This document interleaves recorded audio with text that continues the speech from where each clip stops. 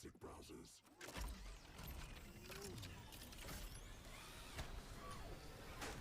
Your setup wants Opera GX, and you're holding it back.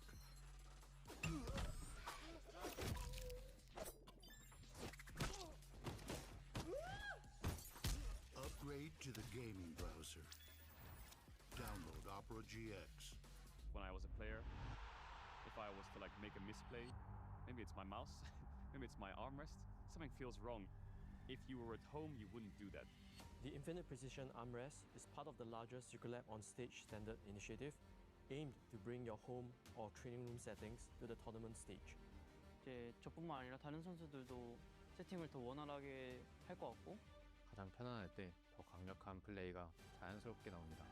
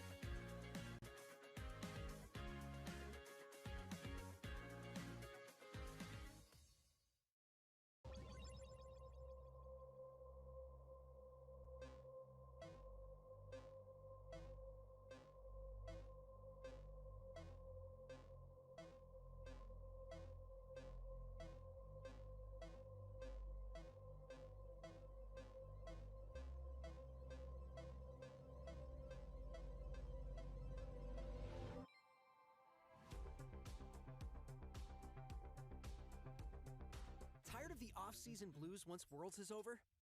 Fear not, because League of Legends is coming to the very first Esports Nations Cup, where players split from their clubs and compete for national pride. Will China test every limit imaginable? Will South Korea turn every game into a macro masterclass? Will EU and NA actually play in the correct lanes? The final event of the year is not to be missed. Esports Nations Cup 2026. See you in Riyadh. With my new phone company, Menace Mobile, our pricing structure will be so confusing, it can only be described as evil. That isn't evil. It's just typical phone company stuff. And besides, people just switch to Verizon. With their new Simplicity plan, there's just one plan and one price. What now? And it's only $30 for a single line. $30! So you're all choosing Verizon. Traitors! Introducing the Simplicity plan, $30 for a single line. Can you hear me now?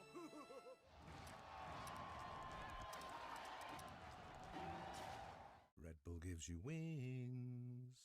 Times like this are where star players shine and new legends step up, where legacies are built and dreams are either realized or ripped apart.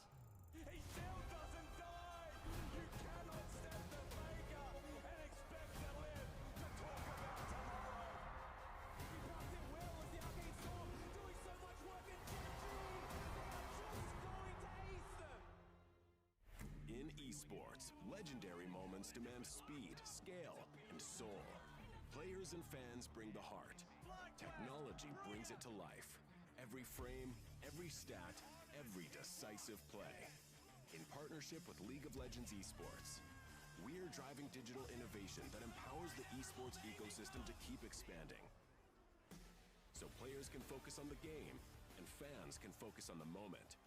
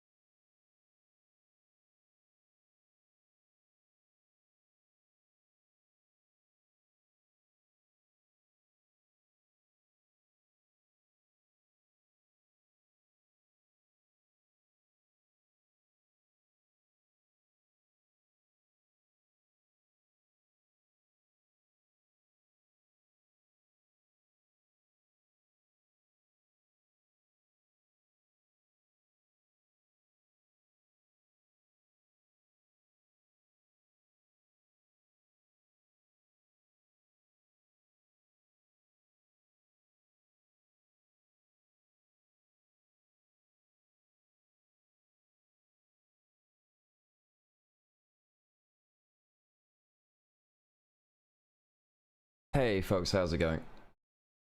Yeah, no, I've not been watching the football actually, but now I've got it on a second screen. Oh, thank you so much for the 200 stream streak, Scorpio. So cool. Thank you. Yeah, and now I have the football on a second screen. Because I'm not gonna lie, I kind of forgot it was tonight because I'm waking up at 4 AM. Yeah, that's the thing. Right, I gotta get myself a coffee. Oh, this is gonna be nervy stuff actually. Yeah.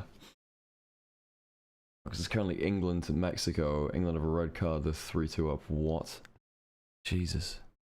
That's crazy. 200. Thank you so much, Scorpio. That's very, very kind of you. And Vinci, thank you so much for the stream streak as well. Okay, let's get ready for BLG LYON, I guess.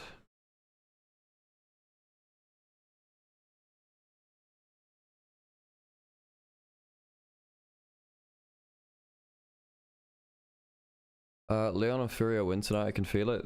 I mean, that would be truly ridiculous. What's your reasoning, Duo? What's your reasoning? Show your work. Yeah, I think Mexico got out of group stage without giving up a single goal and winning all of their games. So that was like they were the only team in the World Cup to do that so far. Well, so far, like the only team to do that from the group stage.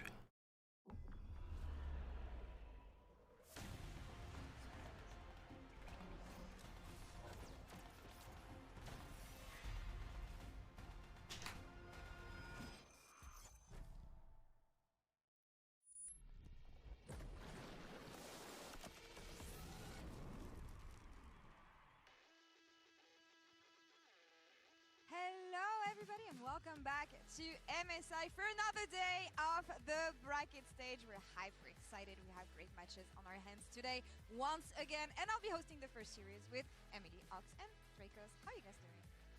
You know, we witnessed some historic League of Legends yesterday. Yeah. Some would say records were broken. A few records were broken. Some things don't change also, but we're going to touch on this later. But first things first, Team Secret Wales. Amazing performance yesterday against Top Esports. Historic for the region, Emily. Yeah, it was massive. Like, to see them come I'm gonna get a coffee real back first. People saying, you know, LCP is really struggling with the breakup of CFO. And not only that, for it to be a Vietnamese team, if you guys remember, VCS actually only merged with what was the PCS last year. And it was just great to see Team Secret Wales, who said last year they were so disappointed they weren't able to show themselves at Worlds, they weren't able to show themselves at First Stand, to show up and beat Top Esports. Warhorse going crazy. Used to coach in the LPL, so used to coach some of the players on Top Esports. And especially considering going into yesterday, they hadn't been a single game win for the region. Yeah. So there was the worry that if they got 3-0'd, they would leave the tournament and the region would have a single game win. But what a big performance that came through clutch for them. Absolutely, and especially with so much inexperience from this lineup, especially on the MSI stage. They all got their chance to shine. We will see them in the next round, and it is exciting. Something a bit less exciting. Yeah, you know, Dracos, I wanted to ask you your thoughts. I'm looking at the top, see that little 3-0 against, which team is that? Is that Gamers 2? Look, Gamers 2, oh my god! Honestly, you know what? It is actually Gamers. Honestly, I wish. Because, like, look, coming into this tournament, after First Stand, double 3-0s against LCK, people said HLE was built different, but I didn't understand that it was Coughing Baby versus Hydrogen Bomb. Yes, GENG, the Coughing Baby in this circumstance. The old man in the wheelchair playing a no-tempo game. We got completely slaughtered. And you want to know what the worst part is, Ox? You want to know what the worst part is? The one consolation prize we should have had is we reverse sweeped an LPL team. Oh, but lo and behold, it's the only team on the face of the planet that measures success not in wins, but in the disappointment of their fans. So to both of you, I'd say pretty successful tournament for Top. Wow. Wow.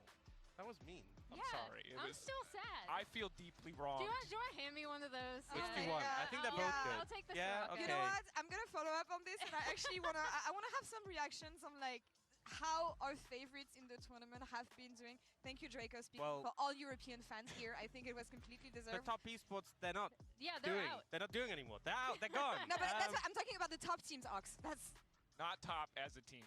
Not top as a team, top oh. teams. But yeah, you got that Amumu crying. I think that speaks. Yeah, I got mixed up because their name's top. Yeah. But they're not on top. No. All right. Well, with G2's demise means that HLE is doing quite well. We had high expectations for them, so We'll yay. Let all the pain go. We'll move on. HLE absolutely slaughtered G2. And look, I want to highlight Zeka. I think we could pick a highlight role for any individual player on this lineup, but Zeka to me stood out so much. You guys highlighted it wonderfully on the desk.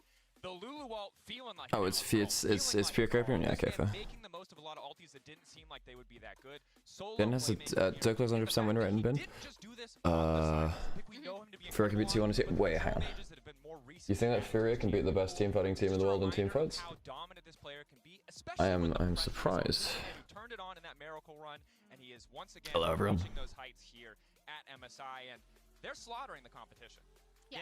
And I was gonna say, it just adds so many facets to their draft, right? With Zeka having improved his champion pool so much. Oh man, England's still gotta hang on for like another 15 minutes.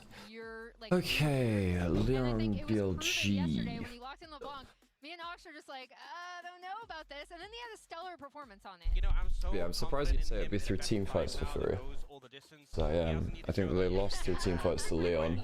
What about T1? They won through skirmishes against LYON, but they were lost through team fights around objectives. Their objectives are actually quite bad, is the thing.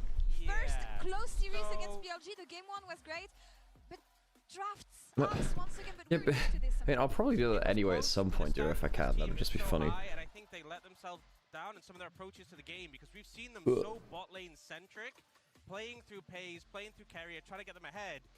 I don't know where they're playing through with this draft. Like that draft was really that draft was poor. Not going to be a good time. We saw what happened mid. Faker struggling into Knight, and then bot lane. Pays had like 20 souls. Yeah, Knight destroyed Faker in that matchup. And it just felt like there was no pressure from the lanes, which means Owner just cannot do anything. Was not close. And we've seen times before where T1 have had some drafts that haven't helped them out. They've had to reevaluate. But I just didn't see what the plan was with this one. They've gotten here by playing through their bot lane, by their laners having value in team fight. There was no value here. There was nothing. Get it away. Yeah. Wow. All right, Emily. Well, if T1 wasn't doing well, kind of means that BLG was doing good. And even if it was like 5 games, I feel like they got a lot of answers. Very uncharacteristic BLG also in the way they won. Sometimes, how do we feel about them emote-wise? What is the... Oh god, I'm tired. Hey, thanks Blade, appreciate that. Feel pretty good. Yay, happy vibing. We were really focused. We don't have any. Yeah, I think the only way that LYON wins today is if legitimately the only way that LYON wins today is if BLG really overlook them and lose to themselves, really, because BLG should not be, you know, I think that LYON aren't bad. I think they're a decent team. I think they're actually pretty structured around late game team fights as well. From what I saw about them approaching objectives, they're not a bad team. I think that people overlook Shun. That Shun can play, he can pull it out at any time. He's 42 and 18 now on it, 70% career-wise. Most of those games did come with his time on IG Young back in the day. However, the Kindred, yeah. His Kindred's been, you know, he played bits of it on IG in 2020. I thought it was 2022 that he played the Kindred, not just IG Young. I thought that, he said she said most similar, like in terms of the all-time storyline, but yeah. He played a lot in 22. We play this through, a few really important things are going to happen here. First of all, the BLG bot lane is going to hit level 6. Is it 6 AM in Berlin? 5 AM. 5 AM. Because as Shun is spotted on a ward at Raptors, he is then going to go contest the red. Face checks here. Owner makes a huge mistake. See, if he gets the hop cancel, this is a one play for Owner. But he doesn't get the hop cancel. Oh my god, there's 11 minutes of extra time. Are you kidding me? Moves over here, and Viper's arrow is going to hit. It's perfectly set up. This gets him that all-important 4th mark that essentially turns Kindred into like a really formidable champion on the map. Yes, fair point. They played very well around the initial invade. It wasn't just Owner making the mistake on this one. They played very well around the initial invade. Thoughts on Ahri support? Ahri support is actually a very playable champion in the right matchups. It's definitely worse than it was. I don't know what rune setup you go anymore. Ahri support used to be pretty good as a kill lane, but you have to snowball with that lane. pick that we often don't see in a Game 5. Pretty confidence-inspiring for BLG, especially as they go up against in the future. Maybe a T1 rematch, maybe up against HLE. Have to see, right, how the rest of the tournament folds. Pretty likely against HLE. Bro, they're gonna have to take on the LYON first. Like, come on! No, but I'm looking at this jungle matchup here, especially because if I'm looking at someone to make things. Okay, come on, England, just gotta hang on for like another 10 minutes, man. Do not get fooled by those stats. They may Jesus. but the trajectory for both of these junglers to get there. I think that Inspired has looked, you know, insanely good, right, regionally. But I mean, I think people really overlook Shin, like really overlook Shin. I feel like that invade was fine until he flash followed. Yeah. But even then, I don't think it saves the game. Yeah, that's when it doubles down and it loses. I completely agree. I think there's a lot of pressure on him, and I think the thing that is difficult for this lineup is that oftentimes we talk about Inspired as a point man, but we don't talk about him as the sole provider for the team, right? And he wasn't. It was him and Guma. I would love to say more names than that, right? Berserker, excuse me. I get them mixed up sometimes because they're both so... Bit of a slip there. Fair enough. Bit of an oopsie there, but luckily, I feel like the Lion solo laner now. I guess that's just how it happens. But that's the struggle for this team is Bit of an oopsie, wow. There's a world where they can get a game, but not at the level of performance that we saw from them previously. If he takes red instead of flashing, hey Sam, says to follow. Sorry, because I'm a little bit checked out right now. I'm watching football on the second screen. Oh, come on, England, man.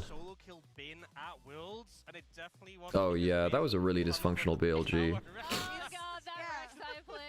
Bin versus Bollywood Bill, the rematch, we're gonna see that in a bit, but before Yeah, I think that as long as Knight and Bin get themselves good matchups, I think it's very hard for Pre-game interview. Game day? Let's listen. Yeah, it's pretty hard for LYON to win. Ahead of today's game. First things first. It's 11 minutes. I know, right? So much stoppage time at this altitude as well. Okay, what were the learnings from previous series? I know that you were pretty frustrated when we've talked about it, so yeah, I think anything you're just looking at?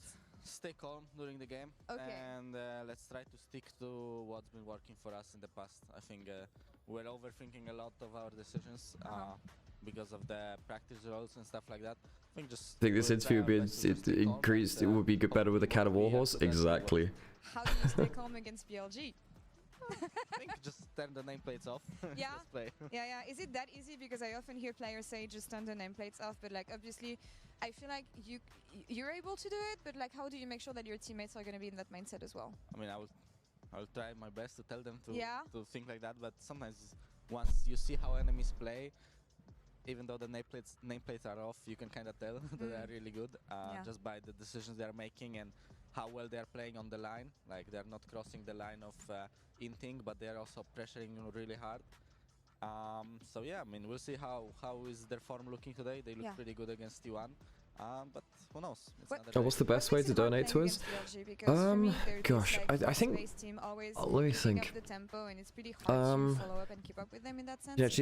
Yeah, I can check DMs. Is that Twitch DMs or is that Discord DMs? The line is very thin and they are playing very aggressively. That if you try to punish them on a timer that they are not overplaying, it will backfire really hard. But you also can't let them be in your face all the time because then they will Twitch DM, let me look. Way too much that they should. So I don't see anything there, Sams. Timing and pull the trigger on a good timing. Hopefully, first of all, we need to survive laning phases and then go into the fight. Hopefully, we find that opening. Surfing that fine line, pretty tough against an opponent like this. Tell me more about Shun, because you have a pretty good take on like all the high-skilled junglers, and I'm just wondering, like, what do you think about him? Obviously, he's What's great, up, by the way? Makes him great? I mean, it's just in your face all the time. Yeah. Like, I think they're just very good as a team of using the jungler. The jungler is always there where he needs to be, whatever matchup they're playing towards, and it also doesn't feel like they make too many mistakes when the jungler is not around. They're just waiting for a good opportunity and playing well off of each other. So yeah, sounds. I don't see anything whispers, so to predict where he's gonna be because he's always there where the action I don't know where you sent the message, but yeah. Nothing you can do about it, even though you know. Oh, you kidding, Blade? Gosh, I hope they're safe. Together, it's like, what do you even do to counter that? So I don't know. I think just we'll try to play our best. Hopefully, it's enough. Stay in his head and then wait and see. Thank you so much. Inspired. Best of luck. The house isn't. Gosh, scary as heck. Just a fantastic interview with Inspired. I want to go back to the I gotta run another ad break, folks, I think. Let me run another ad break just before we get into game. if we want to you would see never this do that. team play at their best, they really need to step it up because that. Oh, you showed that beautiful telestrator. Why did that work? Because the laners backed up the jungler. If this man is Easy left England on win. an island, if he It's has pretty no spooky support, still. it's not going to be the 1v1 Should versus Inspired that we kind of want to see. It's going to stop before we even get there. How's it going today? Well, I've got football on the second side because England Mexico is happening still, Against Furia, right? And which is we talk spooky about this tech. BLG team as a tournament Hops favorite, and and fire we're like, we need to find a tender. way to Oh deal with their solo gosh. laners. This is a much tougher test than Furia. Yeah. You know what? Upsets can happen God bless the sometimes. fireman. Let's see what they can do, but I want to know what the fans think here in our MasterCard fan prediction. Well, BLG LYON has got to be. Ah, surprised that's pretty high for LYON actually. You know what? Better than I thought. Yeah, That's actually a lot better. I'm a bit surprised with it. Is it hoping? Is it coping? Okay, at least the insurance is in there. That helps. You know, yeah. double the votes. So yeah, I just Yep. thought it was gonna be more lopsided. Oh yeah, T1 always on a fan vote. I think the only time I've seen them lose a fan vote is versus like Carmine Core. That's the only time I've seen them lose a fan vote. Maybe versus GT once. So far in the first series we saw between them and T1. It is our first matchup of the day. Let's see what happens as we hit the stage. Okay, little guy. It's going to be okay, I promise. Aww. Alright, okay. Let's go BLG. You should put Raz on the fraud wall. Wait, what did Raz say? What did Raz do?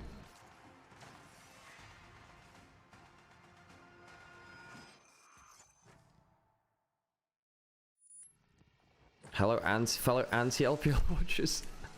Wait, you an LPL anti? Oh, he just chat bans you for fun in a stream? Okay. Okay. Yeah, jump this guy. AL's your favorite team? Awesome. Cool. I can, yeah, from Blade. You want Raz and Hero? Okay, alright, Raz is in Hero. Let me go find Raz. You have a sinister feeling BLG will. 골리앗 T1과 맞붙는 퓨리아. 과연 이들은 희망을 이어갈 수 있을까요? He's gonna get knocked down and solo killed by Gigo. I think the key to beating Doran is kind of lure him into the bad plays that he wants to do. Just let him play the game to just make himself go on stage. So I think that's. You share a birthday with Raz? That's cool. Do you still play much League or just Costream Analyze? Yeah, I do play, and I don't play as much ranked because I just don't have time for ranked as much. But I play a lot. I used to play a lot of Arena, like a lot of Arena. Hey, thank you so much for this. Sorry, I must have missed something because of the ad.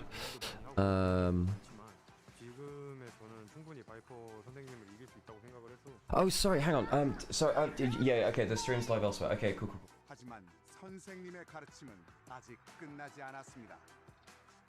Yeah, so I saw that it wasn't set up on any of you. I saw it wasn't set up though.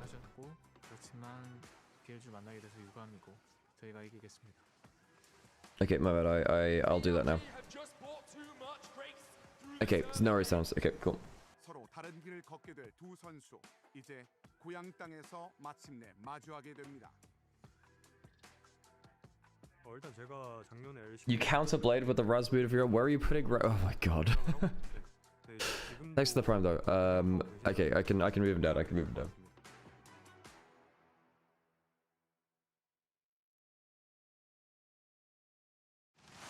Okay, onto stage.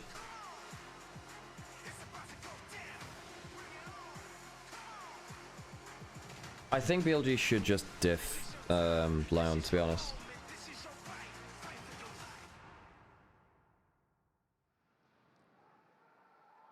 Ladies and gentlemen, welcome back to MSI 2026. It's time for another day of double best of 5 International League of Legends competition. Later today, an elimination match between Furia and T1. Okay, cool. But before we get there, it's time for BLG. Howdy folks, sorry about that. Things were a bit weird on the setup today for any of you, but we're live now. Matches, and now it's time to see who is going to emerge triumphant here. I know a lot of people are predicting BLG in this one. A powerful team. Okay, come on, England. Competitor that's always making those deep runs, it feels like. And LYON are going to have a hell of a battle in Oh my god, god, it's heart attacking in the Mexico game. Oh my god, that's close as heck. Yeah, both teams coming off the back of Surely that's it. That's been a hell of a defense. Game 1 and game 2, they definitely had to work for that victory. Hey, we got that. We got Dagda casting BLG. That's good. They are going to be making sure Dagda was very studious with figuring, learning about BLG for this event. Talking about at the top of the day. If LYON want to stand a chance, they're really going to have to show us a more refined form. They're going to have to show us them at their best compared to what we saw in those opening Furia games where things were real scary for a long time. But we did get to see a little bit of that adaptation coming through from LYON, right? Like if BLG loses this is the biggest set of all time. No, I don't think so. IGTL was a bigger upset. Trying to be more active to match Shun in the early stages. All right, let's see what we get. I am excited to see what the drafts look like. And I think that yesterday on paper is a bigger upset, but it's top esports, so it's like, okay, England win, okay. In that series against T1, you're talking about going up against the team, the organization that has the most world championships by a country mile, and BLG taking them to 5 games. So much history between those two teams. BLG emerged triumphant after 5, and so much of it was because of Bin and Knight. Yeah, and I think that's where this is also not an elimination match. Troop, yep. Yeah, that was an insane game. I only just caught the last like 20 minutes of that. Putting bans in towards that as line, because that then opens up more for Bin and Knight in those solo lanes. So that could definitely unleash the power of what has been the biggest strength. I think the reason that they were bigging up T1 is because BLG beat them, right? Because like it has to add on to the achievement. Yeah, it is a tall task for a line going up against. I'm from Brazil, got eliminated today.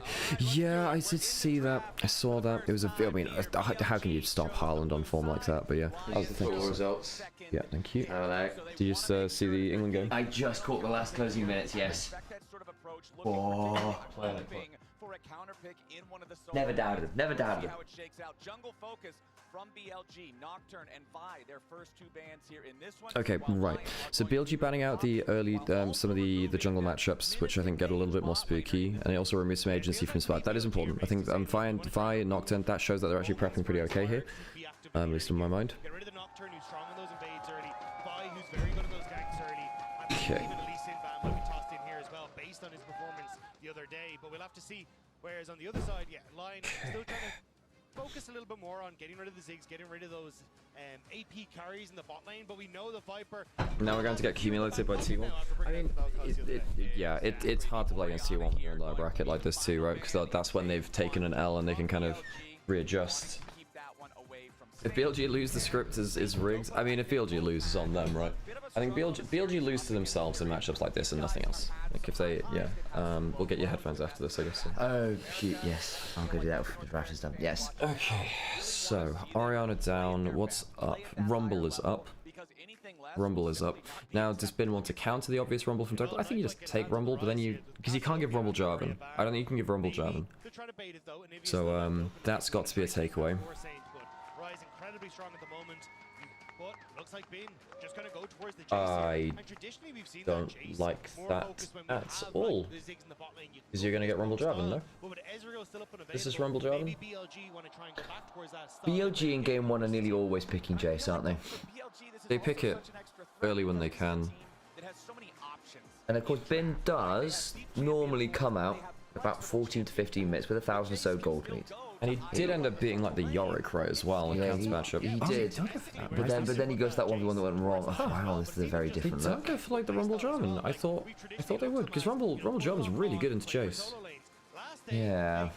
How's your nervous system after the game? I'm not gonna lie, I actually forgot it was happening because I've been so tired and waking up at 4 AM recently. Yeah, exactly. So I only woke.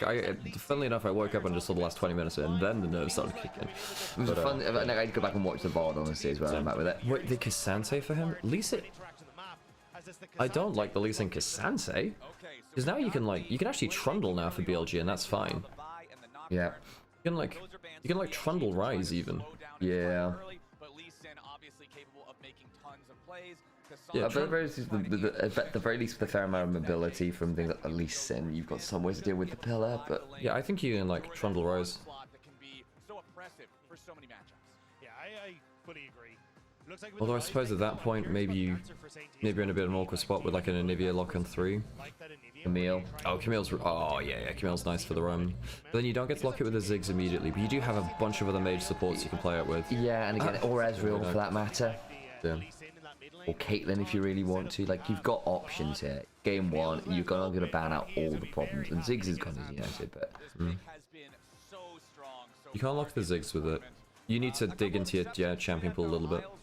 Oh, they Shen for the Shen. I mean, Shen and Camille mix. You can ult whoever Camille ults, or Realm what comes in on it can be really, really obnoxious. Yeah, that's true.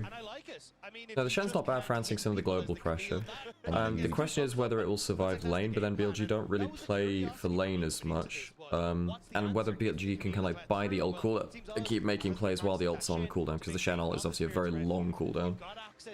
I don't love the Camille, to be honest. I think Camille is the strongest support on the patch. I think if you're a good Camille player, we've seen it completely run over games, and On is very good at this champion. Him and Carrier are basically best in class at it.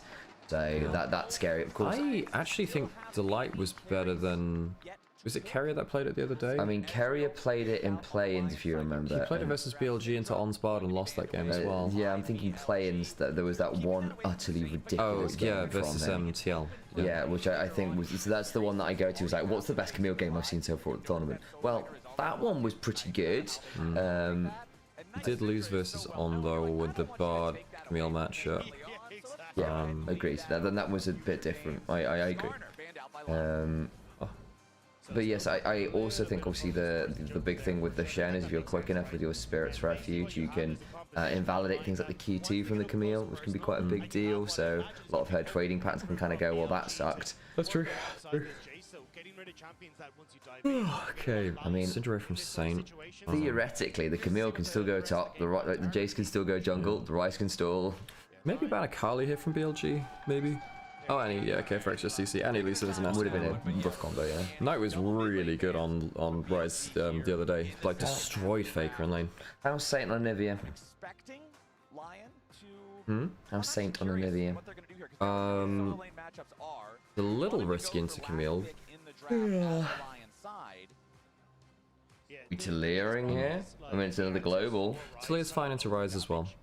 Then you'd have double global, and it's a decent matchup into Rise.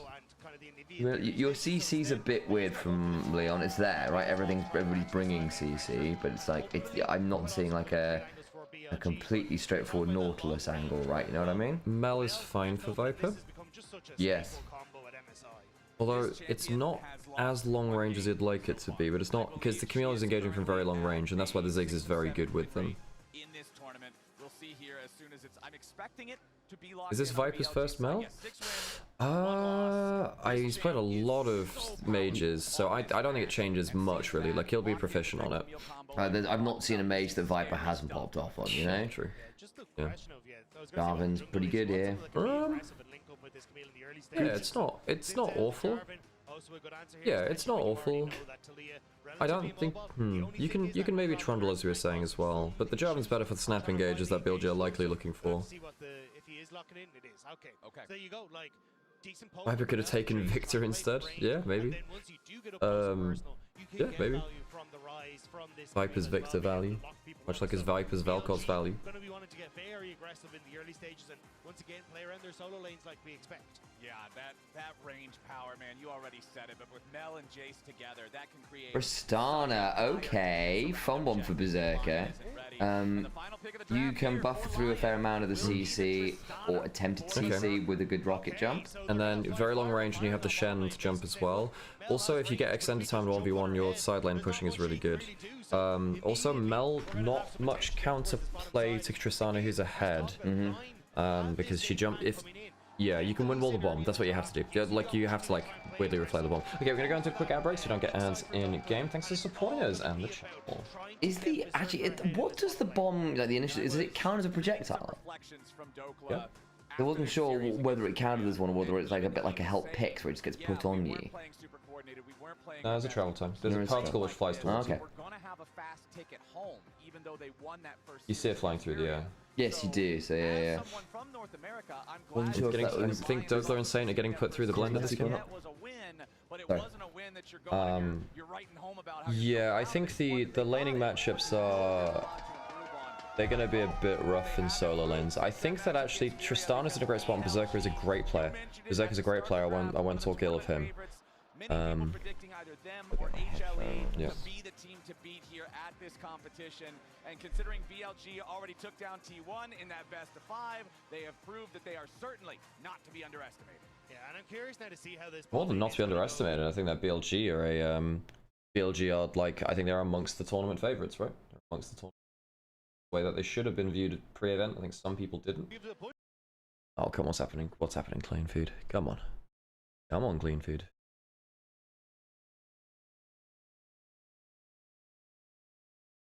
Okay, clean feed. So bit of a gap between Well, clean feed just a little bit. Those There we go, cool. BLG with Knight and Bin in particular. I know I've been talking about these guys, but man, I can't stop talking about these guys. These are two of the best solo laners in the world. A lot of people currently ranking Knight as the best mid laner, the best individual performing player in pro in the world right now. Yeah, I mean, it's hard not to when he's coming in with an average of nearly 7 kills from the domestic When he's region synced up. to MSI. Like, this guy's been absolutely insane. So Yeah, but Dagda had a call with us before MSI for like 3 hours or so. We chatted about a lot of stuff. So we talked to Dagda about a lot of stuff there. So we approved him. Ooh, good flash away. You expect that at level 1 flash? Yeah, I was going to get really punished for it as well. Zeka gets the lethal temper though, but yeah, you're really afraid of Mel passive like that. Now that's an expected flash. I actually don't mind. Well, the problem is you don't trade it for flash from Shen either. You traded it for flash with him, it's great, because then I was in a really bad spot. But now he can go for a flash taunt on his on his second. If they hit level 2 and they charm flash, someone dies.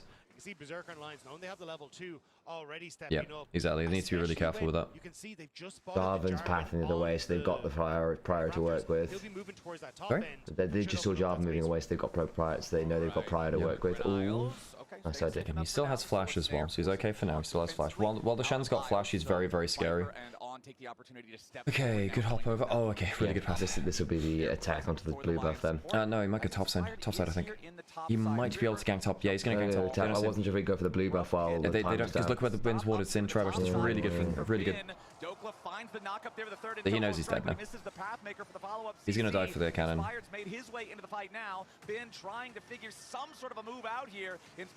Yeah, no, he's very dead here. Yeah. Very good path for him from Inspired. That was a lazy ward from Bin. Lazy ward. Yeah. Yep. Really good angle. Shen might die. Isles is in double. Did your flash away last auto does it? W heal. Oh, I think that now Viper dies has no flash. Maybe we'll see. I don't think it's enough with no AD. Yeah. Passive. Yes. Oh, Viper. Really close. Really close. Holy moly. Yeah, because again, Inspired also basically completely drops his clear to make this happen, right? Because I thought he might go for the blue buff invade because he knew that Jarvan was going to be on Wolves and there was an angle to go fight on that. But decides instead of that top side out, what happens here? I mean, it's just that Isles gets caught up in the AoE Q from Viper's nasty. Yeah, Shen's not good into mages. Good into Camille, not good into mages, and that's one of the issues with this kind of lane, where if there's nothing to block in terms of auto attacks, which from Mel, it does become a problem, right? Nearly survived with the W heal as well. Yeah, no, the tactical sweep is kind of silly. Okay, gonna see that Inspired's over here. Yeah, this is because obviously he might be in danger here. Yeah, here we go. They should see that ward though, right? Nice idea. I wonder how much Camille on's practice with Bin, because Bin's obviously like one of the greatest Camille players of all time. They won't be able to steal the blue buff away this time, so Lion can Zeka's flash, Viper 2 kills.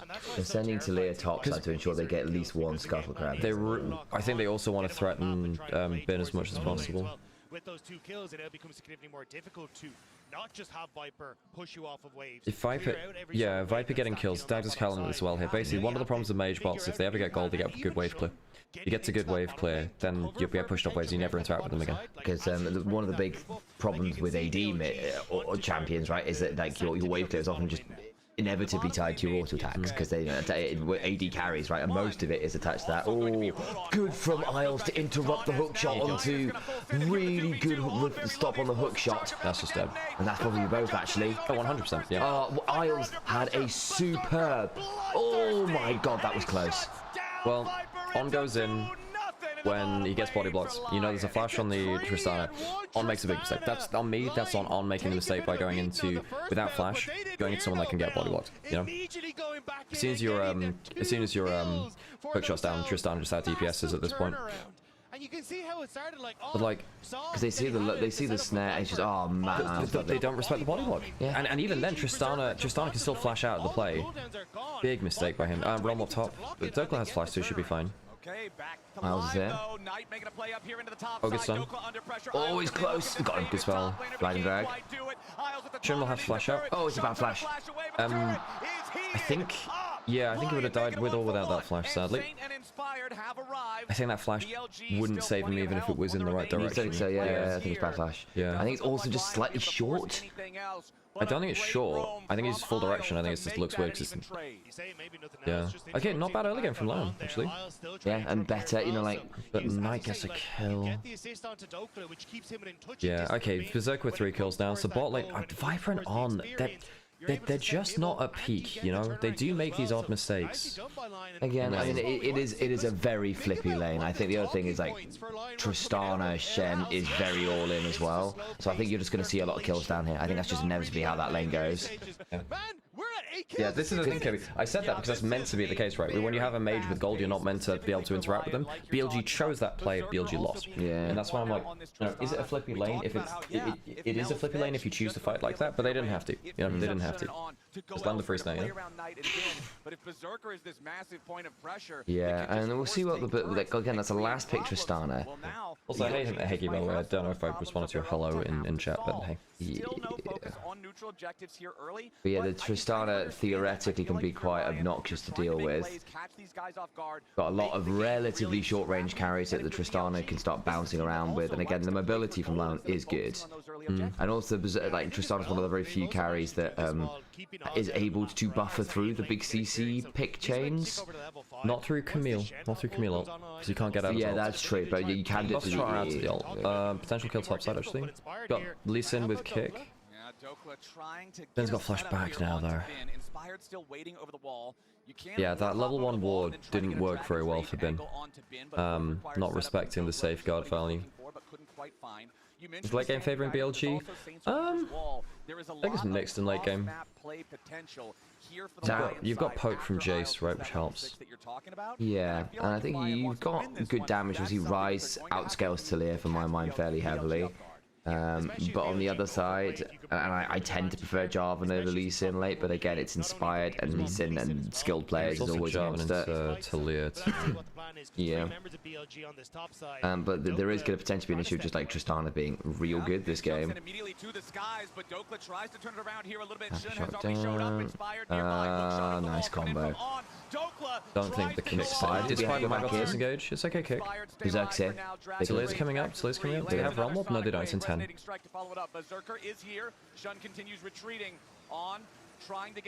Okay, that's fine. And they also know where Berserker is now, plus Shen doesn't have 6.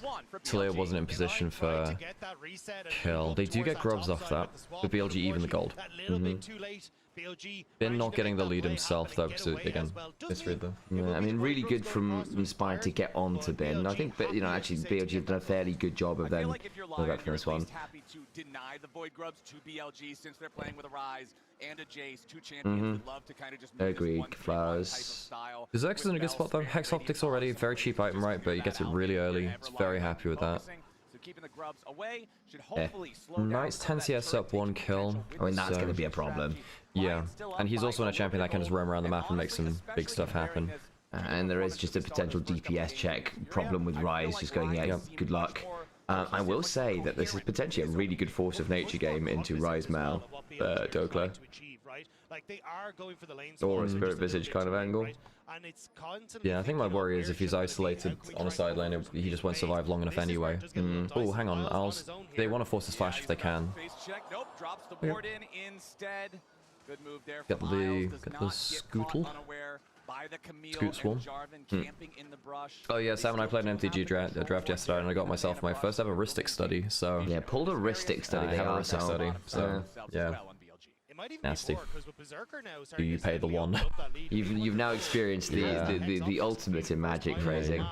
that gives you that moment to push in on this bottom side. Yeah, Maybe look but for Dragon as well. Now, oh, needs to be careful with that, Ben. You good? Yeah, He's alright. Dodged an SQ, which is fine. If you go ahead by that one as well for the extra slow, potential Q3 into it all out. But well, I'm not bad HP, but yeah.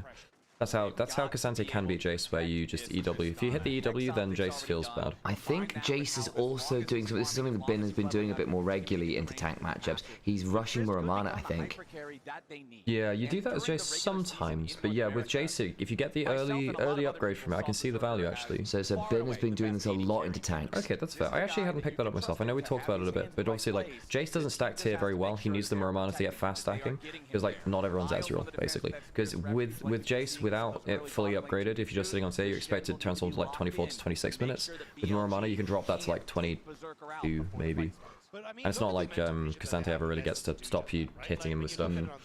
You have this ward here to spot anyone's coming in. Oh, I thought the cameras are the wrong spot. I realized the minimap is large. Really large. Okay, LYON's good early game, and they weren't very good in early game versus Furia, but they were in late game objective fights. This isn't bad for LYON, actually. It's a good early start. You need to stop the side laning that's going to come in the next, few minutes, which is the problem. Because there is going to be an issue with the Cassante and the Talia hitting a point where the Rise and the Jace is just going to be very hard to manage. At the very least, with all of mobility, double globals, you have got ways to potentially attack someone in the side lane, and BLG have been known to greed a little in side lanes. Yeah. Still only about 25% of the When we see bot lane, at least it's even in farm, but Berserker's in a scary spot. Viper's also not unhappy, right? As soon as they place that control ward, they are going to see that the plan is exposed. Shun here in the mid lane. Nope, not going to get the chance to make a move on Saint. He backs up. Game's slowing down a bit. Even Golden top lane, it's fine. Bin's actually been shut down fairly well the last two series, actually. Not that, apart from the Jax game. But I mean, they've been putting, both T1 and LYON have been putting resources into Bin to make sure he doesn't get a free early lane. There's the Muramana. Yeah, he's been going first. Good pick up there, actually. Yeah, I think that it does mean that you're less likely to bully lane because you're not getting like the immediate early damage. But it does mean you get the early transformation. That, and to be fair, like after all the attention, I think Bin's just gone, you know what, I just need to play the scale. And to be fair, if you do get the Muramana transformation at a good time, it just makes your mid-game fight that much harder. So look, I can just play this slow and be alright with it. Late first dragon, 12 minutes. Very. But then again, BLG weren't playing around bot. Does mean that Soul is less on the table, right? Better clear this out. Okay. Just down is behind him. Yeah, I wonder whether he could shock blast the wave and still leave, but he doesn't know when the Shen ult's going to come through or the Talia ult. Yeah, probably right. No, that's when we talk about that global value. Yeah, right? no, I wonder whether an accelerated shock blast and a run away with the transform would be enough to go, you know, I can clear this, and then you can't touch the turret. Three grub Tristana. Okay, yeah, 3 grub Tristana gets the first turret. I mean, Berserker's in a really good spot, as we've been saying. Not that they can't get blown up. You know, if you get Jace, Camille, good combos. Moving people around the map, making sure you're able to use the advantage. Nice combo on Inspired. Flash. Oh, lovely. They lose track of them. Well, from Isles, I think, because he gets the flash torn. Yeah, also Inspired got a very lovely kick, and the safeguard also, I thought, kept Saint alive. But yes, Isles as well. Isles gets the, I think it's on the Isles torn personally. I think that was really, really good. Because he sort of like forced the flash out of on, instantly kills Snipe. Just lost some vision. I'd be curious. I hope to get the replay, because I think there was also I think the safeguard might just have been able to keep Saint up. It might be overblowing it though. This is a bit cheap, and then okay, it's just a straight thing. Oh, yeah, it's a really good flash taunt. You're right. It's a good flash taunt. Yeah. Okay, so Knight doesn't get to flash away in time, but hey, here's what it is. Yeah, a bit of a... Yeah, I don't really think they'd even kill Saint in good timing there, to be honest. I don't think they had the damage at that point. I mean, LYON's doing completely fine in this early game. Completely fine. You know, Bin's not getting out of control. Jolly man again. He's always there, man. Who is this jolly man? Oh, someone who's a man who's jolly. Might be lying. So now we get to see what BLG do in sidelines, which is really important. Well, yeah, I think Inspired and Niles having a good game so far as well on the road. This is diveable. They don't have Shen ult. They have Shen ult. Xerxes. Shen ult. Okay. Shen ult. So Shen ult's down, the Bin dives this, and they get 3 grub push on another sideline turret. BLG really not making power plays very well right now. And the globals a bit, yeah, it's basically the response, everyone they've made, there's been really good responses, and then the global attacks that LYON have been doing has been really good. It is double lane push from BLG, but they're losing bot lane turret to a 3-drop Growth Sustainer. This is a good early game to mid game from LYON. But avoiding that one means he can clear the wave out. Meanwhile, Knight is going to find the opportunity to shove waves. GENG got the wave at least, which slowed this down, but it's still going, right? So Berserk is really strong. Isles does not have flash, so he's dead here. Nice. Okay, so he doesn't have ult, but that's it's only regular bit. Yeah, your regular ability is really good at killing the Shen, but they should have been fishing for stuff like that instead of looking for 2v1s in mid lane. I think you really want to attack the Shen or the Lee Sin. I think they tried a couple times, and Isles was actually really good at getting off that one. Okay, Inspired is back. Good lord. Yeah. He's been very active actually, both him and Isles. Yeah, BLG haven't really been getting vision for Bin. Bin's had to play on an island a bit. Like I don't think Bin has played this particularly disrespectfully, actually. I think he's been relatively... In LYON really doing well. On fine. Oh no, really? He's not fine. I thought he's not fine, oh god. I thought he'd reset Tower Aggro with the ult. Oh, on, that's not good actually. Yeah, I thought he might hookshot over the wall, but it was too fat at that point. That's nice from Dykel, really good from him. Yeah, yeah, it was. I thought the ult into E would be enough to reset aggro. There's no minions under tower. I don't think. Yeah, that's probably what it was. He would have needed Knight to then walk up and take tower aggro, but then he's at risk of getting locked down himself. Yeah, it's good from Dykel. Good from him. To make plays around turrets. I think both supports suck. On's not had a good game so far. He's misreading the map and he's made a couple of big misplays. I think the laning phase was bad. I think that last kill was bad there too. Mid lane was also a misjudge. So I think actually all three of On's deaths have been started by him, really.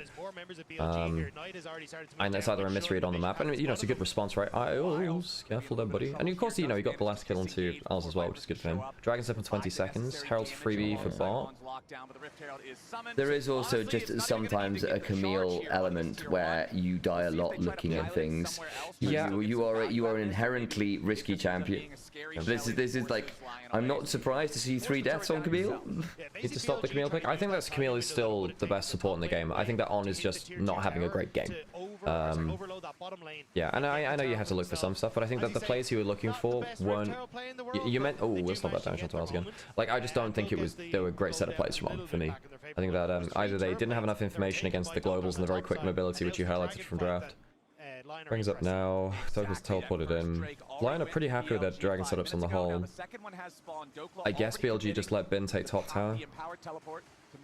Yeah, they've already got one dragon, they don't care that much. And they got bot turret as well, so it's just going to get them a lot of gold. Yeah, Herald not very useful for BLG, but it does stop LYON from getting it. The Muramman transformation happened in like 16 minutes, by the way. It's crazy, actually. Yeah, you don't expect that at all. Reflect, wee! Yeah, I love that. Mel can do that. It's one of my favorite react. We're doing some sort of math over here. There's some sine, cosine, tangent going on. And again, they got both. They've got the Herald charge already. In terms of gold right now, Dagda. This is a very close game. Yeah. Not that Viper's got low gold, it's just Berserker's got so much tower gold. They're literally just putting everything into the Tristana. Very much accelerated. That's good from Viper. It's a cute angle at least, anyway. I know. That's funny as heck. Since I did the trigonometry, geometry stuff. Always funny to see stuff like that get reflected by Mel. On stepping. Okay. He steps up, but Rise on his side of the map would have been a 2v2, and I think On would have been fine with Flash, Thunder Sky and all. Yeah, and again, with LYON moving around the map quite a lot, they've actually ended up dropping quite a lot of farm to make plays. Like, every lane has gotten more farm from BLG. It's partly why LYON's gold lead actually isn't particularly special. Like, 900 gold at 18 minutes is pretty... So it's not exactly exciting. You normally expect something more like 2,000 being a meaningful lead at this point. Viper's like a level over Berserker as well, which I'm not unhappy about. But yeah, this reminds me a little... It's not the same, but it does remind me a little bit of the Team Liquid T1 game of Worlds in 23 or whatever it was. Where it's like, oh, Pyoshi's going to kill them all, and he played mechanically very well. But strategically, they were losing so much XP. Oh, lovely! And you can't jump out of Hex Tech. Awesome. There we go. That's better from on. And that's why you pick the Camille support. It like allows you these crazy snap plays from support in a way that basically no other support can do. If you go way back to like season 8, 9, more 8 to be honest, like the reason Camille was ridiculously strong in the jungle was modes like that. On might die for this. Oh, good pull out of the hook shot actually. Okay, and then on goes melee range when he didn't need to, and he dies. I think it was another good flash taunt from Miles. Yeah, but you shouldn't be melee range against that when you just use your hook shot and your taunt, you know? I mean, I think his hook shot was off cooldown, to be fair. Because he used it to escape. He just got pulled out of it by Doppler, who got a footwork pullback on the Q3. At the time he was taunted, did he? Pretty sure he did, but I might be wrong. It's only level 7, so I'm not sure. It's fairly long cooldown. Sometimes you get out of 2 times in a trade, but yeah. Specifically very soon. He has 2 stacks left to go on his Rod of Ages until that procs, and he just completed his Seraph's Embrace with an already fully stacked tier. So this is going to be a very yeah, it was a big jungle battle because just gank. It was like red gank mid, crab rank. Yeah, gank again. Exactly. You didn't have to. You drop camps to look for ganks. Yeah. Yeah, well, yeah, and the reason was that if you want to see what Camille used to do, is basically just do that kind of move into mid lane just all the time. Okay, Berserker, lowish. That's a good shock blast. I mean, Bin is really strong. That's a very early transformation. And you got the Voltaic second, which I think is probably not a bad way of doing it on the Jace, honestly. Because the problem with Voltaic first as Jace is you end up being very mana hungry. That's why you typically tend to sit on tier as well, right? You will, exactly. Yes, exactly. But by going for the more mana first, it means that your 2-item spike is disgusting. Yeah. Well, Camille has been involved in 4 of her teams, you know, like 9 deaths, almost half, and then is involved in all of the kills which BLG have. Yes, that sounds about right. It sounds like on.exe. Viper's not that far behind Berserker now, actually. This is it, but yeah, I would say I think Viper's been playing just fine. And again, the Tristana being strong is scary, but I do think there is a very real world where the Tristana is when she goes to big moves, gets popped. I do think that LYON have an interesting 5v5. Lots of mobility, lots of ways to potentially save the first member. But if they get caught in the big AoE of a Mel Rise consistent DPS check, that could get really nasty. But LYON don't BLG don't have a front line. No, they don't. So if LYON gets themselves a good kick, Tristana gets to jump on someone. If Tristana finds someone isolated, the resets get nasty. Because again, between Talia Wall, Shen Taunt, resets for Tristana, Hop, Lee Sin following them, you do get BLG going backwards. Don't basically you lose every time you have to go backwards. Yeah. Jace helps with the poke, but Dokla's not falling apart in the side lane. But Dokla's got a lot of tower gold, is one thing. You know, he is still, you know, 30 CS down. Yeah, I was surprised he Dokla so close actually, but he's been involved in a couple more kills as well, which helps obviously. The Cyan Band? No, it's just a Cassante pick into the Jace. It was Jace into Lisa and Cassante first round. And Cassante's got quite a lot. Hang on, here we go. Okay, they can drop. Dokes. He has flash. But not back. Okay, Matt gets it as well. Dragon, that's at cost for Dragon. Okay. I saw Dragon going, I was like, maybe there's a DPS check, but I think it might be a bit too risky. Dokla only uses ult, he doesn't use flash. I mean, you're happy to take it, you don't lose anything, because they are starting it. I wondered. They knew they were going to be on the Dragon. Seconds on Cassante. I mean, they don't have the front line now. Gotta watch Tristana. If Tristana gets into a good spot... Hang on, Slade's going bot. Doesn't have TP. Hang on, Slade's not TP. It's because Slade has Ghost. They're doing it because Slade has Ghost. That's why they're doing it. And they know they were on Dragon. So it's like, with the realm warped up, they can do this. I wondered about that DPS check. Okay, that's really bad from Saint then. LYON, like I didn't realize they didn't have flash. That they had teleport. That's really. I think he's ghost and then ult in, as well as the other option. Even then, I'm not sure you make it there in time. Well, maybe you do. I'm surprised they don't even give it a try. Giving a free Baron to like a Rise Jace, and like you just saw Cassante dying, so you've got to have an idea that they're top side of the map. And like, not to put too fine a point on it, if I can figure it out that hey, by the way, Rise at 2 items with a Jarvan can probably just 2-man this, or at least get a decent DPS check on this. Yeah. Zana's the best tank into Jace. I actually quite like the Cassante matchup into Jace because you can like your EW threat's really nice. And we have seen Dokla actually do well in the individual, but yeah. I think the thing about the Sion is that it's easier for Sion to cause issues in team fights. And Jace does have an annoying habit of basically now that a lot of good Jace players have figured out the Serpent's Fang tech, it means your shield doesn't work quite so well. Also, Jace has an annoying habit of, oh, you're right, Serpent's Fang on the Inspire, by the way. I could call that. We'll come to that one in a second. The other thing that Jace can do into Sion is basically hammer form in and then E you away as you're charging your Q. Just interrupt your Q all the time, which gets really annoying. Anyway, yes, Serpent's Fang on Lee Sin, you pointed out. Sion has more kill threat onto Jace than Cassante. I don't think that means that Cassante doesn't have kill threat, and that might be a comfort thing at that point. I also think it's yeah, I do think that obviously Sion is a really good champ. I think maybe they were afraid of, because Trundle was available. I actually thought with the Cassante lock-in early, maybe they were afraid of a Trundle, because Sion is unplayable into Trundle, whereas Cassante has some ways out. I think it's basically a consolation to say we still have an okay tank matchup into the Jace, and it has been fine. And I think they were just afraid of getting Trundle after, because I was thinking like Trundle Rise would have been fine too. It was actually a last pick Jarvan, I think it was in the draft. But yeah. They've got a little bit more like mobility. I know obviously Sion ult's a big thing, but you've got a bit more mobility to play with things. Oh, lovely from Isles has played a mean Shen. Can LYON get anything else off the back of it? You know they're looking. Didn't have the hang on a second. Finn's got Flash, doesn't have Ghost Blade. Inspired on the chase. Not gonna fire the Sonic Wave here just yet. Which Cassante, can he find a way in? Not from this range. Maybe now with the Q. Nice, I'm just saying. Ooh, if he hits that Q. If he hits that Q. You know what? Isles not a bad game from him. Well, okay, I know that earlier, like Bessie would say, both sports were bad. I think the early game was mixed, but you know, Isles gets some good punishes in laning phase. That plays there. Is this? Do they have Realm Warp? They do have Realm Warp. I spotted now. Careful. The Saint's also really low. Well, I think On's dead, yeah. Okay, well, they go for the attempted punish on the back, and it goes very wrong. On is not understanding where LYON moves are on fire. Oh, did they kill him? Flash away. Go for the, okay, flash for flash, flash for flash goes. And they can now look mid. Okay, but LYON aren't getting gold anywhere, really.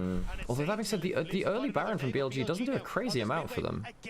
No, because they don't actually get to any of these tier 2s, right? Gets them a lot of XP. Viper dying under that bot lane turret to Isles it took a lot of the momentum out of BLG. I don't think they've been very good at seeing where LYON are across the map. I think they've just not been very respectful of flash taunts, bluntly. Like, they've been caught by flash taunts a lot. Yeah. Also, on a more positive note, I think LYON have actually also just been really good at having particularly inspired Isles turn up to BLG's players and counter gank it really, really well. Like, the counter ganks have been very strong. It have been, but also I feel like you should be able to use like Jarvan standard to get good vision and just encroach that vision lineup, because they've been doing it out of vision, which is the annoying thing for BLG. Has completed. He was kind of building 2 items at the same time. He started building with the Zeal, you remember, after the Infinity Edge, but then he switched over to complete Bloodthirster first, and then now he's completed his Navori Flicker Blades after. So 4 fully completed items on the Tristana. Really scary stuff. Bryce has yeah, he is actualizing, and he has pen boots as well. So he's not even on defensive boots. He's going to one-shot people. Because he's like, well, I'm getting jumped on. I'm getting this Hex Tech ultimatum, which is making my life miserable. Yeah, not the best game from On ever. As much damage as he would want to in this sort of situation. So we'll have to see. But on the other hand, good game from Inspired and Isles in the mid game. Again, Isles had a dodgy laning phase, but so be it. Even though the turnaround was good, they have been counter ganking well. They have been using the globals well. And again, LYON, you've drafted for good globals, good mobility, good counter ganking. You've played really well with that. Dragon now. Good flash out. It's a 4-item Tristana here as well. By the by, to keep our eyes on that, because the Bloodthirst is in as well. I think Berserker could really pop off.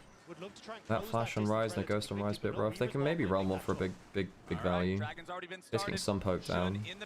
And the Jace poke is going to be pretty nice. Watch for the Shen ult, watch for the Shen ult. They can go in for like a taxi a bit. On's trying to look for an angle. Okay, they win the smite fight. They get like soul point, yeah. It's a slow soul. On's looking around, can't find it. LYON's wards have been really strong as well around a lot of these setups. They have wards absolutely everywhere. They've had Dagda called it out earlier as well. He also did that whole mini-map. Going up the vision control ward lines as well. Start that fight off in their favor. but instead they get the dragon, they get When's away, next Baron? and set 30 themselves up on sole seconds. Scary. Okay, they've got a couple wards around to LYON. For Berserker, Infernal Soul, so annoying. Yes, you don't have the same poke power as a Jace and a Mel, but Talia can still poke. Cyril's done for Ben. That's not bad. He had that before the last fight. This Infernal Soul can be very scary for BLG if they don't have a plan 4 minutes from now. I missed that one. Super interesting to see Viper's build though. Went for the Bloodletters first, so basically wanted a little bit more of a bruiser stat line when it comes towards the all-in potential that Lion do have. And while also You like Lion's comp to Camille Rose? I don't think it's... I think that this comp is fine from BLG. I just think that On's been very disrespectful of enemy vision, making plays as though they're not going to be there. He's obviously gotten killed a couple of times. He is 1-5. I mean, he's been getting a lot of proactive plays too. He's been looking for them, but he's like not really had the consideration for why, particularly Isles can be, actually. Isles has been really good at answering him. There is also an element of, as Camille's support, you very regularly have to posture quite prospectively to look for plays. And just then do it with your job. Yeah. So you can at least you can check with the standard, right? Sure, but I'm talking about like position to look for hook shots and stuff. But doing so into a comp where you have no front line means that you are potentially someone that people can turn on. Because if you're in range to engage, people are also in range to jump on you. I think Lion's pretty happy with this game, though. Like right now, like 30 minutes in, soul point. Happy. We're gonna get one big team fight that really I think he's getting on this recall. That would be fairly significant, actually. Needs to be careful with this now, BLG. He's got it. Not here. Yeah, there is that GA. But yeah, this is honestly a good game from Lion. Very structured. Ward line's been good. Objective setup's been good. Punishing on well. No, Bin's not exploded in a side lane because the early gank. I don't think Lion want to be stuck on an objective too much against BLG because of the poke from Jace. Recognizing the large damage threats of both the Rise and the Mel. I'm not gonna lie though, if you end up getting engaged on by a And hang on, on's off. Good flash rate, good flash rate. That's fine. Oh, the W's down from Santa. W's down. He went to defend the Berserker, and there's the ult. Nicely done. Okay. That's really good for Mike. Again, the thing is Camille, you do this all the time, but when it works real well. Really good Zonias. Inspired's now going to be stuck in the pit. He's dead. He's dead. That's the GA. Doesn't matter. On. He's keeping everyone away, and it allows the disguise to happen as well. Beautiful. Well, that's and the flash hook shot as well. Oh, it's beautiful. Well, that's why you picked the Camille. That was just an entirely Camille play, by the way. Yeah. Like, I know it's so like the volatile, but who else can actually engage from that kind of angle with that kind of threat? Yeah, again, look, as Camille, you position very, very aggressively for these reasons. When you position like this, you're a Camille who is level 11 to the game of, like, you know, your jungler is level 16. It goes wrong hard. When it goes right, though, it's so cool. Awesome Zonias from Viper. That was a peak Viper team fight. That you know, yeah, because Inspired doesn't get to do anything. And this was a good game from Lion. Good, legitimately. And I think Isles had a good game on the Shen on the whole. Like in terms of mid game, the early lane was good. Had a couple of deaths, and then like started to really curtail all on the map. I thought Inspired as well looked really nasty on that Lee Sin. He was absolutely where you need to be all the time. Did anyone see on airball Izzy before that? When he was going into mid lane, he chose just not to flash for flash. And then they took the Cassante from that, to be honest, and he had no flash on Tristana. And even if On had hit that, it meant that Dokla would have probably W'd him and ulted him, or he hops over the Cassante, who then ults back into him and kills him for free and gives the reset to Tristana. That was a really good game from BLG. Really good game from BLG. Well, no, okay, no, I'm gonna say really good team fight. Okay, no, what that is translating is I'm happy BLG won that and it was a good team fight. That was not a great game from On. I think that he was quite disrespectful. I understand you need to be aggressive, but he was quite disrespectful and looking for big plays. But yeah, I mean, they did well at picking up farm when Lion were starting to get kills onto Berserker. I think Vibe had a very good Mel game on the whole, besides that one death under mid turret. Yeah, and then Inspired goes to flash kick and instead gets Zonia'd on it and then is in a horrible spot. Feels awful for Dokla because like as soon as your W's down, effectively the whole team fight's lost. Yeah. As soon as, because you understand why he W's, but then On wins the mind game with him. If you somehow trade Cassante W for Camille ult, then it's actually a one fight. But yeah. They were doing great, and it's just one mistake. That's all you get. And again, like they never got more than a 1300 gold lead, and that was kind of part of the issue we were chatting about a little in the mid game as well. Like, look, Lion, really good proactive moves, but it had started to cost them just a little bit in terms of the resource acquisition stuff. We are seeing 20-30 CS leads in a lot of lanes. And that basically meant that, bluntly, as long as BLG kept going, they were going to be slightly ahead in XP and in touching distance of gold. And that did become a problem. Oh, man. And I need to go back and watch the highlights of the England game as well, because apparently it was an absolute banger. So I completely didn't register. England game, World Cup, yes. banger. I saw the live feed. I didn't actually see the gameplay. So yeah, it was like 20 minutes of like huddle.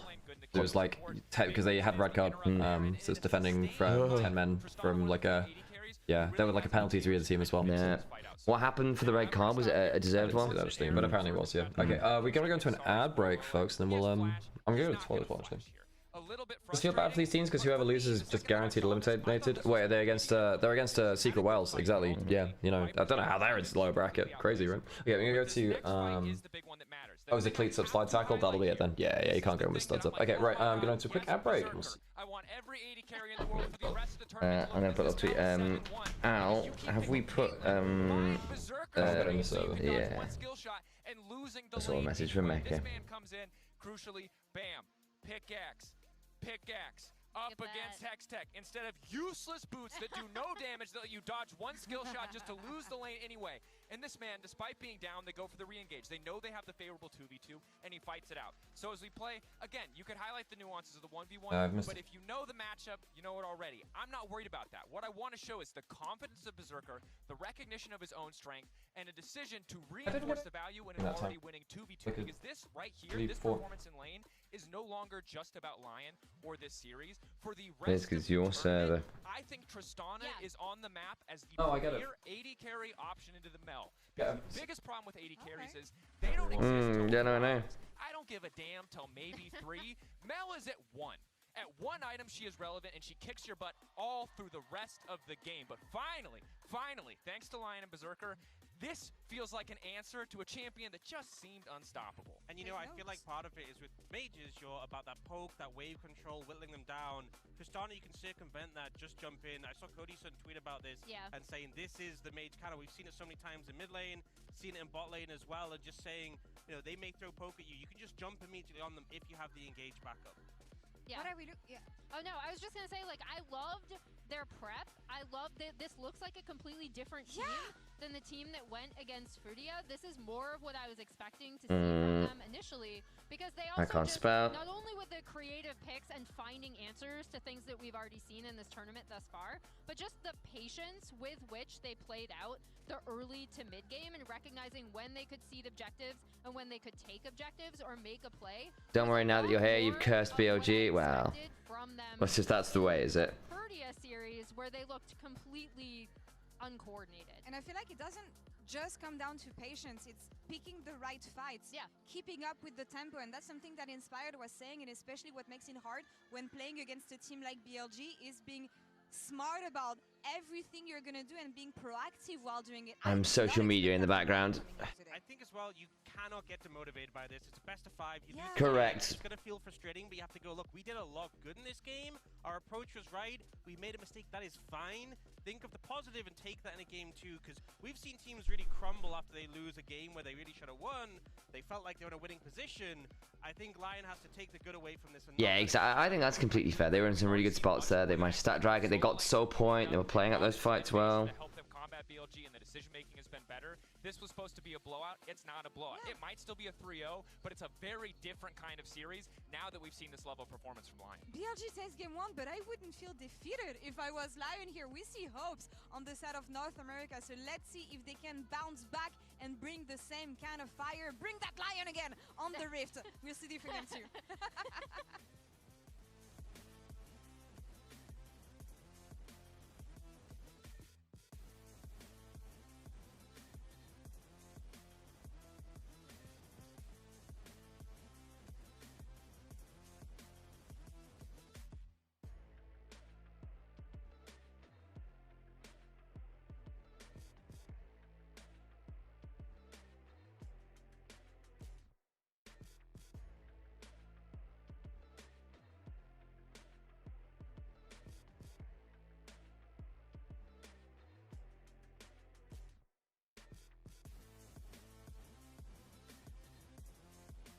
I need to finish this up.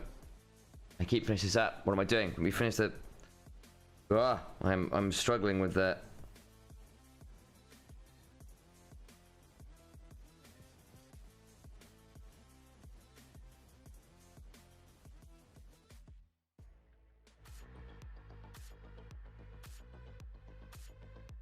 On spell.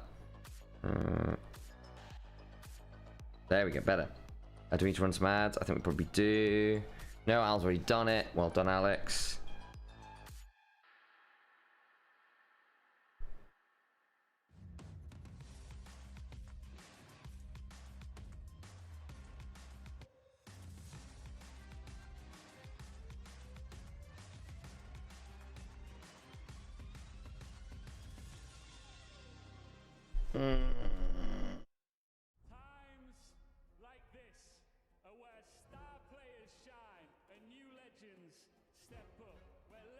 That'll do.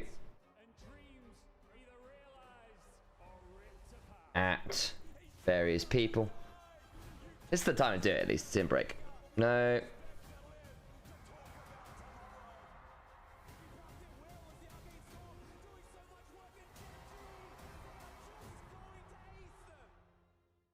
When I was a player, if I was to like make a misplay, maybe it's my mouse, maybe it's my armrest, something feels wrong.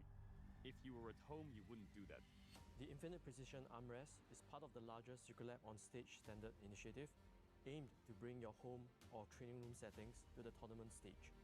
이제 저뿐만 아니라 다른 선수들도 세팅을 더 원활하게. Okay, that'll do. 가장 편안할 때 더 강력한 플레이가 자연스럽게 나옵니다. Yeah, Link. Oh. Oh yeah, let's go, Jin. Oh man, the stained glass aesthetic for Broken Covenant is so lovely.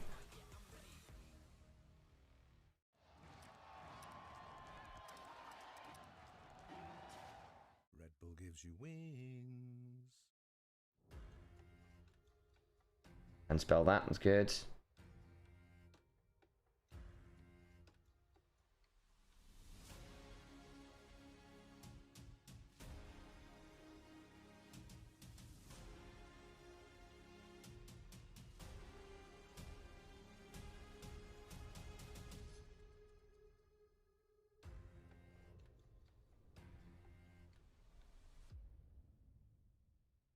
Change the color. There we go.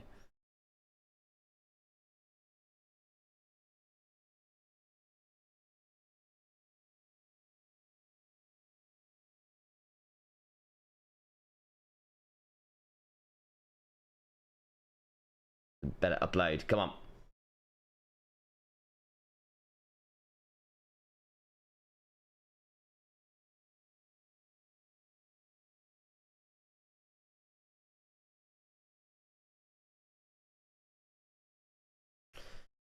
Nice. Oh, how are we doing, chat? I don't play Umanu.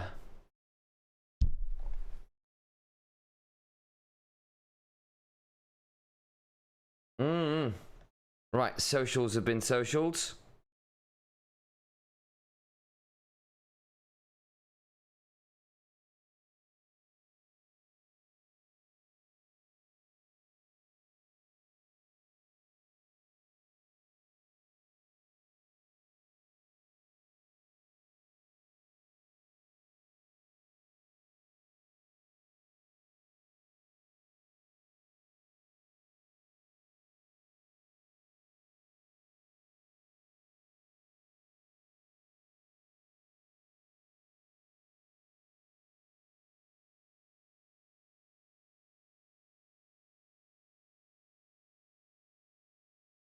Oh.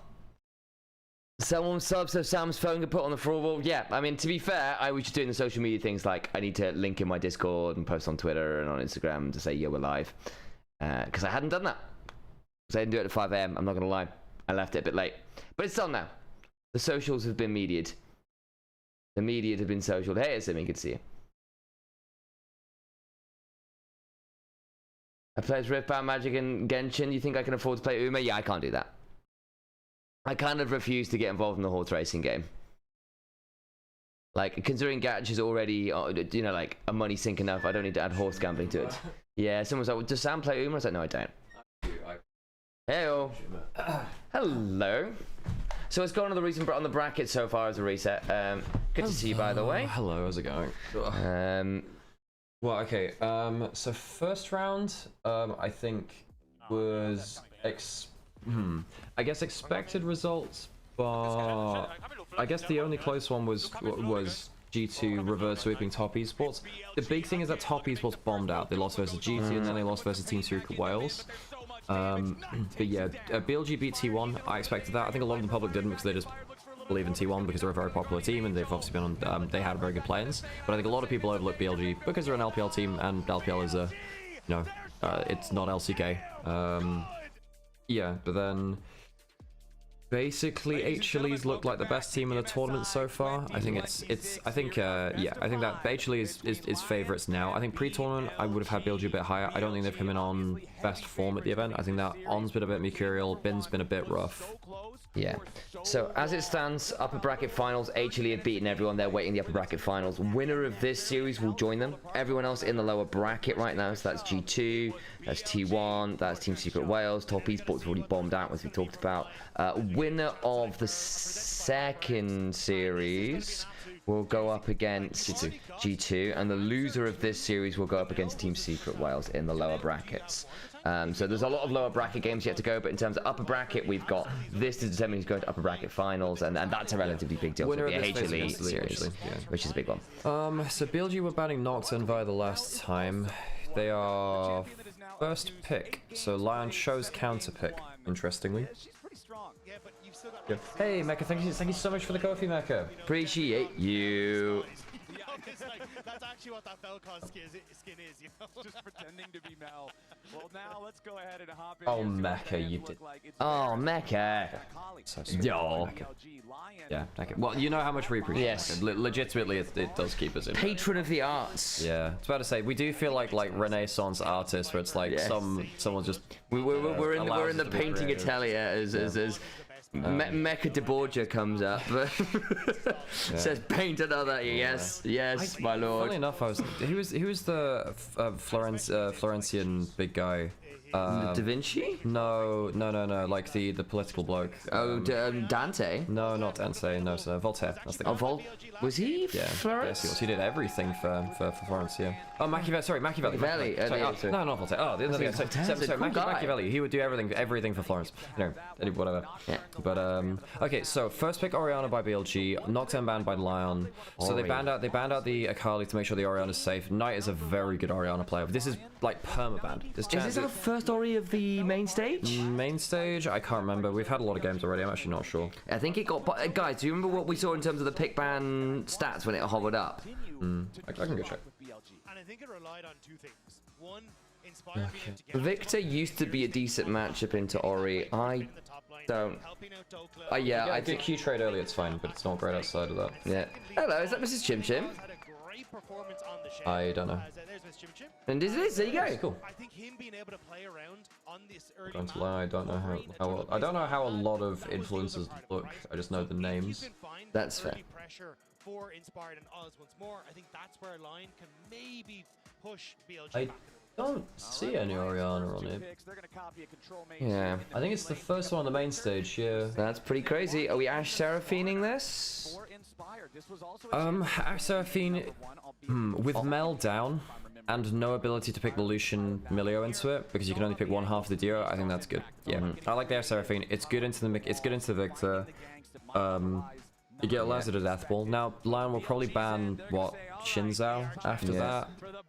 Do you just drop Milio here on 3 and say screw it? You can't. Is there no other lane for Milio that's viable? Well, you don't have Tristana, which is one of your best. You'd lose the Lucian, and then after that, you have no good laning duos. I know Xayah Milio used to be a thing to extend the feather range. Xayah's bad into Ash, like really bad into Ash. Push.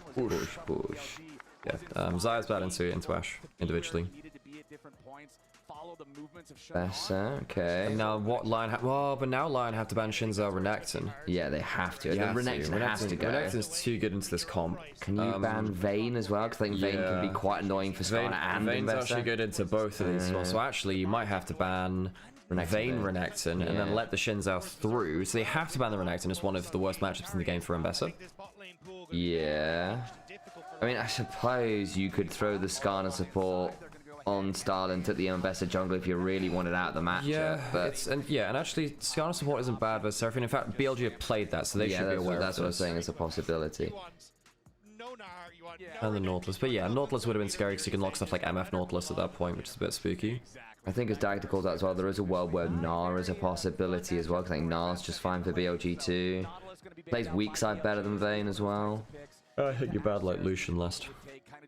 Berserker is a pretty good Lucian player. They're going to be oppressive if they're able to maintain their structure in the lane and their range, so just try to... Excuse me, I think it'd be very disrespectful to give up the Lucian. And they're going to ban the Vayne again. Not unexpected. Yeah. Yeah. Yep. Yeah. It's too bad into the Ambassador. It's too bad of a matchup. So they have to do it. So you have to let Shinzao through to Shin, which I presume he wants to play. It's not bad versus this kind of comp. It's not bad versus Skarner either, really. Where, you know, if you get ulted and you're in your Caressing Guard, it's still playable. I think you ban Lucian here as BLG. You don't want to give him Lucian Milio. If you can help it, anyway. But I imagine we're going to see like a Rel ban or something along those lines here. Maybe even the Alistar in that bottom lane. Lucian. To try and remove We called it. Lucian Milio is very good into our Seraphine. What it would deny is a lot of the engage possibility. Now you're probably getting the Ziggs Rel on the other side now, and that's not bad actually. Skarner Ziggs is also pretty good too. Skarner Ziggs in bot lane maybe could work actually. Yeah, you could flex that. I think you Shinzao for BLG, and I think even if LYON lock in a different jungler, I think Shinzao's more than fine. It helps for your you can Gnar Shinzao is fine. Shinzao's good. Yeah. Because the Vayne's gone, so you take whatever else is decent into the Ambessa, Gnar will do just fine. Yeah. We started to see Ambessa have better lanes into Gnar with the Electrocute tech, but you have to be able to basically play quite aggressively for trades. I think the Fury's not bad with Seraphine to encore behind you. Yeah, it's less good for your... It's much better picking people off in split fights. It's much worse at providing frontline for the team. Ziggs can have a really tough time into it unless you get a very mean satchel angle where you can sort of satchel Neferi as she lands with you going the other direction. I would have been convinced that. Well, I guess the Shinzao can sometimes be bad against Victor where you don't quite reach him and then he just sits there and Chaos Storms you. I like... Oh, it's Neferi Arana. Neferi Arana. Yeah. That makes sense. Okay, yeah, you can also do that with Shinzao, but... You got Pike. Okay. I mean, Pike is good into enchanters, and you lost another Hub champion. A lot of the time. Because again, was that, there's that trinity of Camille, Nautilus, Pike, kind of. My all-in hook-style champions that can mess with things like the enchanters really well. We've already lost the Camille, right? He's just generically really strong. Nautilus gets banned. Again, there is that we've been having that conversation. In fact, we had this conversation when we saw it versus T1, right? It's like, actually, do you ban the Nautilus or the Pike? And they've tended to the Nautilus as something that's like at least a bit more like consistent compared to the Pike. But we need to see whether this time BLG don't allow the Pike to snowball, because last time it was a problem. I do think they play the Ashe Seraphine cleaner than they do most other lanes. I also think on Seraphine is very, very good. If this tournament becomes about mage bot lane, BLG are in a really good spot actually. I mean, game one wasn't great. I think that BLG gave up a lot of freebies. I think that they didn't read the map particularly well. I think the vision control is actually very good from LYON, right? Not to overlook LYON, but like when you compare it to G2 HLE, that was just it just felt unplayable for G2. Whereas against LYON actually had some decent something there. Did we give Heiki the compliment by the way? I don't believe so. No. Well, you know, I like to think that you are the greatest sequel of all time, because we're in 97, because it was in 95, the lesser known caster, analyst, figure of the scene, who grew into something more than lesser known in Initialise. Now we had 96.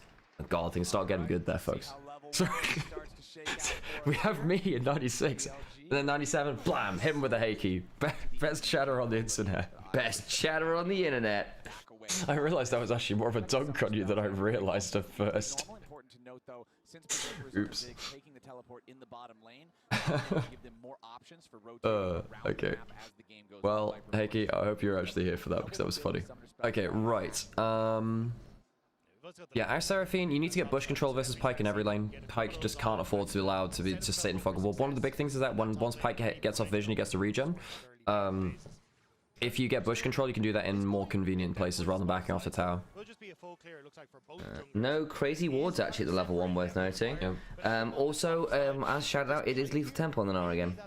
Yeah, it's become just more common. It means that basically you can just run down people down for forever. And I don't think you need fleet foot working into Ambassador as much. No. It is the electrocute tech.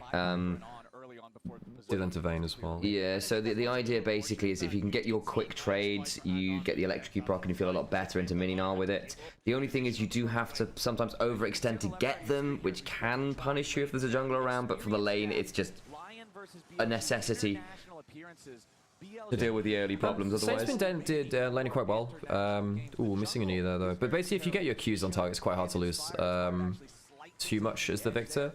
But then once you get towards slightly, yeah, sometimes the Arya will just land like a random QW or two, and then you just feel bad. Yeah. Although I mean, Saint's trading well here, much better than he was in the last game because he went 10 CS down kind of just organically. And Ori has had some nerfs. So we did initially in play and see a little bit more Orianna let through because people thought, ah, finally we can deal with this champion. And you somewhat, and the answer is like in lane it's much less oppressive, but she's still Orianna, and that means your team fighting is nutty. Yep. Like Bollywood Bin being able to kill Bin as he went underneath the tower on Rek'Sai, where it's FlyQuest. Knight wants to get like, and so Knight will always psycho trade. This is one of the things which Knight does the most. He'll always trade HP for HP if he can. Moments where NA has stood up and been accounted for and nearly, taken down Goliaths in the LoL Esports space. Well, NA's got a decent record versus LPL on the whole. BLG is starting to move towards this mid lane already. Knight low.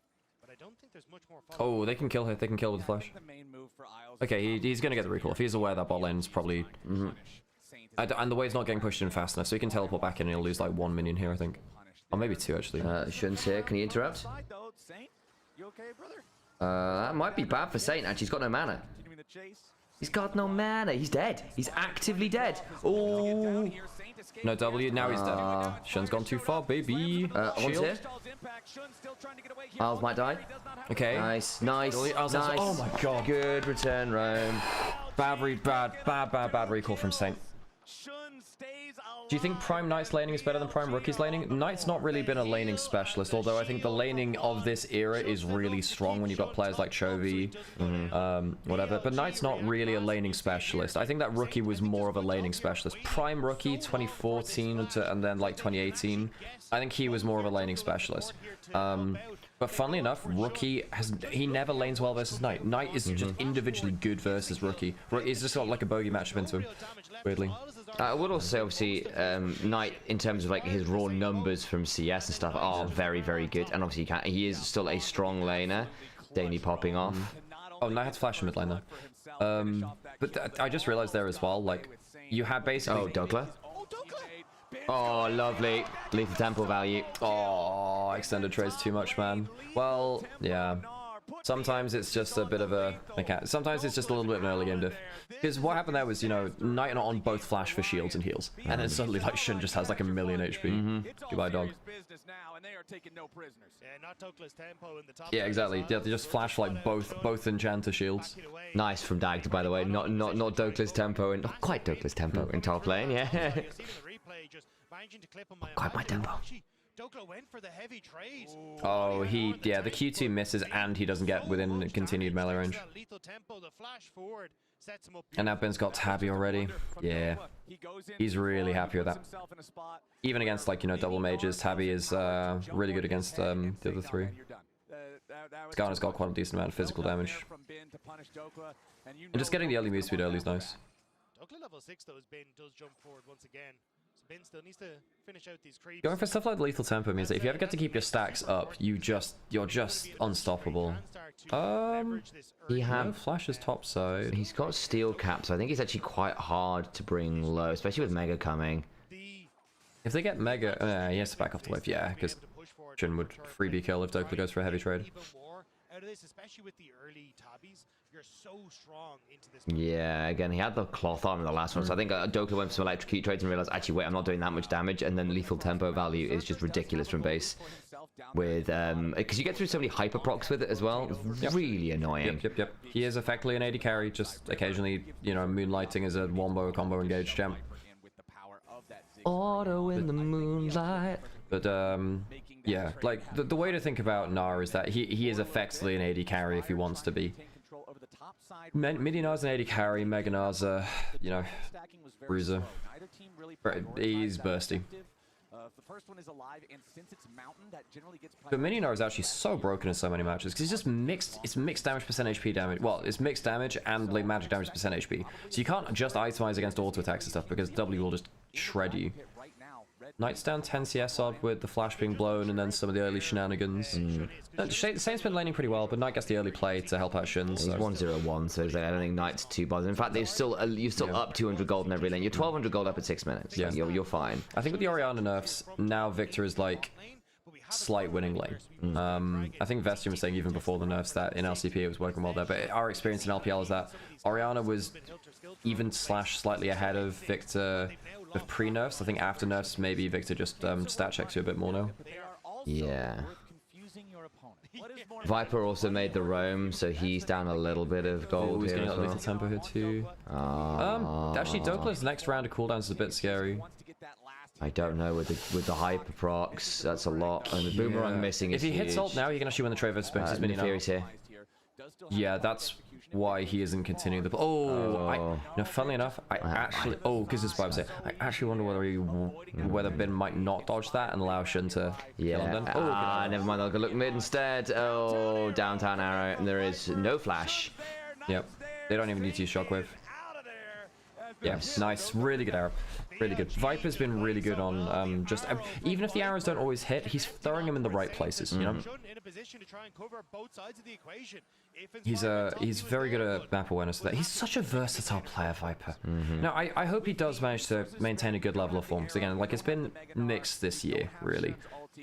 Now, last year I thought he was clearly the best AD carry across the average of 2025. I thought this guy was so good. Ridiculous. But this year, I don't think you can say that at all. I think that he's been one of the weaker parts to be like, oh, hang on didn't double up on that. Did he get ulted here? It's flash for flash, I guess. Not flash roll. Yeah, and he burns his heal as well. So I get he was trying to like contest a little for Shun, and it gives Bin space, but still a little bit much from on probably. Doka's got to be really careful here. Okay, there's no Nara. I misread the Nara. It's still 2 seconds off. My bad. Yeah. I thought if you had Mega, there's like that's just a dead Dokes, no? Ash Azrael's been Viper first. Yeah, Azrael's been his best champion across the year, and then I think his mages have been special. But then again, he's the best mage player of all time in terms of bot laners. And I would put him above someone like Perks even. And although Perks was really good on that, he was really good. Viper was just so versatile, man. I mean, we're getting beautiful cinematics here as the arrow towards Saints. Like I ain't seen a bot lane. He's better than like my solo lane Vladimir's, you know. Saint had no chance. He has no flash. It's only better than Faker's Vladimir. Yeah, that's historically one of Faker's bogey picks. Yeah. Which is weird, because often he'd have like great moves on it, but then it would just like not work, if you know what I mean. Oh, Viper, the ghost or flashes here, presumably. Oh, good sidestep with the ghost. Needed to flash there, actually. If he gets hit by the satchel, probably does die. Double summon is a bit better. If he'd been able to escape with just the ghost, he would have been fine. Miles doesn't have 6, which helps. Okay. Good trade. This is where Orianna starts taking over Mage Masters. Look, you can just walk into the Chaos Storm, man. If he gets another QW, maybe. Oh my god. On. Doesn't have flash, so he's dead. Okay, good play there. Good hook. Mega Inferno Bomb. Gets minion blocks a little bit there. Dragon's up, so that's going to give him Dragon. Nice from Knight, though. Yeah, okay. Now he's 10 CS Arrow. Neferic ult. Yeah. Doesn't do it. Don't want to go into He's afraid of the Scar now. Yeah. I think he thought that maybe Inspired would be on Dragon. And he was, sort of, but he had his and they saw him pull off, so it's like, okay, it would have been too much. Yeah. The top lane's down 10 CS, mid lane's now down like 5 CS now. Despite being 10 CS ahead, is now that swung back to even. You can play this, slow the dragon down. The Ash Arrow mid was really important. The early skirmish lost some CS. This is smiteable. Now he suppressed this, we can't. Shield. Oh, that's it. Here we go. Lovely. Tight on the timing there from Miles. Because if you suppress, then obviously you can't smite. Didn't get the damage on the dragon, so they couldn't smite it in the duration of the Skarner ult. Yeah, and also on over the wall gave enough shields with Knight to make sure that they couldn't get the damage down onto the health bar for the execute from Isles. Isles is only level 5 still as well, actually, to the back, yeah. Same with Honor, they're actually similar SP. But they've both been roaming a lot. So I was kind of expecting a death from below angle. Wait, actually, no, they can't do that. Yep. On speeds away, does down the hook, again, Encore, still dead, I think. Oh, Shockwave back, hang on. Big shield, oh, lovely turnaround. No way they turned that. That's just disrespectful. Flash. Oh my god. That is so why disrespectful. Are we... Guys, Knight's 4-0. Knight's 4-0, Do not. man. Why are we giving Knight Oriana, guys? Now, the thing is, though, like, a lot of this has come from, like, plays happening around Knight, which then go his way. But, like, now he is 4-0. What do you do against him? Because now you have Neferi Oriana who's going to one-shot everyone but Skarner. Oh, man. No way he lives there. Seraphine is not meant to live through this situation, so... Yeah, I mean, she gets a really good on-court and a really good set of shields, which buys the time she needs. I thought that... If they had anyone else DPSing Dragon, they probably get it down to the point where they can smite it. Because... 1300 HP, that... Oh, it's just the air double up by a high note, yeah. Damage basically coming through from Sean. That ends up getting it low enough, but on... basically saying he meant to do this as he ends up getting caught. The charm is good. Yeah, you don't expect this normally, but... Yeah, literally went to put a ward down. In early game, double enchanter shields like that. Oh, killer. Yeah. Oh, that's good damage calculation. That's very good damage calculation. Yeah, and again, like, it's basically because I also was lurking in that bush to punish someone putting the ward down. Like, thinking, we've got this, right? Inspired's won a lot of games versus LCK LPL, but never actually won a series. Yeah, because he went 3-2 versus FlyQuest. Won a game versus BLG, and he took GENG to 5 twice. Because that was that series at Worlds where yeah, there was one at Worlds in 20. Sorry, no, he wasn't on the 100 Thieves roster which beat BLG in best of 1. He was on the flight, basically. He was on that FlyQuest roster that took GENG to 5. I think he might have done it twice even. Might be the one. Might only be the ones. Rookie Oriana made it look like it was cheating Q cooldown. He was the Wrecking Ball. Saint does have flash. He actually might die to an 0-2-8. Oh, teleport behind. I don't think they don't win this now. I don't think. No. I don't think they. Skarner's here. Arrow, a little early. Knight doesn't have Charm, flash. public Okay, nice dead, nice dead. Teleport's coming in from bin now. Saint dies, I think. Saint has flash. Nearly a mega. Nearly a mega. Do you have Impale? Does it matter? Maybe. Yes, it does. Yeah, it does. Bin's still got mega. Still got mega. The Pykel's insane. Pykel's good. Pykel's good. Yeah, nice. Oh my god. Okay. Nicely done. They still have Pike reset. They can still. Oh. They still have Ooh. Doesn't get it, and now actually can maybe turn around on this. No, he doesn't have the burst damage. Doesn't have the burst damage. Oh, that's a really good fight for LYON though. That was very close. I think if they don't clump for the Impale, and if they don't, that was a really good fight from LYON. I think BLG clump up a little too much. And the Asher is not timed well. If the Asher is timed a little better, they hit the MS on the teleport timing there. So Viper tries to hit this on the timing, and he mistimes it. Oh, so Ash Arrow, that should be a free Ash Arrow as it gets, really. Dokla also manages to just about the cast in his ult perfectly because he gets hit by the encore, but it's mid-cast animation, so he still channels through. Then this is the killer here where everyone clumps. Yeah. So there are a couple of micro misplays from BLG which make this much more playable. Shun also flashes after he's already been hit by the damage. I don't think Flash saves him anyway. I don't know what his cooldowns are like, but I think he's pretty much dead there. Rip. Yeah. So that's an insane fight. That's How did Saint end up taking the aggro there? That's really annoying. Don't know. Probably death by touch. Yeah. It's not bad from LYON though. Really good AoE team fight. I think Berserker had a good fight. Inspired had a good fight. Yeah. That protoplasm harness that I was talking about earlier, that was so Nice now down much more gold now because Saint picked up a lot of gold from that fight. And of course the Pike ult gets some really good value. Yes, he got 2 kills from that, right? Yeah, he did. So that's an extra couple hundred gold in. Yeah, you get aggro a lot more with Death by Touch, as Zeka found out in Road to MSI, and I found that recently too. Like, oh wow, I'm really killing this asset. Walked up. I have taken tower shots. I have died. I have in fact died. Yeah, Berserker got some really big gold. Because I guess he got the cash in from Pike ult. Yeah, he's also just farming really well. Because again, a mage into AD carry, you sometimes just bully those early levels. LYON have played well, honestly. That was a good fight there. I mean, like, across the average of it, I mean, Saint's positioning in mid lane wasn't great. So he's died a lot more than he would have liked to because he's overpushed and died. BLG don't have any grubs. If they get Herald, they're really happy. They can use that to break it because they haven't taken any towers yet. Well, neither team has. On does not have flash still. Good shields. Okay, good steal. Wins that. Gets Saint again. Oh, Bradfield. Yeah. Yeah. Knight has flash still. Okay, still have Shockwave. They can't go any further. Battle Herald immediately.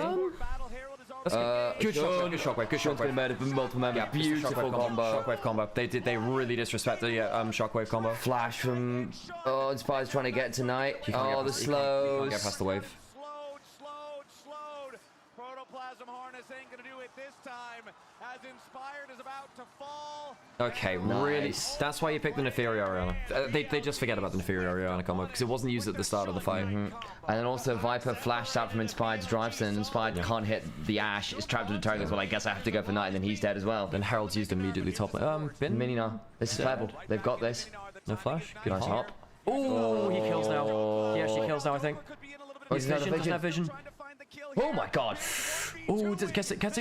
Oh, valiant effort. Hang on. Neferi's hit doesn't have ult. Does it matter? They're all really low. They're going to slow down. They don't have Ash ult. Hawk shots. They want to kill Berserker first. If they can kill Berserker, it's good. They want to get him, yeah. I don't think there's a shutdown. If they get to... Oh, Shun is so fed, man. Shun is so fed now. Although Viper gets that kill, but like... Crazy. Teleporting into the side lane. Okay, BLG really turned that fight. Yeah. Shun is having a very nasty Neferi game. He's also now like, that dog will murder everyone. Look, when BLG get a little bit messed up, the way that first turret of the game, by the way. Sorry, I was... You go. The way they come back into the game often is through burst combos from Night Shun. Like, it's their most comfortable form of play. This mid jungle is very good at playing off each other's burst cooldowns. Yes. You completely agree. Completely agree. Sorry, I'm just thinking, oh wow, first turret's not gone down. Yeah, I got just trying to find the on-screen A lot of picks not... Hang on, where's that going? Top side. I think that's probably Dead Knight. He doesn't have flash. Oh, very close to that. Very close to that. Ah, well. Teleporting from now. On's now here as well. They don't have, hang on, Saint doesn't have flash still. Protoplasm Harness from Inspired. Douglas teleported up too. So they, very close on flashing that from Knight. Yeah, I wonder whether he's now down the flash. But I mean, again, LYON, when the Inspired's in the game in a decent spot, will always be making aggressive moves. So I appreciate the fact they're not giving this up for free. No, for sure. Yeah, no, BLG definitely, like some, shouldn't just use D. Doesn't matter, there's no impale or anything. Just hit by the, where's his W cooldown? There's a charm, fight time, yeah, he goes back in. Oh, Jordan can't get the reset. This isn't in. Now that's just fucking... They thought they had that. What happened? Of course they think that, but like... No. No, but I'm just saying it's a bad thought. Yeah, I don't... What? Can they Baron off? No, this is going to be too slow. Baron isn't live for another minute. No, that's why it's too slow.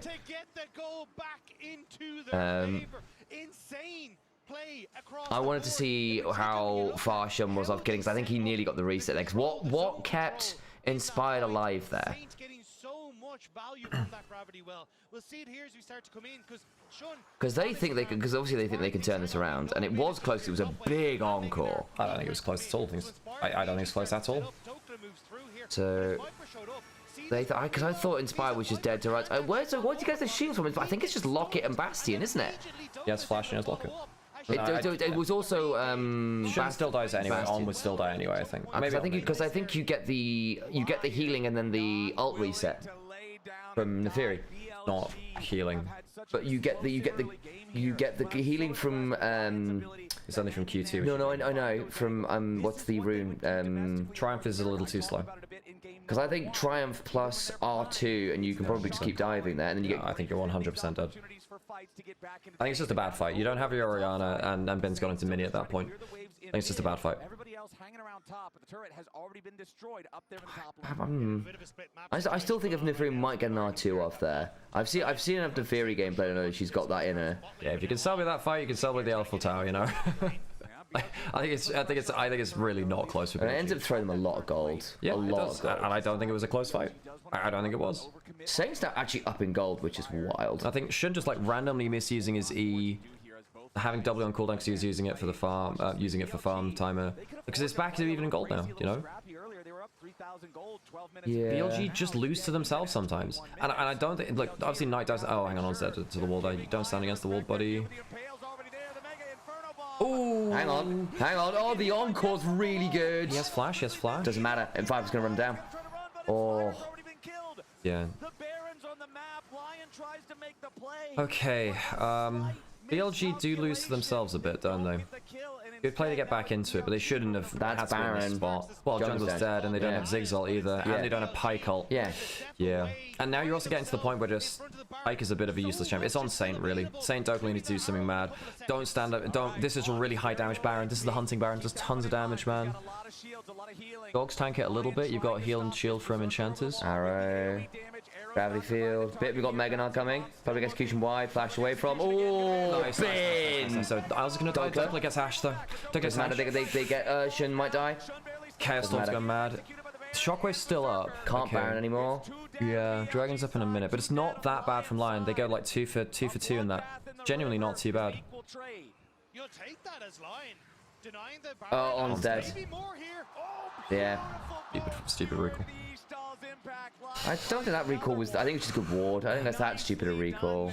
I think you're going towards the out of vision. Okay. Well, I thought he was out of vision, to be fair, and he was round the corner. Okay, sure. No, I think okay. In fairness, from his spectator, it's probably okay.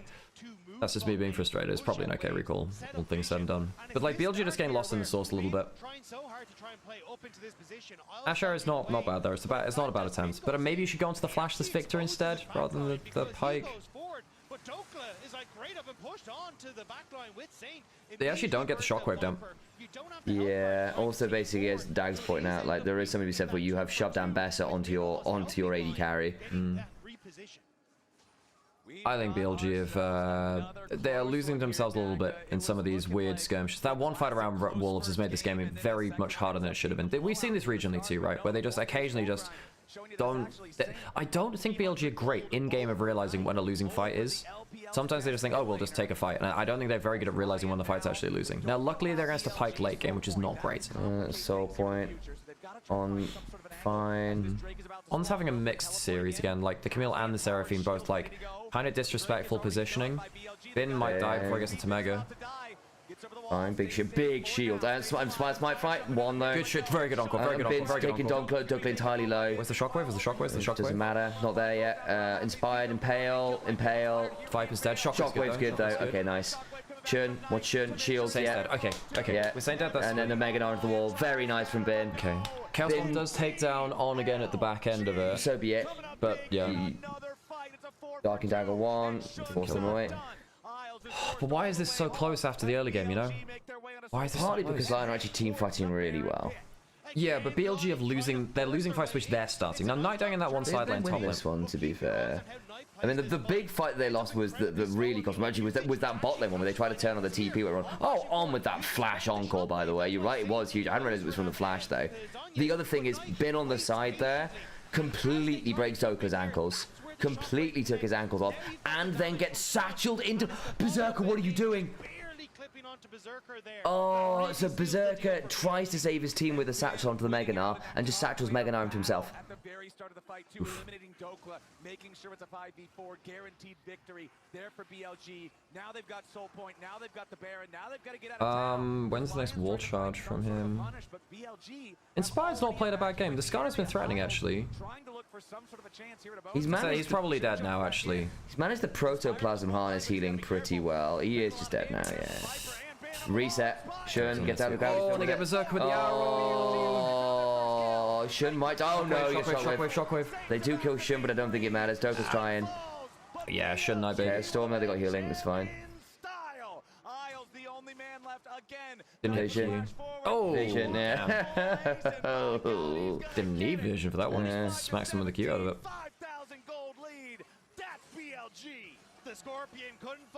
I mean, Lion forcing pretty well around side lanes. I think that they caught Knight once in bot lane, once in top lane, and BLG weren't quite ready to respond. Really good picks onto Knight in the side lane. But basically, whenever Knight's had a good fight, Lion have just immediately died. And I think that Shun has had some really good fights too.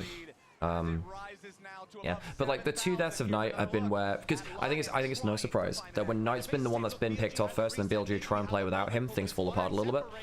This has happened regionally too, where if Knight dies in a side lane, and he does that occasionally because he's the limit tester, he'll do that. And I'm not saying it's a good thing, but at least it's entertaining.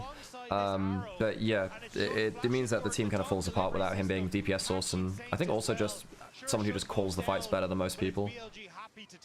Yeah.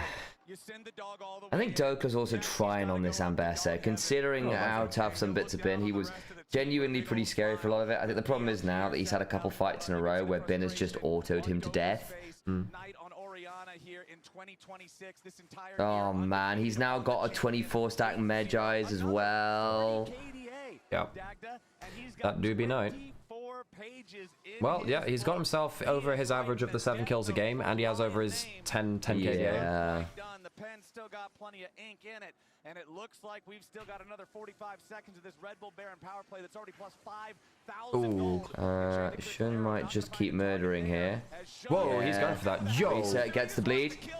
Okay. Oh my god. Okay, that's actually not worth it. That isn't actually worth it. Like, that's actually not great.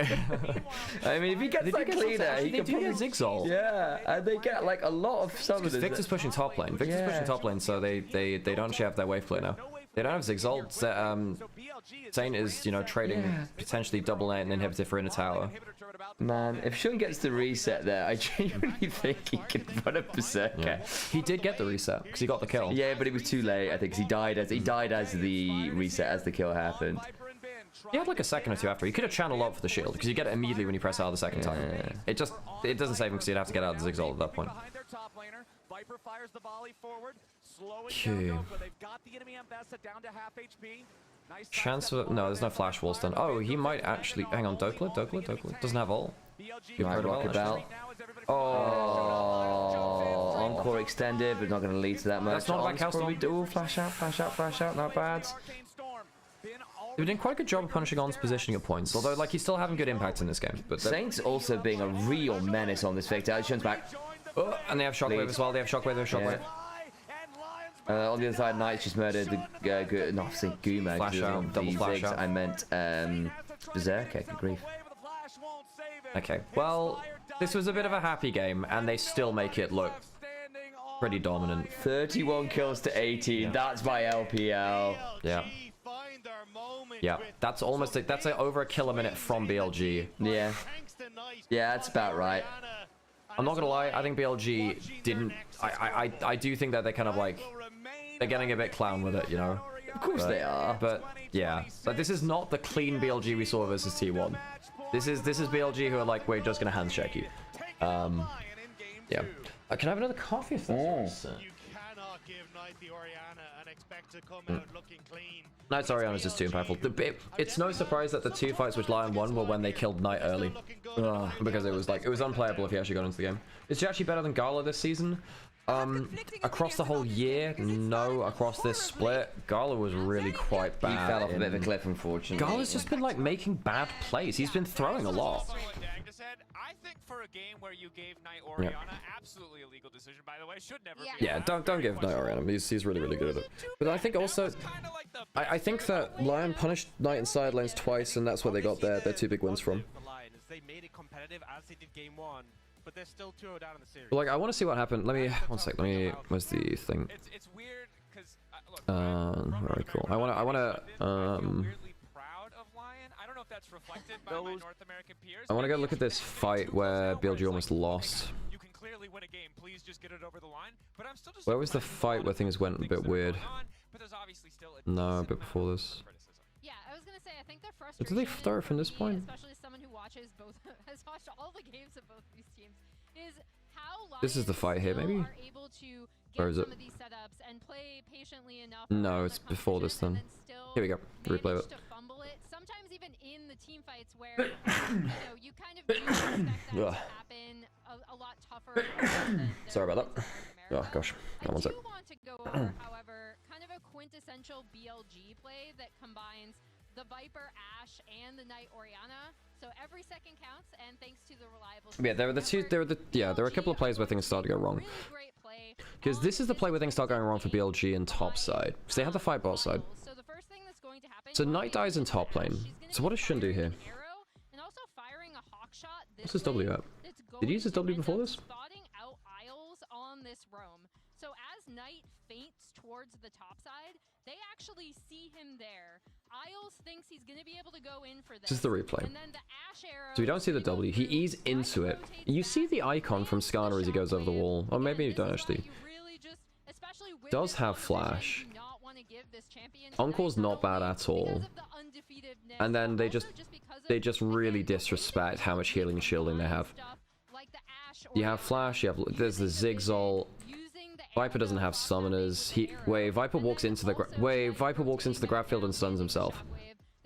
He basically wants to get the last auto attack onto Inspired, so he stuns himself in the grab field. And it comes down to yeah, Viper walks. Viper stays on the grab field because he wants to get the last auto attack, but then you're literally stunning yourself in front of an Ambassador ult. The decision making from Viper is basically, I need to get the extra auto attack so the reset comes through onto Neferi, but it does completely destroy the. But I think he might even be dead anyway because of the positioning. He doesn't have flash. He's not getting over that wall. But this is the play which like confuses me the most. This is not even close, you know? This is not even close to being a winning play. How many people do they know are here? So Orion is dead. Ashe is moving into mid lane. They don't expect that everyone's there. They don't see them at all. They think that they're going to answer top and they're going to go play it slow.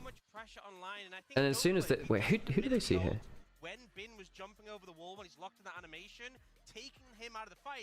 See the Skarner. As soon as you see the Skarner there, you know he's got backup. It's just how much. You see E, you see Q. Well, you see everyone now. You see 4 people now. And then Shun can just E. You're safe. You're out. You're safe. Just leave. You're safe. It's fine. I mean, yeah, that's not close. You can just leave. At this point, you can leave. You can just get away with it. You're fine. The charm is good. Viper can walk backwards. Viper's safe. And did they just not realize that Locket was there? I guess they just didn't realize Locket was there. Yeah, I guess they just didn't realize that Inspired had Locket. How many times do you see Skarner building this? I don't think we've seen it in LPL, right? But that's not that close, you know? Did they miss any skill shots onto him? Encore lands? They don't miss anything. Flashes the Q. Q2 would have killed maybe. Bin was coming down. The Bin's mini now, he can't change anything now. On flashes and dies, you could just flash early.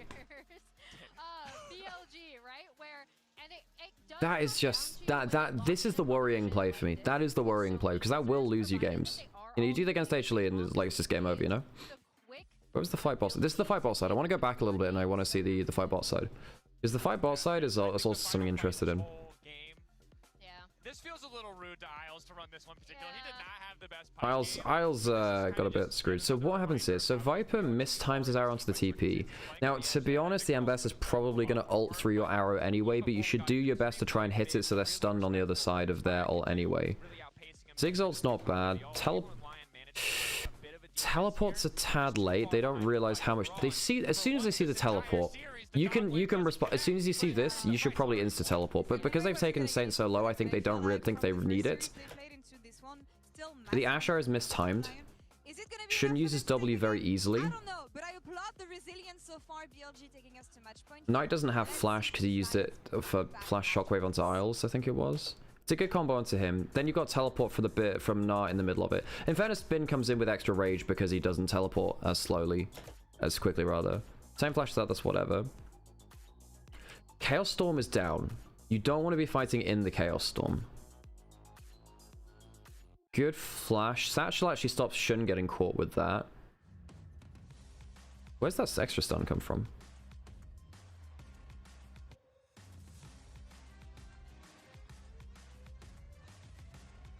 This is a real mess. Oh, Isles gets the E over it as well. That's a really good Pike combo there. They don't get the first Pike ult, they get the second one. So they only get one extra bit of Pike gold there. Yeah, I think that the clump was bad. I think that's not a great flash either. Does that save you if you flash? He gets hit by... Yeah, I mean, the flash, that just seems like a panic flash, really.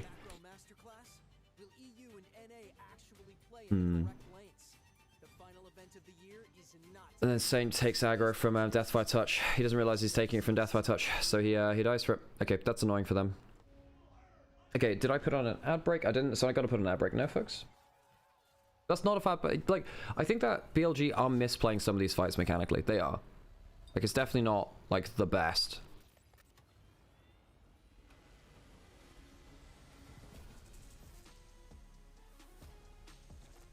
Just double time. Is there anything else interesting to pick up here? Viper went for the double move speed items. I think that... Yeah, I think BLG just sleptwalked a little bit on when they... I don't think they thought LYON was as strong as they were at some key points in the game. And despite the fact that BLG on... They are meant to... Hang on, let's look at this again, actually. This one's an interesting play. This one's an interesting play. So 5v4 against double poke of the Victor Ziggs. Bin's coming up into Mega, has flash. Arrow's probably on the wrong target. I think you want to aim it onto the Victor. If you hit the Victor, it's an instant fight win. But the reason he goes for the Pike is because they have no way out most of the time. I mean, I guess they could E to the side. No, I mean, because they have E, I don't think it's a good play. And he has flash as well. This is a flash E Pike, also the least valuable person to hit because they don't have ult. So I think that that's the wrong target. Go towards Saint. Saint does... Oh, he has Zhonya's and Protobelt. But if he goes into Zhonya's, he gets hit by Meganar. Flash away is needed. Bin gets the triple. Doesn't get the wall stun, but whatever. Saint immediately turns and burns onto Viper. Ah, he hits a long range E onto Viper. So E actually gets hit, but he gets hit by everything and just gets exploded. Shun's W is good here. If he doesn't hit that W, he gets hit by the auto attack from Victor after, because I think that's a Q auto charged up. Oh no, he doesn't have the shield there, so what happens with his Q? No, he's already used his Q. He's already used his Q, so that's actually not as big as it. So the Shun W is less impactful. Could Shun just walk down because the bleed's already on? Yeah, Shun makes a mistake walking up here. Because the bleed is on... Well, does he not realize... Oh, it's because the Orianna Q is basically what ends up killing him. Because he takes the shield off it, so the Q travels in that direction. If he'd walked down, he doesn't take Baron aggro. And he might be able to threaten Isles and Berserker. So a bit of a micro mistake there from Shun. Ends up walking into the Chaos Storm, gets hit by a Ziggs bomb, and that's effectively his fight over, which is a shame. So I think he played the rest of that. He played the initial kill pretty well. But I think if he walks down instead of up, better. Maybe he's afraid... Oh, he's afraid of the Baron maybe getting a little bit spooky in terms of the HP. Potential steal opportunity from LYON. If LYON lose, are they playing Team Secret Worlds or GT? Playing Team Secret Worlds, yeah. Loser of the... winner of the next series plays GT. So a couple... And you can see some of these micro errors, right? Where I don't think that BLG are completely locked in on the big fights right now. Not completely. Anyway, I thought that was quite interesting. There's quite a lot to talk about there. Is every game just a fiesta now? I think the T1 BLG series wasn't a fiesta. I think that was actually a very good play for him, a lot of it. I feel like On was dodging poorly. I think his positioning without flash was a bit aggressive, but that's just On for you. On's had a very mercurial series, been very up and down. And in another anti-history. My hay fever has been really bad the last day or two. Oh, I also need to do some more Uma runs too.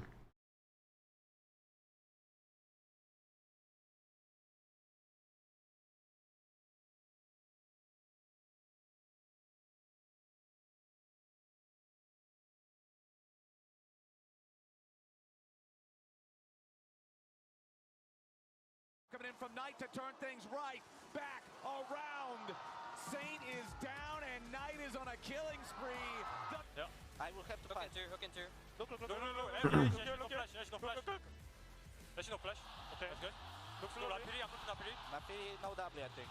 The darkened daggers fly, and Lion's about to die. Shun and the rest of BLG continually charge forward. Saint has to try to get himself away, but the flash won't save him. Inspired dies next. Hey, got Shocks in here. Fear not, we've got one of the best LCS fans in the world with Miss Chim Chim. What do you think so far? So far, I think they've put up a really good fight. We just got to be able to finish it. That's all we got to do. We're fighting.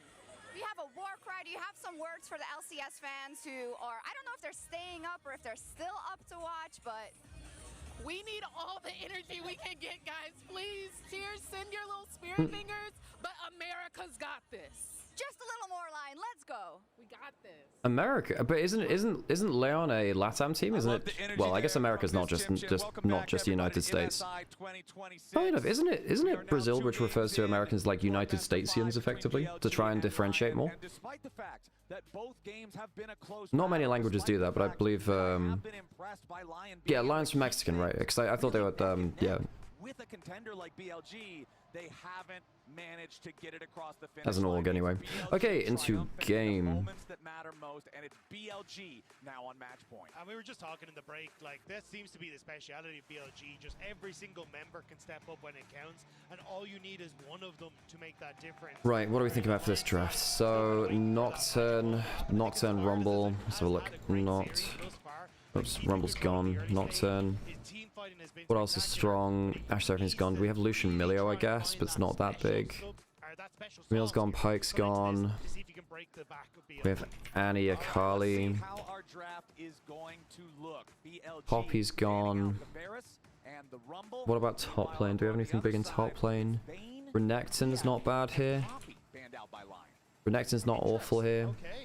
I'm just trying to think like your typical blind... Well, Akali's not blind pick, but you have... Getting towards like Aurora angles. Poppy's gone. Might look at Pantheon with Poppy gone now, actually. Sion's open, it is, but Trundle's open as well. And I know that teams aren't countering it as well with that right now. Yeah, the Akali's gone. So don't give Saint Akali, that makes sense, but it also means that Knight's more comfortable in some mage matchups. Do you Nocturne? But with Nocturne without the Orianna feels a bit meh. You can go Nocturne Aurora. Nocturne Ari's not too bad either. Probably Nocturne first pick, right? Yeah.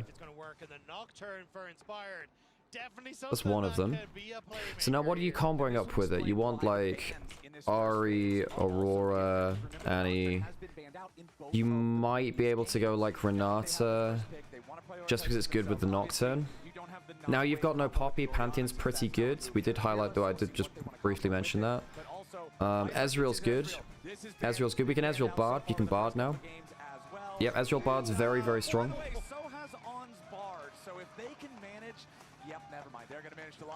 Okay.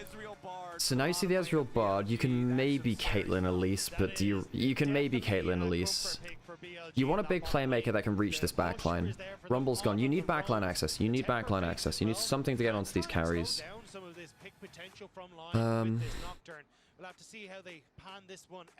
You need a good combo with this. Nautilus isn't bad, actually. No, I like that. I like that. Okay, so it's not going to be the Renata, but basically what you want with Nocturne is something which benefits from the lights going out. And a bit late. I was watching some of the football highlights because I missed them. Yeah, here is an excellent game. But yeah, so what you want with Nocturne on the whole is just someone that benefits from the lights going off so you can find unforeseen engages. Now I really like stuff like Annie and Renata for that. They actually still been really good for that. They actually still could go Annie. Annie's okay as a blind pick. Do you want to... Oh, Cassio's still up as well. That's... Now, Nautilus Cassio is pretty good because you hook someone onto the miasma, or you miasma and then the hook is basically free. You've also got really good counter engage now because then you can basically... Nocturne's not bad as a second, like a response engage too, right? Like you turn the lights off as people go in and then you try and turn the things around. You've got to ban Vayne because it protects your Renekton. Yorick is what... I think Vayne's the only must ban here. Varus against Oakler. He does play it. Top lane Varus has gone already, banned, so that's fine. In fact, Dad's... Oh, sorry, Vayne's already gone. Sorry, because Vayne's already banned on the other side, my bad. Oops, yep, I just saw that.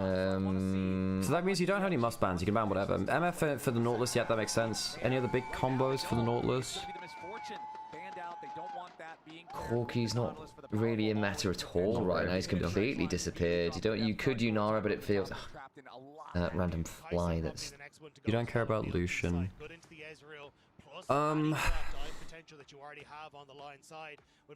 You could Xayah actually for Berserker. Weirdly, that's a shout. Yeah, you could Xayah. Bit awkward into Ezreal, but hey, so be it. Kai'Sa, if you can survive the lane. Really good against the Renekton is one thing. Oh, maybe not against the Bard. You don't want a Unara without an Enchanter. What's Kai'Sa like with Nautilus? Oh, it's probably a Jhin angle for Berserker, isn't it? Oh, it's probably Jhin. It's good with the Nocturne, to be fair. It's probably Jhin. It is a good good option with the Nocturne. You want long range CC. I think you just want something that can just combo with the Nautilus well. Long range CC just combos well with the Nautilus. Mundo's actually not an awful ban into the Renekton. Can you mage bot? Way. You could Cassio bot. Yeah. But honestly, I think that If you wanted to, it wouldn't be awful. I mean, a little bit miserable into Ezreal, but so be it. Yeah, it's just good with the Nautilus, and if the Bard gets hooked, he dies immediately. True. So it's not as good into the Ezreal, but it's good against the Bard, because the Bard just can't walk into lane, basically, at that point. You can flex the Cassio bot.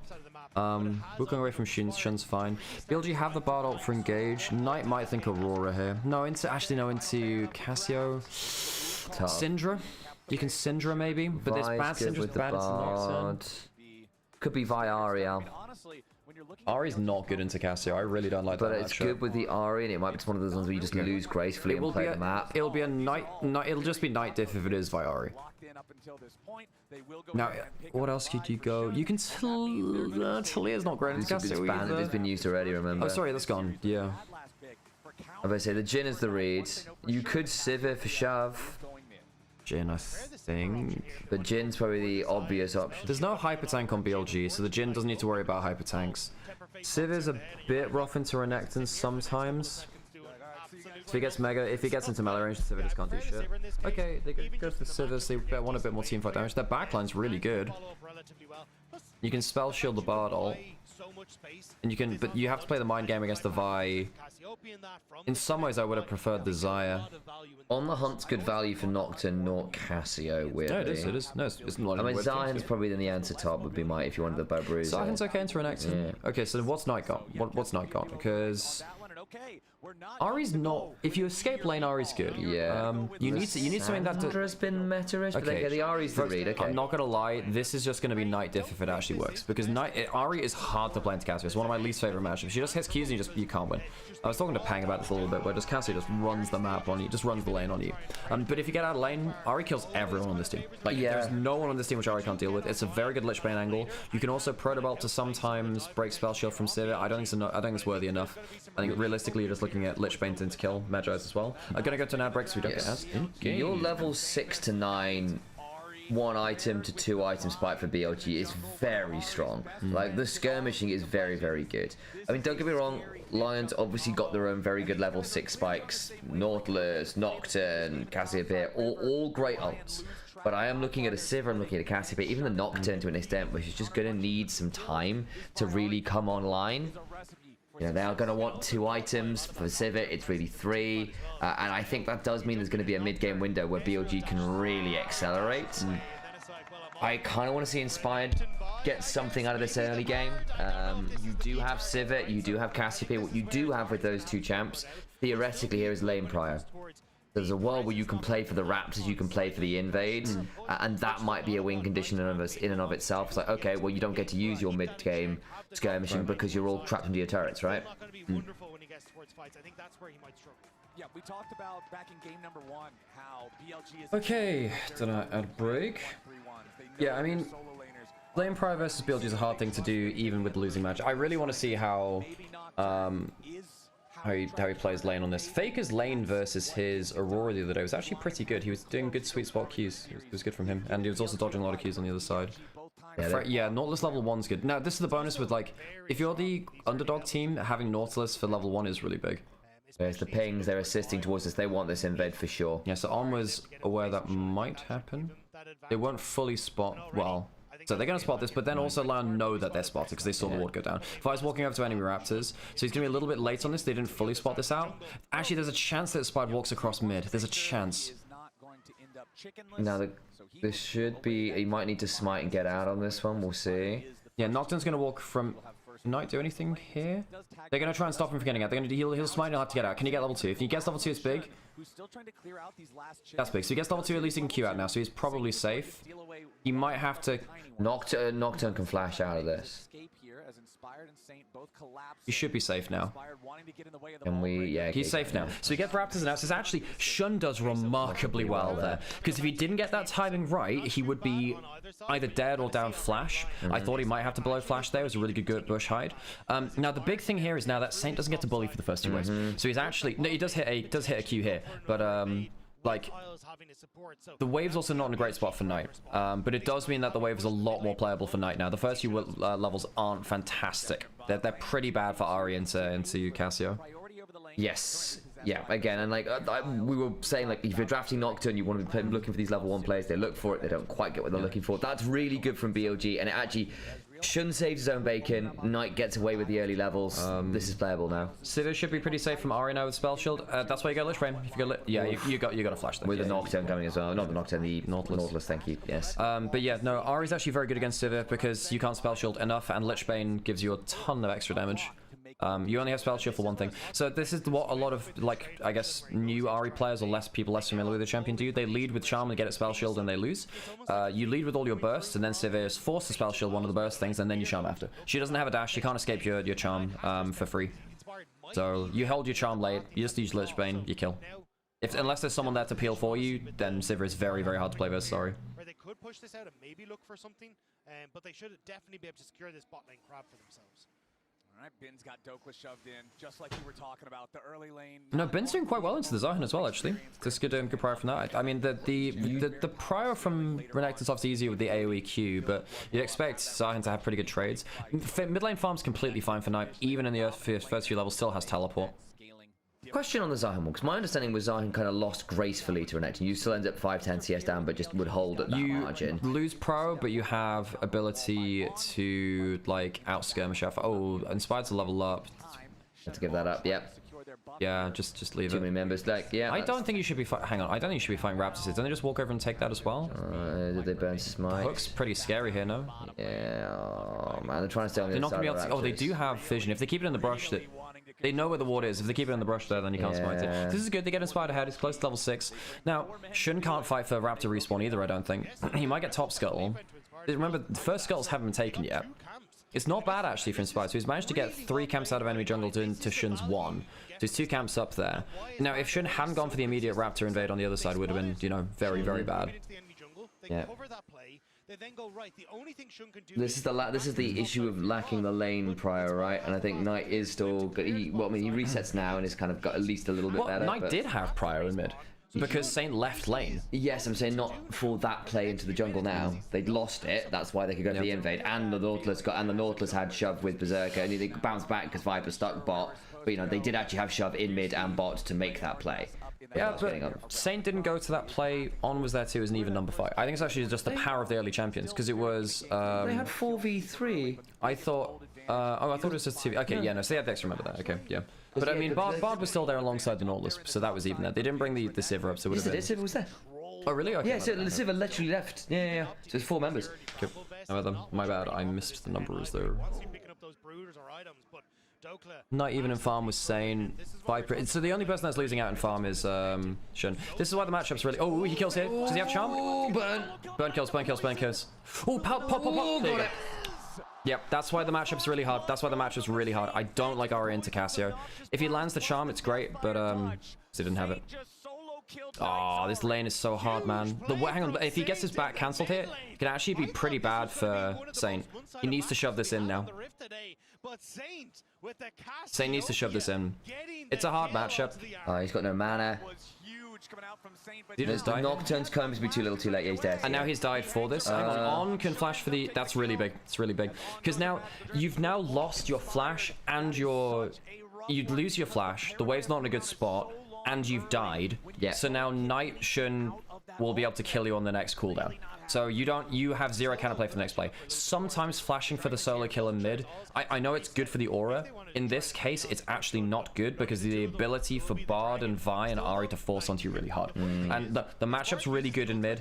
Good that you get the kill, but if you have to burn flash for it and your wave's not in a good spot, that's very bad. Now, Knight's got level 6 as well now, right? So the next time that Saint's out of position, instant death.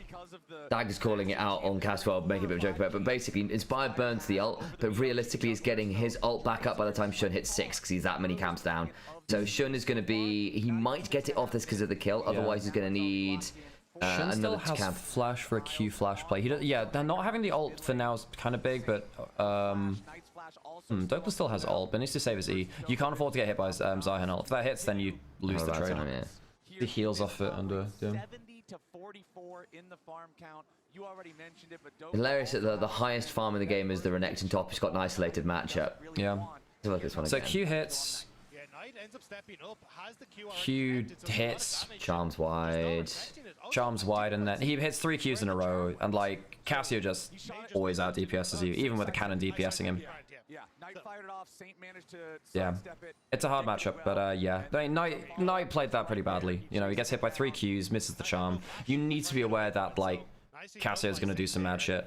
I would actually argue just hold charm until after Flash has been used. I don't know. I'd need to slow that down and think about how I'd play that in the micro, but I mean, credit to Saint as well. He played that really well. I mean, the individual 1v1, the problem is the actual the envelope after of, actually I don't have the ability to shove this in while the map is opened. That's where, like, you lose yourself in the 1v1, and kind of, like, tunnel vision onto it, and it means that you're in a bad spot after, really. Because losing the death and the flash is potentially... We'll see whether BLG can exploit it. I imagine they can. Because you're either giving up prio or you're dying, basically, now. Because you can't get prio without flasher. Shun's just hit 6. Well, you said it a little bit ago. But, so you can't push up for anything for the next objective or 2, basically. Your flash is still half off cooldown, so you're going to get, like, an extra 2 minutes, but... means you lose grubs for this, basically. Yeah. On doesn't have 6. Okay. Oh, he gets the fist. He still gets the fist. Oh, close. Viper's alive. Nice hit. Saints hit too. A Q kills him on Might die. And I think... Oh, Hun's alive? Oh, bloody hell, Knight's gonna murder loads of people. They get the 2. They get 2. So it's 2 for 1. 2 for 1 is more than fine. Knight gets 1 there, so that's good. Yeah, really good survive from Knight, from Viper. Yeah. So Knight also gets himself 3 Dark Seal stacks after that. So now Knight has himself the 3 Dark Seal stacks. I would argue he pulls ahead of the matchup versus Saint. Saint still doesn't have flash for the next minute, but Knight's ult is down. You also get 2 ult hunter stacks there for Knight. Yeah. Oh, Shun was trying to go and take a Raptor camp, but it's going to take just too long to spawn, so he has to leave it. It's very sad. Arcane Shift is good. It avoids the Q from the Nocturne. Fear comes in, gets him out of Fear range. I don't know if there's a missed auto attack there from Berserker. And he flash. Oh, really well done, Five. Also, really just good mind read, right? Because he says, I'm going to Arcane Shift away from the turret. And it means that Isle's hook is just, like, completely nullified. Oh, nice there from 5 for the extra kill. I think Knight would have cleaned it up anyway, but yeah. Miasma is important there from Saint. I think you've... I guess they were still barrier. You're not killing so because they have barrier. Still no flash on Saint. Good Miasma. There's no Petrifying Gaze. I wonder whether there might be a Petrifying Gaze angle there, but yeah. Even if it was, there's 2 angles, and if you stand there for that chance of a charm hitting you. Yep. Look at the CS lead top, by the way, 30 CS. Yeah. Like, for all the memes about Douglas versus Bin, like, he got a ton of help in first game, and now Bin's 30 CS up in second. Yeah, and again, you have to be a good Zarhen to deal with Renekton. Like, it's still not, as far as I understand it, it's not a fun matchup post a certain. Like, you do still lose most trades until you hit a couple items, but you should still be able to farm if you're good. You know, you drop 10 CS. I've seen 20, but this is bad. This is bad. I mean, Bin is very good. And there's a cull cashing in. Yeah, like that's yeah. Now Knight's ahead in CS, has the extra kill. The solo kill, again, I think the actual solo kill in there actually ends up hurting Saint because he hasn't had to have... He's only allowed to get prio now. This is the only time. And even now, it might get him killed because if you push up versus level 6 Bard, which is coming up soon, plus Vi, you're probably dying. The engage range is so insane from BLG. You do have Rod of Ages in, so you've got a bit more HP. Malignant's up for Knight, though, so they can just make plays on cooldown. So Inspired has to, like, babysit this lane now. You need to babysit mid lane. You can see with the next big plays coming. Ezreal safe in bot side. You do have Hexplate for Inspired, so he's got pretty good rate of playmaking, but no flash on him to really confirm the fear. Unless you have flash on Nocturne, Ahri always escapes you with ults. Isolated top lane matchup is getting worse and worse. Somehow. This game is quite strategically hard for LYON to play out. They need to Dragon Stack ASAP, which they should be able to do. A couple more minions to hit that level 6 and unlock the Tempered Fate, as BLG are going to step forward here. They might look for the fight. Oh, teleporting. Renekton's going. Renekton's going. Renekton's going. Here's Black Cleaver in. Renekton is coming. So they're losing Dragon for this. Zahan's gonna get some farm back. Dragon's gonna reset. Not enough HP though, I don't think. Oh, so it just leashes it. So actually, that's a very time inefficient play from LYON. Yeah, Zahan gets some back, but I think Bin is happy enough to trade that out. Yes, that's going to be 10 CS and a plate back over to Dokla for the cost of a dragon, but that means LYON don't get themselves second dragon, and I think they do need to stack dragons. I think it's quite hard for them to play make unless Isles is the one leading the play. Nocturne is here. Well, rather is around, but I think if they spot him out in enough water, so they won't be able to keep going through the river. Bin can keep the wave where he wants it once it's shoved. Just because what he probably wants is shove, bounce back, shove for Herald, and that'll be about 10. That'll be about 3 minutes. Cull should cash in on that as well, I think. Yeah. I'm not great at always timing how long it will take for a wave to come back around. If you shove, get the slow push back, then shove. Probably is around 2 minutes or so. You can definitely tell that this is now going to be the focus for BLG as they separate out into this 1-3-1. Bin is huge. Let's try and use that advantage. Yeah. Also in side lanes, Ari's completely fine versus Zahan. Very easy to carry him out. You really, I don't think you can afford to go Protobell here. He probably goes it anyway, which is going to really annoy me. But Protobell, I don't think is good enough here because the miasma stops you for one. It's not really enough to get out of a Nautilus hook, and you need the damage from Lich Bane against Zahan and Sivir, I think. And also it kills Nocturne a lot of the time. He's still probably going to get it anyway, which is going to annoy me. Oh. Saint getting, well, this is the play in the side lane. Good side step. Lovely. Yep. Well, and now basically the lane counter is now countered by the mid-jungle combo. Knight gets the kill. He's got 5 Dark Seal stacks. He already has Malignance. Yeah. Burst combos, if they ever start struggling, mid-jungle's where it falls apart. Yeah. And now, does Saint blow flash as well? Nice. You can't. You just die. I think. Look, at this point, Saint, don't flash. Just die. Yeah. You need your flash. Cassio without flash against this combo is just dead. You can't afford to do that. And unironically, I think Knight should Medro second. We'll see. I actually think you Medro second now. But yeah, he's going Protobell. He's going Protobell, but whatever. Yeah. Knight, why have you two fallen to the allure of the rocket belt? What does Peng think about the rocket belt? We both agree that it's not good.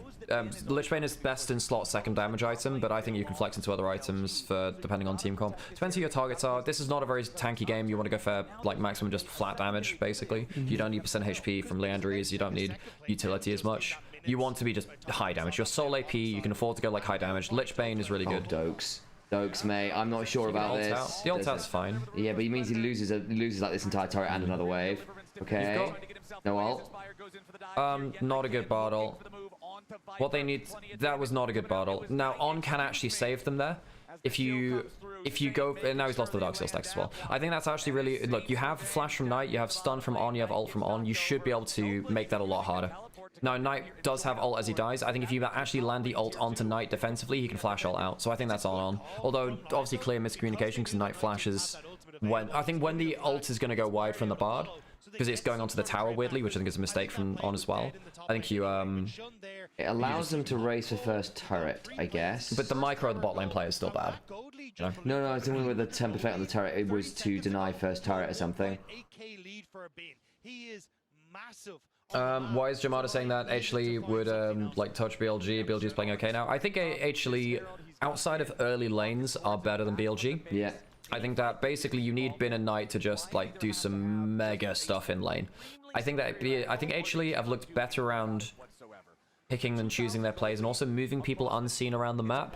So I do think that H-Lee look better than BLG from what they've shown in the tournament so far. That doesn't mean BLG can't beat them, but they'll have to level up again to face them. Yeah. BLG do turn up for big games on the whole. They're very good against good teams. I don't think it's necessarily like them, you know, I know that some people reduce it down to playing to the level of their opponent, which I think is there's a bit more nuance than that, but I think you can largely agree with that. But yeah, I think if On keeps playing the way that he's been doing recently, it's a bit rough. Because he's been quite hit and miss. I don't think you can afford to be hit and miss. You have to like be peak On to beat H-Lee. And I think that Bin needs to have very, very good laning versus Ares, who's also been laning very, very well. Yeah, also, if you look, great example, right, LYON game 1 here, they actually were doing a lot of really, really relentless plays to counter BLG's moves and also make proactive moves of their own that made that game very, very close. H-Lee do that on another level. Like, they are so active. Like their pace of plays, the number of moves they make both aggressively and defensively is on another level. Delight and Kanavi are very, very voracious in that regards. And as we saw in game one, you can actually get BLG a little bit into an awkward spot if they don't judge their time to kill, time to make a play right, and you counter it well. You can kind of just put them into a challenging spot. I do think, credit to BLG, they've been able to play for team fights to a more measured game state better than they had regionally. No one else is roaming up, doesn't? Fear into the ult maybe. He's got. Oh, he actually might kill her. Nice one. Sivir not. This is gonna be dragon traded for Bin. He should have E'd off the minion, he would have been fine. Bin can live there if he just E's through the minion that was in front of him, just double E's and kills. Nice, true shot barrage. He's playing around. He heals a lot off this. Still dead. Give it to Ari. Okay, that's another kill for Knight. Actually, I don't think he got involved in the other kills onto him. And Viper gets like 2 plates mid as well. In fact, there were no other kills onto him, so he does get another all onto stack. So Bin can live there. He greets for the kill onto Inspire. Yeah. I mean, I appreciate him looking for it, but I think it's bad. I think it loses you plate tops. I mean, would he die anyway? I think he might have died anyway. They were roaming with like 4 people. Yeah, I think he dies anyway. So I think you try. Well, I think there's a world where he does, and I don't mind him looking for the aggressive move because actually, if he does get the skill check on Inspired there, then he gets the kill and then he gets out anyway. Good combo again from Shin Knight again, because again, you can't survive the Vire in the side lanes. I know Inspired doesn't have flash. He has spell shield. Doesn't matter. He's got no. He's just dead. Yeah, he's very, very dead. No flash. Okay, all right, good stuff from. I think that Shun has been really good this game on the Vive. I think the early play was difficult. He managed to survive through that. That was pretty good from him. He's actually been doing very well with the combos later. Shun's good. What? Big brain, Al. Yeah. This is what Bin was looking for. No flash on the Nocturne means you can make this move. Now this was the real value all along. In fairness, I do think that. Oh, hang on, they can keep rolling at this. Q. Ari's coming up. Q. Yeah, but what it does do is she's having to get a full charge in here. I'm not feeling like, look, On's not playing like, this isn't bad On, and I do think that On's worked on his consistency. He has, but I don't think this is peak On. I think he's definitely had some misses in terms of like the creativity we see him, and I think that is potentially a problem because I think for BLG to win this event, they need On to be as good as he was at first. He's not looking particularly inspired, mostly because Inspired's playing Nocturne and on the other team. If you compare it to first stand, I think that On's not in the same ballpark as his form of that event. I agree. Yeah, this is like more of an average On. Like he's had good plays, he's had bad plays. He's been, punished at points. Draft's been fine for him. He's been. I think the drafts have still been good for BLG on the whole. And there's still been some big moves too. It's just like I agree. There's not been that creative spark where, like, particularly on things like the Bard. Like I've seen some of the most deranged Bard plays of all time from this man. Oh yeah, that's not been the case. By the way, just I was thinking about Viper's form on the other side of this. So that play around the Wolves, I did watch it over and over, and it is frankly just a bad read from BLG. But you know what happens there? The one around the Wolves last game. Oh, from Shun, you mean? No, from Shun, but Sam Viper walks up to try and get a final auto attack onto the Skarner, but by doing so, he walks into the grab field, stuns himself, and gets a free Ambassador ult onto him. But is that what happened? Yeah, but even then, like after the encore hits, they can safely get out. They choose to re-engage and they die for it. Is this dead? Oh, they don't get the charge. They don't get the charge. Good DPS. Bad from BLG. Although I mean, it's not. Yeah, it's not great from BLG. They could have just. But you can't drive it into it because you have Isles waiting around. And there would have been same putting a miasma down as well, so you can't drive it. Yeah, you could maybe battle Herald somewhere. It feels bad that they can't get any use out of that. I think Viper's playing better than at first stand. I think he probably is, yeah. I don't know if I agree with that. First stand wasn't bad from Viper. I think that Viper's not playing awesome right now. Viper was fine at first stand. I think Viper's been playing pretty well this tournament because again, I don't think he's been like creatively much more interesting, right? Like we've seen the Vel'Koz. The drafting's been better. Yeah. He is actually. I think the Mel was pretty good. So I think I agree. I think Viper has been better personally. I think that the Vel'Koz was good. The mage bot lanes have been really good. The Mel last game was really good actually. I liked not last game, in game one was really good. The Ashe had a fair number of good moments. So again, that gravity field moment was poor by the sounds of it. Yeah. But the Ashe arrows were good. Yeah, okay. You know what? Thinking about it again, look, I don't think Viper's playing at anywhere close to peak, but I do think he's been better. Yeah, I think I could agree. Maybe better than at first stand. I can agree with that. Yes, it is not 2025 Viper, but you know. Yep. even if you want to, like, give up this next dragon. Like, We need Viper Vlad. I mean, if Viper can find a Vladimir angle, life is good. Honestly, there is a world where Viper is the best Yasuo on this team, by the way. Legit, I'm not even joking. I think I've seen Knight play it once or twice. He was, yeah, I can't remember like huge. He was never, well, Yasuo's not really been meta for a long time. Not in mid lane anyway. The last time was when we had the Diana meta in 22 or like early 22. Yeah, 21, 22 we saw bits and pieces of it. And then they did the durability patch, and then they couldn't one-shot anyone. And then it's like, oh, you've taken 80% of the HP, so they don't. Yeah. You know. Yeah. Really know. If BLG wants to fight for this Drake, 10 seconds on the clock. I play a lot of burst champions. The durability patch made me feel very sad. Same. It was Ari was really good before. Well, actually, no, Ari remained pretty good after. But like early 22 was like, whoa, it was really good. And that's when like Everfrost wasn't bad because you'd overkill people. Yeah. And it was before Everfrost got nerfed. Okay, so he's probably going for Death Cap third, which is okay. But I don't think you need Protobelt here. Protobelt's just not great into this comp. It's like, yeah, that's autopilot build, you know. I guess you, considering you outrange, it allows you to kind of keep your spacing a little better, both aggressively and defensively. Like, it's not that you don't have ways to use Rocket Belt as Ari, like you've already talked, but it's just, yeah, I don't know. I agree. I think Lich Bane would have been, especially if you're side laning with 3 grubs, like, it just feels like so much better value.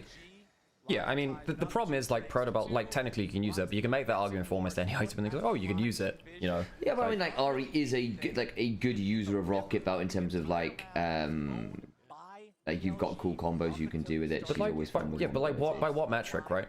Compared to, because you have to compare it to other items, you have to compare it to other champions. I think that other champions without mobility use it better.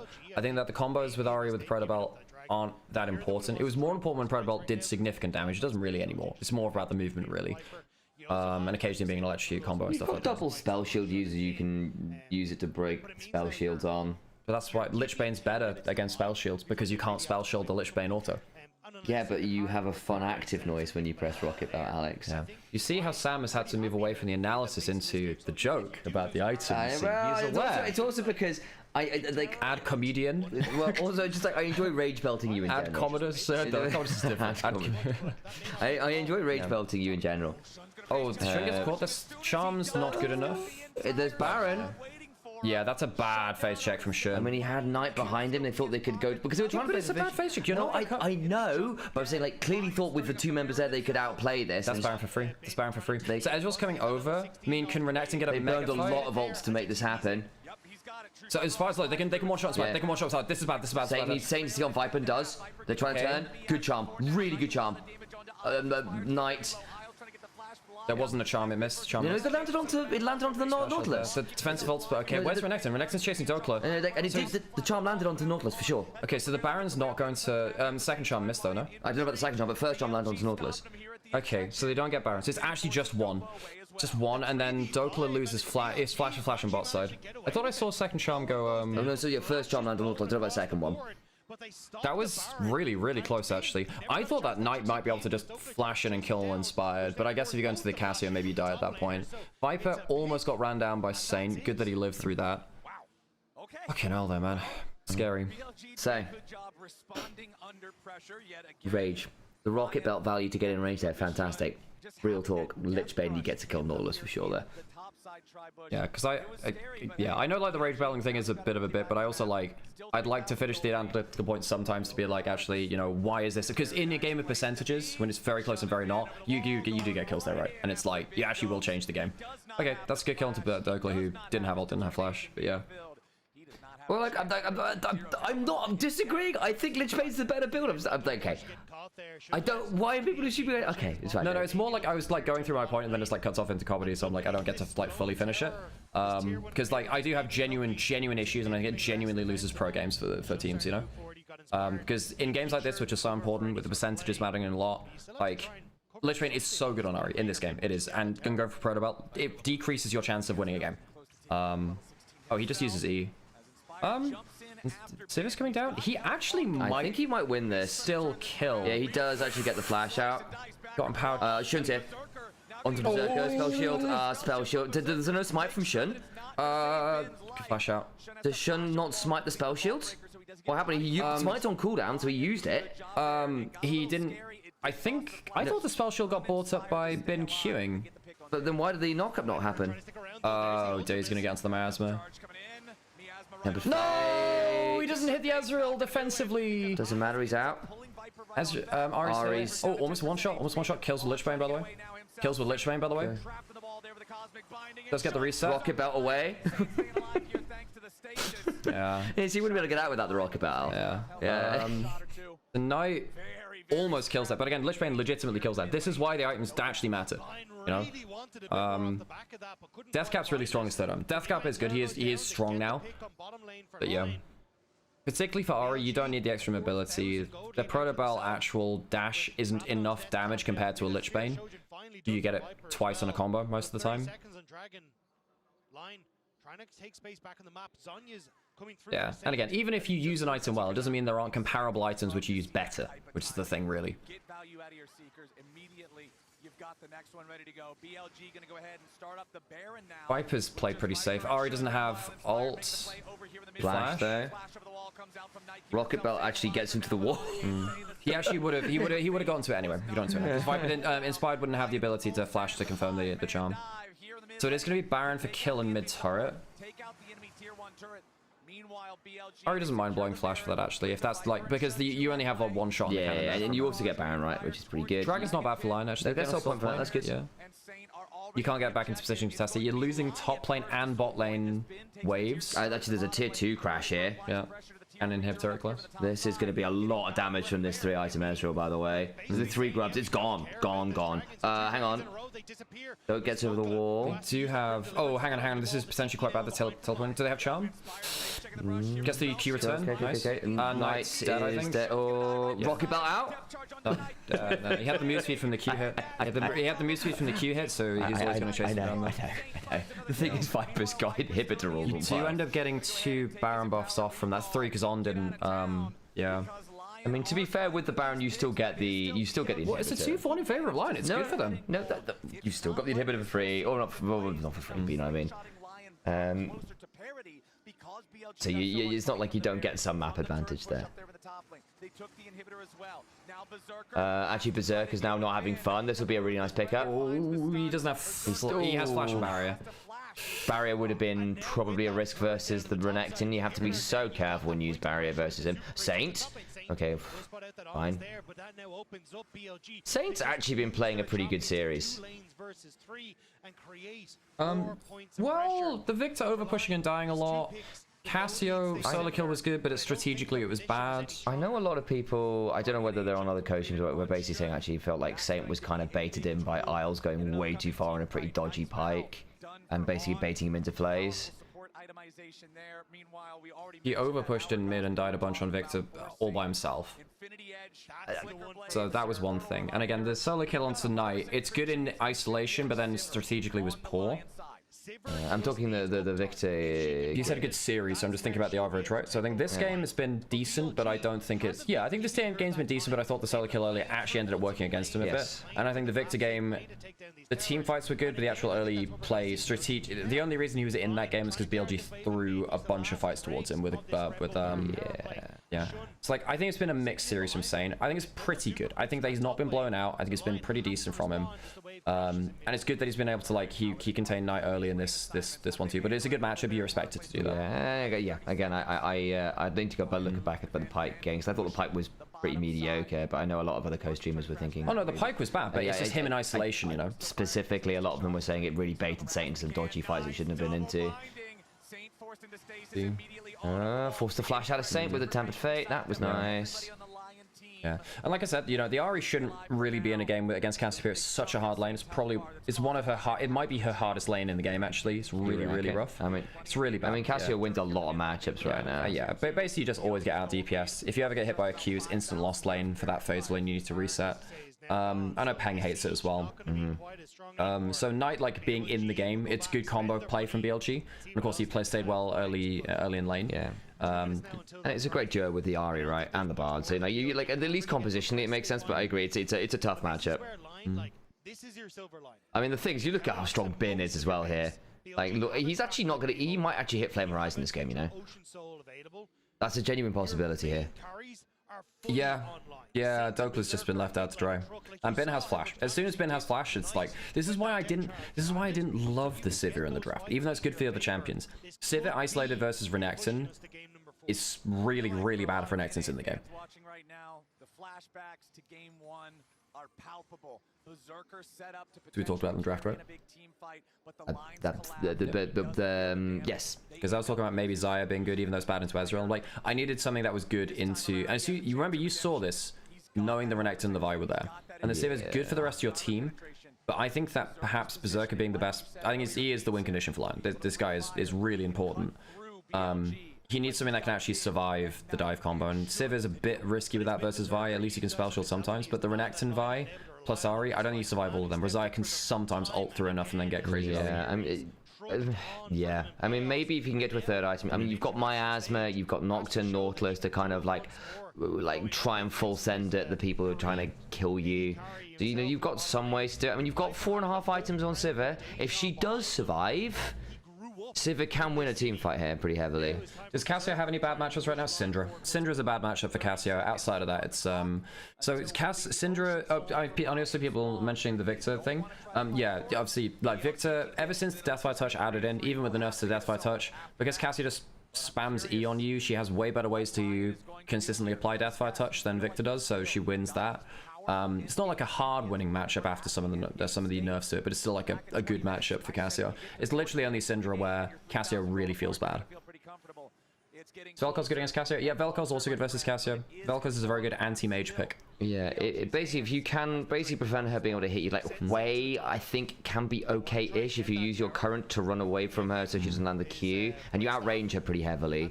So I think Wei can be alright too. Historically, Azir used to be alright because you used to be able to just run away, you disengage with your E before the Miasma came down. 2015, Cassio was the original Azir counter. That's what EasyHuman was doing into him at MSI 25. I remember that, yeah. But like, my understanding was you could just like run away.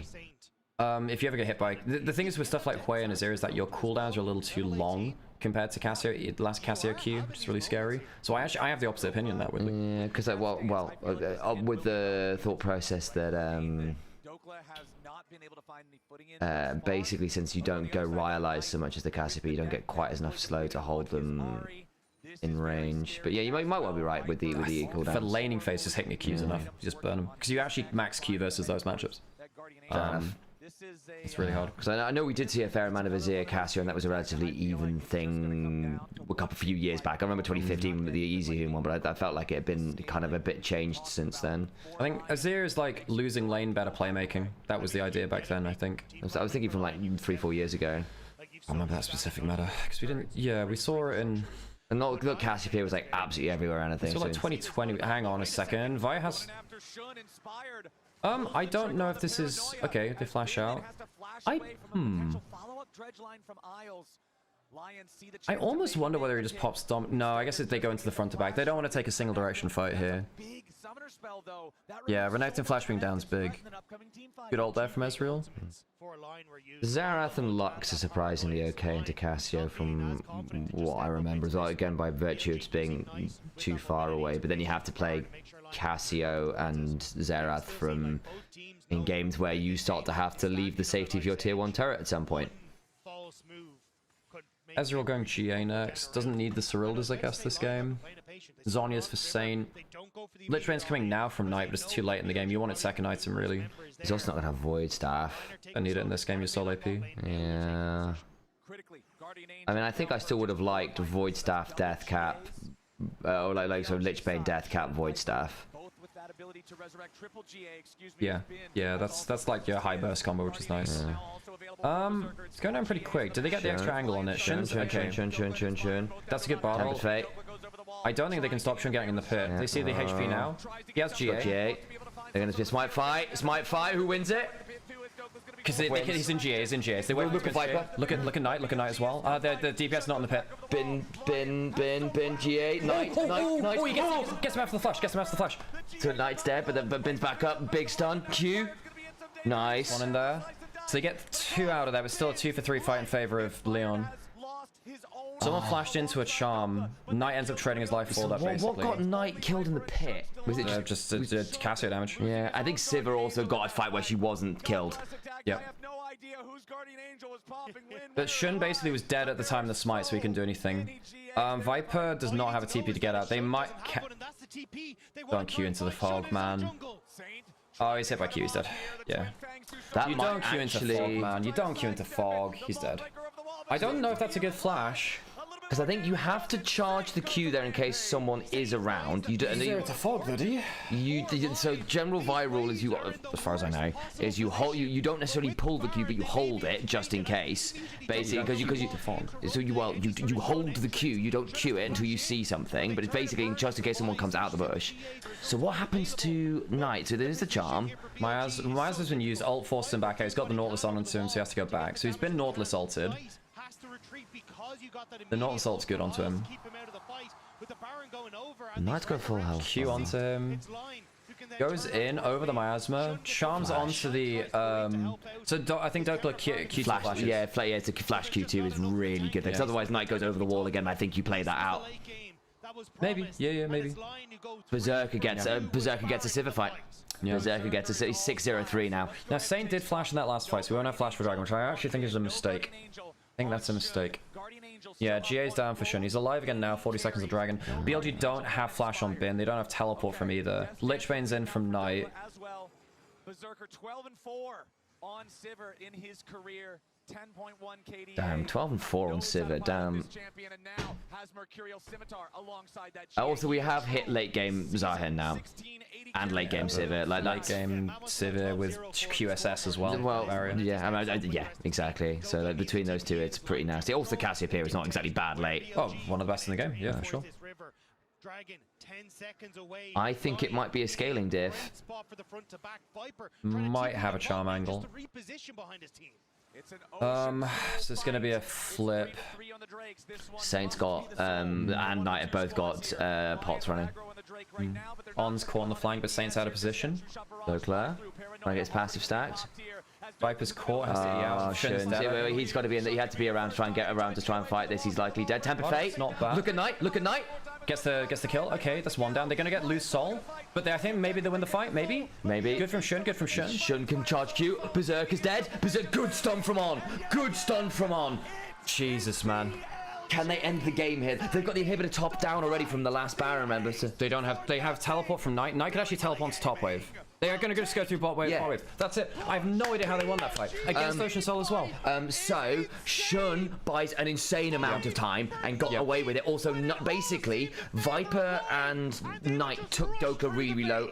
Knight getting that kill there was massive, and On had a huge Tempered Fate. I think Saint on the flank is really bad. He was on the other side of the fight, and I think that ends up putting him out of position for the DPS.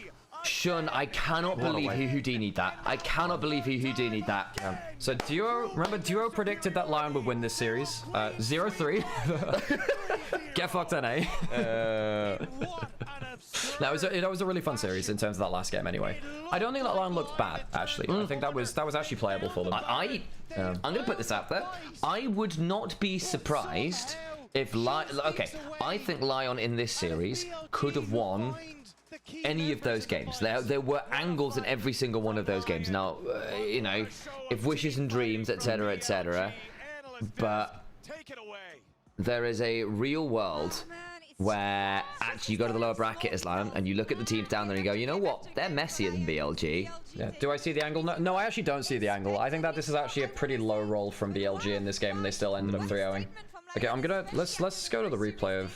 I want to see what's happening in this fight here. This is where stuff goes. We're watching the stats a little bit. So basically, they've got a ward in the back. The thing is that LYON don't have control in the back of the Dragon Pit, or they've got double wards from BLG. So watch Viper and Shun in a second, because they just take Dokla out on that one side. Try to use Nocturne ult to line division anyway, basically.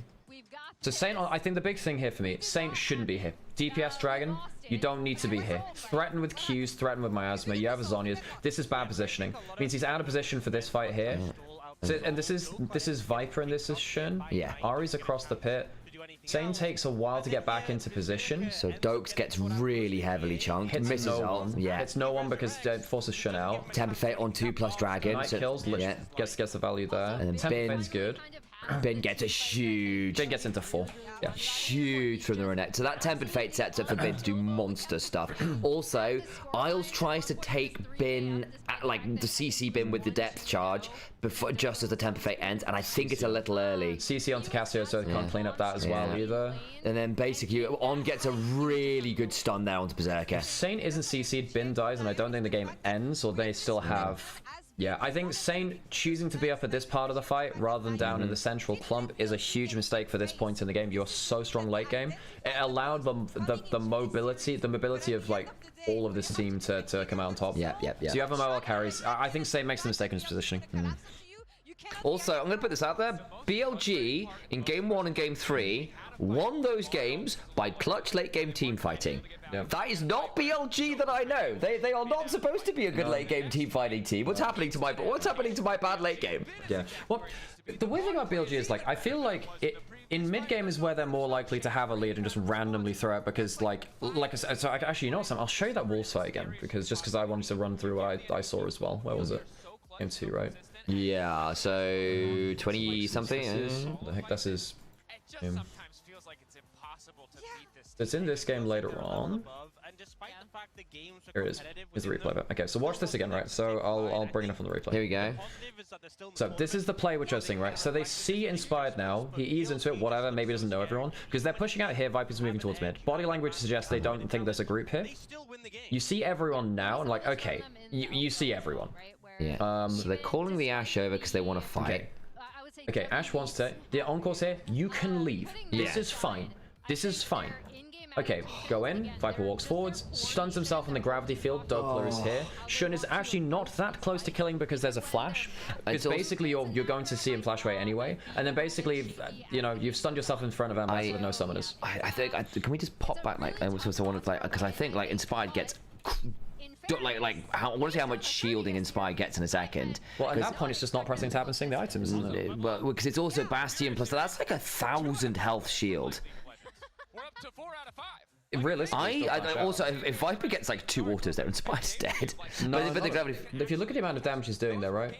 Well, yeah, I think 2 more autos, he's dead. Yeah, but then he walks into the grab field. He doesn't have summoners to confirm that. Yeah, and even then, Saint is still alive. And if you kill Inspired doesn't do anything else for the rest of the fight. So even if you kill Inspired, what's the difference? You get 1 kill. I think does it not? Well, the thinking being that I think if. I suppose this is assuming Shun's dead, I suppose, at this point. On gets quick Q cancelled. That's obviously just bad flash. Saint gets out. So for me, this is like there is no way they win that fight. Yeah. They should just choose as soon as there's the encore hits. As soon as this hits, you leave. You just leave. There is no point in continuing this fight. You're in a 4v5 on the map because Knight's dead. They definitely think they can just pop Inspired, don't they? And I think that was a wrong thought. Yeah, I mean, like, to be fair, if Shun gets the reset here, they win that fight, I think. No, they don't, well, look where Bin's nearly here, actually, if you look where he's at the top of the screen. No summoners, 4v5, no Narbar, and Bessa has ult. Flashless vibe, really good choke point. I mean you have Ashe, Ziggs ults, yeah. You're not even close. Even if you get the ult reset, you're still dead. Yeah, there's no and Bessa has everything still. And Bessa still has everything. And you still even have Pyke ult too. It's not even close, I don't think. Yeah, because I think that what they're thinking is, right, we kill Inspired, it puts Shun in the position where he's going to get Triumph plus R2 plus another Dark Attack, and then you have those kind of Neferi extended fights. Also, Bin is like 2 seconds off being there.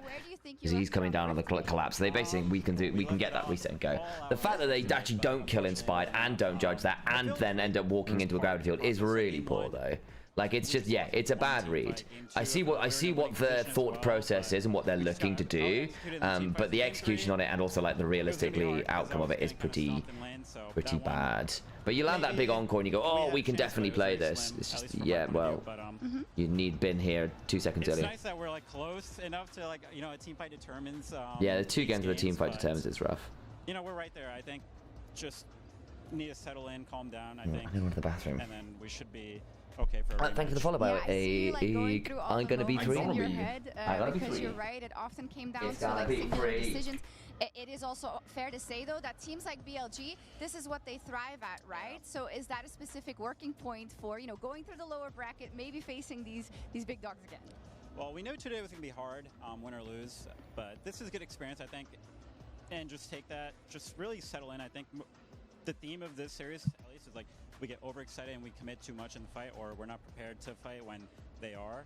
And I think that's typically been a strength of ours, at least in NA. So just need to get back to that, and then I think. How can you beat these teams team fighting? If we get out team fought, then well played. But yeah, the team fights were really where BLG won this series. Yeah, we do see sometimes videos coming out of the LYON camp that you guys are very honest with each other. You really tell it the way it is. So how, in your experience, have you bounced back from things like this, knowing that Team Secret Wales is up next, and then, as said, some of these. Have I reviewed the last fight? Yeah, we did. Saint was out of position. Yeah, so I mean, next opponent's Team Secret Saint was well out of position. Pretty good upset against Esports, so it's gonna be difficult opponent to prep for, but should be slightly easier. What do you think of BLG's overall play? I think HLE look like the better team right now. That's yeah. We'll take our chances. So just prepare for that series and then try to fix our mistakes. Like I think BLG are better in lane. I think HLE are better out of lane. So it all has to come from early lane from BLG. Yeah. You got something special for us? Let's see. I mean, maybe I just recap the games and give my point of view on it. Yeah. Right. Check out Douglas socials for sure. Okay, cool interview from Sharks. Okay, we're gonna have to put on ad break, and then we'll. Yeah, we did review the last fight. I think Saint was well out of position. I think Saint had like that really hypey solo kill. Had a couple of good mid game fights, but on the whole, I think strategically struggled to play around side lanes and the bigger fights.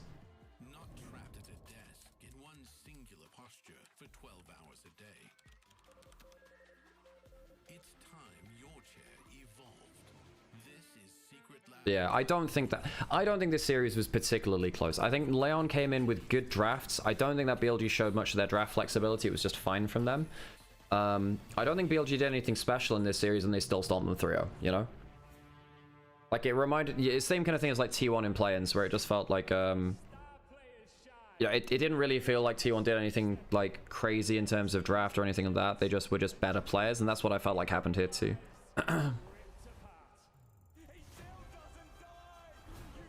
Disagree, of course. Wait, LYON kind of high-rolled this series. They kind of high-rolled this series, and they still got blasted. It's a 3-0. It wasn't particularly close, I don't think. And that's with BLG not looking great. It's like, it was the same kind of way with T1 and play-ins, right? Where T1 just kind of blasted through their opponents. They were just better they were just better team fighters and better individual players on the whole. It wasn't close, dear. There was a dominant 3-0. Game 3 was close, I think you could argue, but the whole series wasn't. The only reason why Game 2 was close is because BLG threw a fight, right? Game 1 wasn't close. I don't think, really. I guess maybe it was... I think as soon as, like, On locked in on the Camille, that was just really hard. Because basically, LYON made very few proactive plays. No, they did shut down Bin, I guess, on side lanes with the Jace. I think LYON had a lot of things going their way. I think that Inspire was fine in early lane. I think their drafts covered a lot of the lanes. They shut down Bin early in Game 1, and it still wasn't close, I don't think.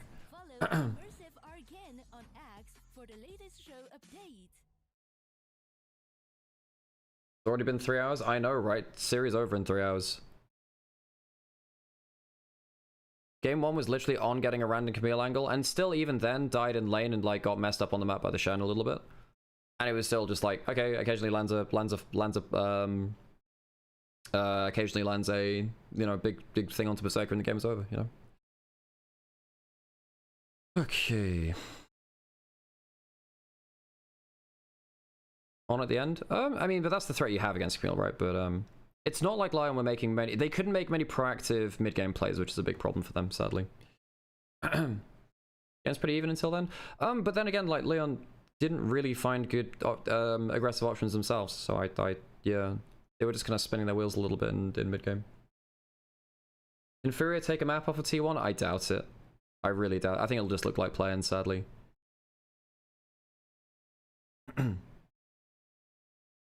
I think basically the team fights which LYON won, I think BLG just kind of did a bit of happy fun trolling, like in terms of the micro. So there was the pickoff in the Orianna game, for instance. There was the bot lane play where Ashe mistimes the arrow. They clump up for the big engage. That was a good fight from LYON, in fairness it was. But I do think that BLG misplayed a lot of the micro you wouldn't expect them to normally. The top lane fight, we just went over that again. I just have no idea what they were doing in re-engaging like that. That was a bad decision by them. I do think I think Inspired was pretty solid. I think Saint was pretty solid. Dokla in the Zahen game got hard diffed. That was sad by him because he counterpicked and still lost. That one sucked. Personally, I think that was a high roll for LYON, and I don't think BLG played like especially crazy today. I think that On was a bit mixed. I think Viper was fine. Bin was pretty good. You know, just overall just out brawling Dokla really. Shim was pretty clutch actually on the whole. He was pretty clutch. Didn't love Knight's Ari angle in draft, but he played it out well enough. Again, like getting solo killed is somewhat expected in that matchup, sadly. I think it is Ari's worst matchup. I don't think there's many champions I'd want to play against less than Cassiopeia as Ari, but they played well around the side lanes. Problem is BLG step up is not something impossible for sure. Like I don't think this was a particularly good BLG series. This is, you know, I could see a lot of like sleepwalking into big plays, and they still ended up 3-0ing. So I think this was a pretty good series from LYON. I think this was a pretty meh series from BLG, and it's still a 3-0.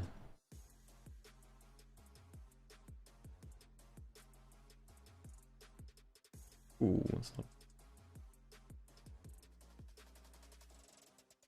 I'm here with Furious Tattoo ahead. Oh, cool. What's this? Clash versus T1. Now, Tattoo, you are in the lower bracket, so it's a very important match. But how does the team and you feel overall about playing the world champs? I mean, we felt that the last game against Lions, everyone was like super nervous because we knew that like we had a lot of expectations, yeah, about the match against Lion. So in the game, every time that like something goes wrong, we were like super mad with each other, and like everyone was feeling so nervous. So that's not how we did it like in the last MSI, in the entire tournament in Brazil. Yeah. Like we enjoy a lot playing the game together. We're a team that like we joke a lot in the game, so we're gonna just like face the match with a smile in the face and like enjoying the moments, because that's the way that we play better.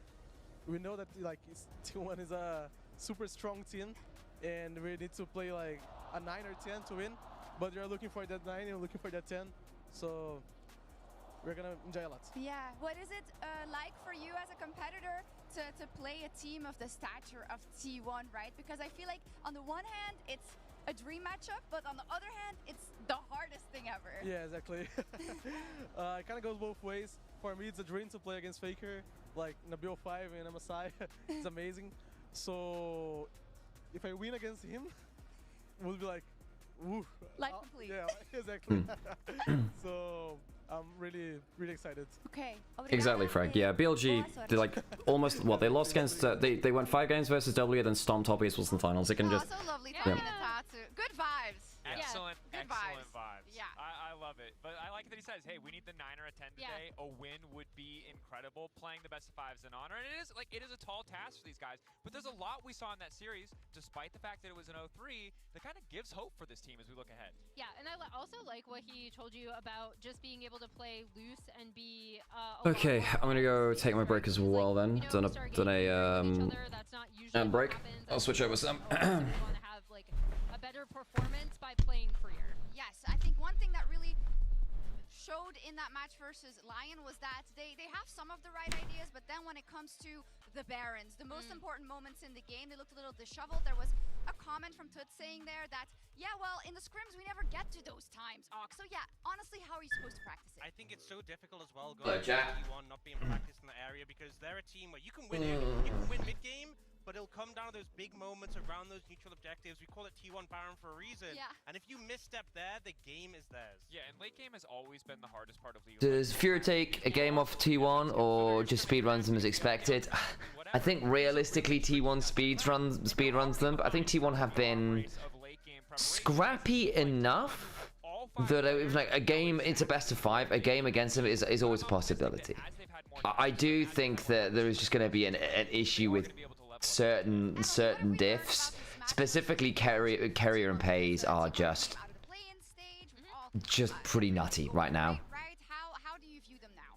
I mean, I think they should still be considered like one of the favorites at this tournament, especially for I agree, Emily. all of the stuff we said Furious could have trouble with, like the late game team fights, like the Baron. I think a few draft adjustments for them would go a long way. I'm sure they already know this as well. But yeah, like I think for this particular matchup, just make sure you're getting on the same page, right? Your expected favorites. play stuff you're familiar with. I think they should be coming into this with more than enough confidence. What I've always found really impressive with T1 is their ability. Oh. Things haven't always been smooth sailing. They'll go away and go, okay, this wasn't working, this was wrong, our draft approach wasn't really correct, and they'll adjust. We've often seen that favor them at Worlds. And they often oh, what's this? they had a great run at play-ins. They lost against BLG, and the expectation is they will. What are you talking about, Freg? I think I've missed the. Yeah, absolutely. I think we all kind of expect that of them because this is the lower bracket, but it almost feels like They did that 2 days ago. Yeah. business as usual because they're gonna come back. They haven't really. This is Tuff's comment that came up as well. The thing about 20 minutes FF from LPL teams and scrims. Oh, they just FF. Okay. Fair enough. If it's going poorly, they just FF them. I mean, I think as far as they're concerned, it's like, okay, well, we're not learning anything more from this. You don't have to show anything new, and no matter what you draft, it's all going to be smooth sailing. But as we've seen across the entirety of this tournament, you cannot underestimate a team, no matter what their region says, no matter what their nameplates say. You can drop games to anybody here. It's been a very close bracket stage, even in some of these 3-0s. And so I think, yeah, pride on the line for the side of Furia, because you might be able to do it. Yeah, and I'm interested to see how the jungle matchup goes, because this year so far we've seen Ona struggle a little bit, especially when his lanes have been in a weak spot. But Tattoo has been the engine for this team. Even in that loss that they had, he was trying to make plays happen and get them into a favorable position. All eyes on the jungle and some on the cast because for the first time at MSI 2026, we've got Jat. He's with Medic.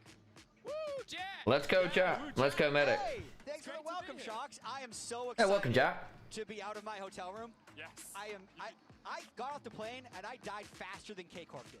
Like, it was insane. Instantly out of the tournament. But luckily for me, it is also double elimination. So I have recovered the one time. Hopefully I don't get sick again. Casey unfortunately didn't have that ability to recover. Ah, so Jat was unwell. There we go. I was wondering what's like, because I think Raz was meant to be going home a little earlier, so. It's great to be here for T1 versus Furia, and it's likely to be a banger of a series because although I think a lot of people will count Furia out going into this best of 5, there's still No copium dealers left for TES. They're all out of stock. Yeah, I mean, you are sharing a rarefied substance there, I fear. For a Brazilian team since I don't even know how long. The Brazilian fans would be better at telling me that, but it's as long as I can remember. And then with how they then got swept by LYON, there was a lot of immediate community blowback. And then, as their lower bracket opponent, they face That's tough. back-to-back defending world champion who has already 3-0'd Team Liquid twice, 3-0'd KC once, went to 5 games against BLG. No, they are scary. They're scary. To be in this situation, so we'll see how they respond.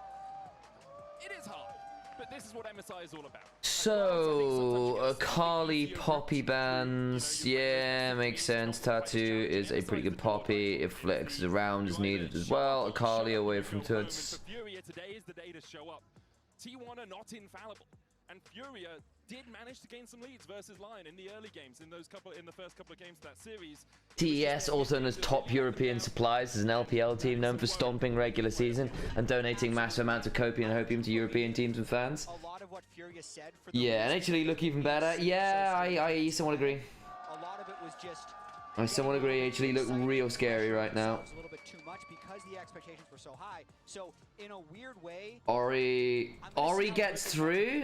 You're giving Faker Oriana. walk out on stage against T1 in Korea. All right, Furia. If you're gonna do this, do it in game 1. But you better have an answer. Such remarkable underdogs. Sometimes you can use that to Bard's gone. Camille's up. Furia obviously under cats rather than underdogs. Because if you don't pick Camille, we get Camille Oriana. We get Shinzo Oriana, Nefiri Oriana. I mean, Cassiopeia for the lane. Okay, Cassio Lee.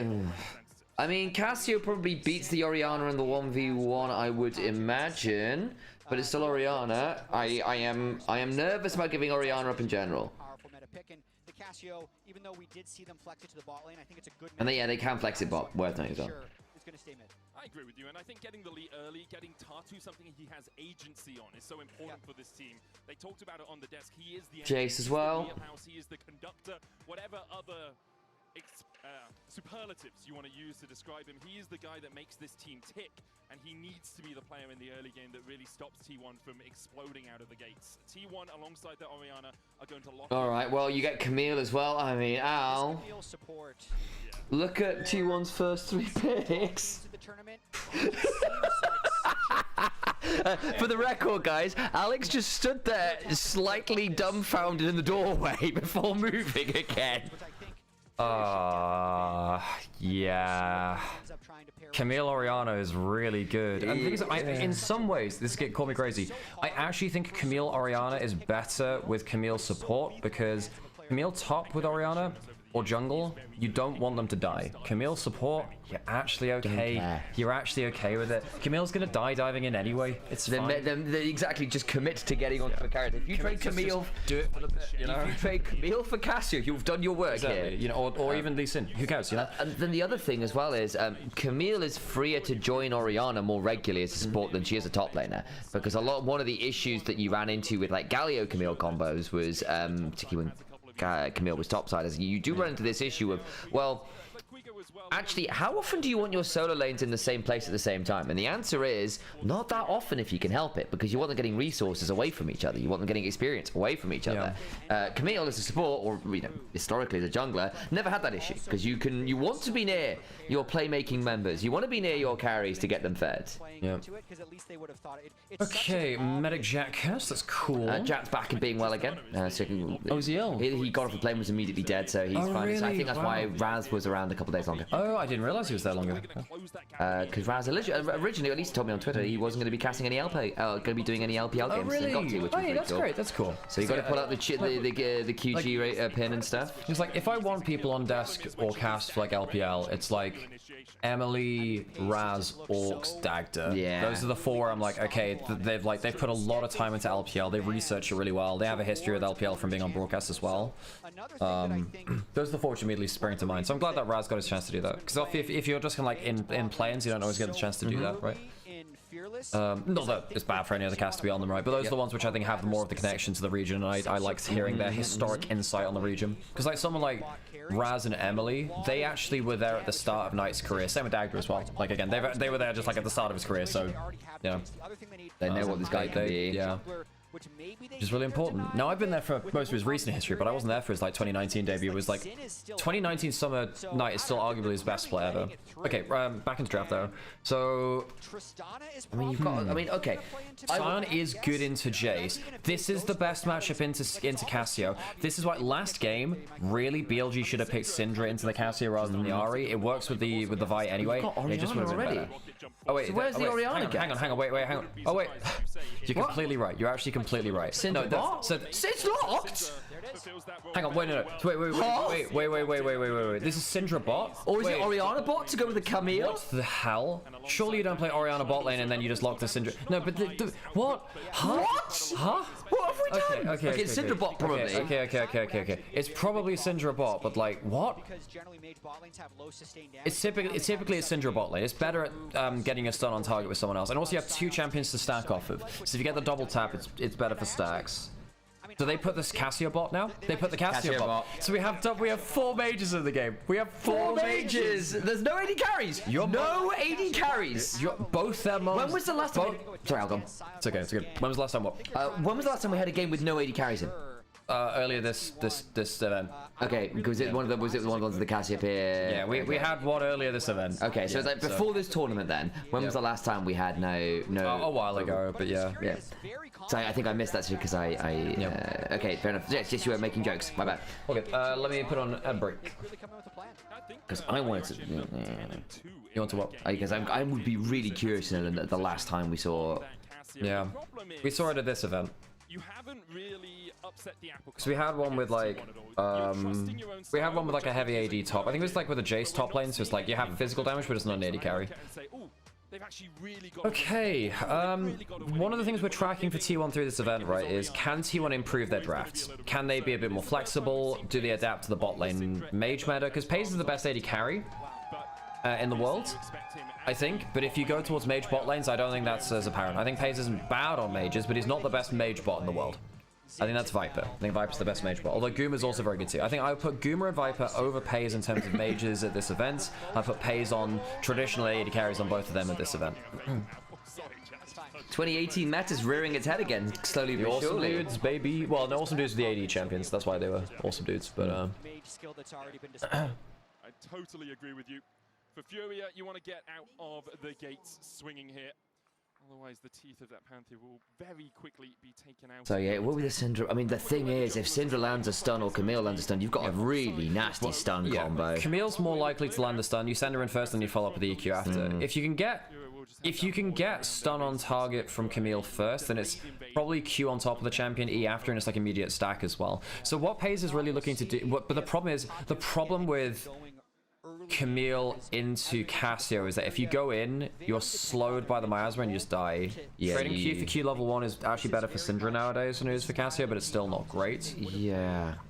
It was because again, when I saw this Cassio got bot, I went, oh, he's into Syndra, right? And then I kind of forgot. Obviously, I had to think about it with the support matchup as well, because you're right. Actually, if you go in as the Camille, you are staying in versus a Miasma and a Rel. Yeah. Like, you don't get to leave, really, do you? Yeah, in laning phase, Cassio's good versus Camille. It's only really out of lane where Camille starts taking over versus Cassio, because you just set up for the rest of your team, and Cassio can't kite back with Q movement speed plus Ghost. Because my initial read was thinking, well, okay, you see the Orianna first pick and you get the Cassio in response. And you're going, okay, Cassio's really strong in lane, okay, gets interrupted. That's actually not awful there. And actually, I was getting good Q poke in. Like, he's landing a lot onto Pays. Yeah, returns a bit of that there, I guess. But yes, he was. But so Pays only got one double. You get 5 stacks per level, so he's only got one double hit of the ability. You just got that then. Because you can't really get a level 1 really. But just watch to see how many stacks he gets. Because if you get like an early 100 for the extra 15% AP or whatever, that's really big. You are into 2 champions, so theoretically there's more than one person to hit. Technically, it's actually, well, yeah. I mean, it's on the whole, Syndra gets so much extra stacks from levels that you don't very often get an early level up of an ability. It's in ARAM you do, because it's ARAM, but you don't get it in regular lane. I don't know if that changes in bot lane though. Those were some cool numbers there. You see, like the average experience diff at 15 is like, yeah, everyone else was like, yeah, plus 15, and it was like plus 300 in mid lane. Baker's a very experienced player. Although a lot of that would have come from that one Ari game versus Knight. Yeah. Well, no, I guess a lot of that was it was play-ins, right? Because this probably includes that. So they have a lot more one-sided stats in that. This is dangerous as heck. Good stun. Interrupted the Lee Sin. Oh, Ona might die. That's actually not good. That's not good at all. Now Tatu can kill with doubles. He can kill with doubles. Gonna try. Carry has flash. If he gets the Q on him, he dies. Rise is coming. That's really bad for T1, man. I think Ona should never flash there. Just take the lane advantage for your bot lane. You've already got double summoners for Jojo. He's already low HP. He'll have to reset. Just take the lane advantage. I think it's a bad decision by Ona there. The cooldowns are just very long, so... Yeah, I mean, that's what Jazz talked about. Like, your cooldowns are super long. Like, once you go in, you aren't going out there. And one of the worries we have for T1 is, like, their early game compared to HLE and BLG. Because BLG's early game, on the whole, was better than T1's. Yeah, with that game 4 notable exception. Although I will say, look, I like this T1 draft. I don't think this is, like, a bad T1 draft, which is one of the... Because if you go to the post-game comments of the T1 BLG series, pretty much everyone was just saying bad draft T1. And, like, it's a major factor, don't get me wrong. Don't boil it down to just that. I don't think that's indicative of the entire series. I think that T1 also had some bad early game reads, and also I think some of their solo lanes laning. Well, I think Doran was blasted by Bin on review. He was kind of bust, you know. Yeah. Oh, he's got flash. Sheesh. Oh, okay. Pays played that really well, because what he did is he flashed, used the auto attack to show an animation, so I would flash, so then he had no flash target to hit with the EQ. That was nice from Pays. Oh, it was a bit scary. And then Carrier also had the Q2 prep to go to flash to do that as well. I mean, that's just, I love this duo. They're so much fun. Yeah.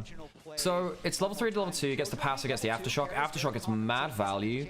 Pillar isn't good enough. You shouldn't flash for this, man. Or if you do, then Carry just back away. Just like, okay, only you're going 1 for 1. Doran flash top maybe? He's dead. Oh, okay, double flash, but that's a 3-kill Lee Sin. And also, we're into a pretty squishy comp here. You know what I'm gonna do?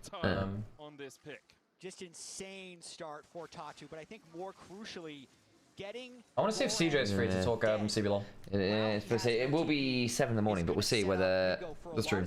Whether trade might be up. They also have like a job, right? Yeah. So.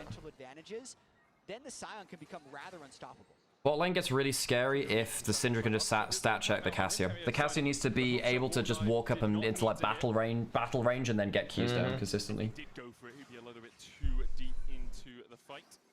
Well, really, all eyes on Tatu for this early game for Furia. Even between the two teams in terms of gold, laning leads have been built for Pays predominantly. Okay, so where are we at? This will be Serpent's Fang first for Jay. So this is the tech into Sion specifically, because a lot of Sion's early tankiness is actually in his Soul Furnace shield. And if you can time your shot blast slash to the skies, Shockwave's back. Oh, flash. Last auto. Oh man, safeguard shield. Okay, and he's still out of lane. He's still not happy. But yeah, that's tough. Giving Faker Orianna also questionable decision. I mean, I arguably would have preferred to have the Cassio into the Orianna, because at least Cassio is kind of a scary laner. Ori's not bad into Cassio, actually. Yeah, I just think Ori with the nerves. I think you have the extended trade to still go. I mean, obviously Clockwork Wind-Up's still annoying. It's a competitive matchup, you know. Yeah. And Ori still has ways to disengage with the shield and the distance and all those things, but still. Well, it's more, for me, it's more level 6. If you can just lead with Shockwave, chunk out, and then threaten with QWs after. Carrier doesn't have flash. He gets flipped. If he gets knocked down. Where's the miasma? Well, it doesn't Lee Sin kill now. Lee Sin gets at least 1 kill here. The question is whether they get 2. Yeah, I'm not gonna lie. Carrier wasn't great versus BLG, and he's definitely pushing it a bit far in this one. I mean, there's been some the proactive moves have been really cool. But yeah, I think first half was somewhat understandable. They were looking for the 3v3. I don't think On was that great. Well, On was a bit mixed versus T1 as well. The series earlier today was a little bit mixed too. On and Carrier, neither of them they're definitely not a 10 out of 10. This will be Guigo going down for sure.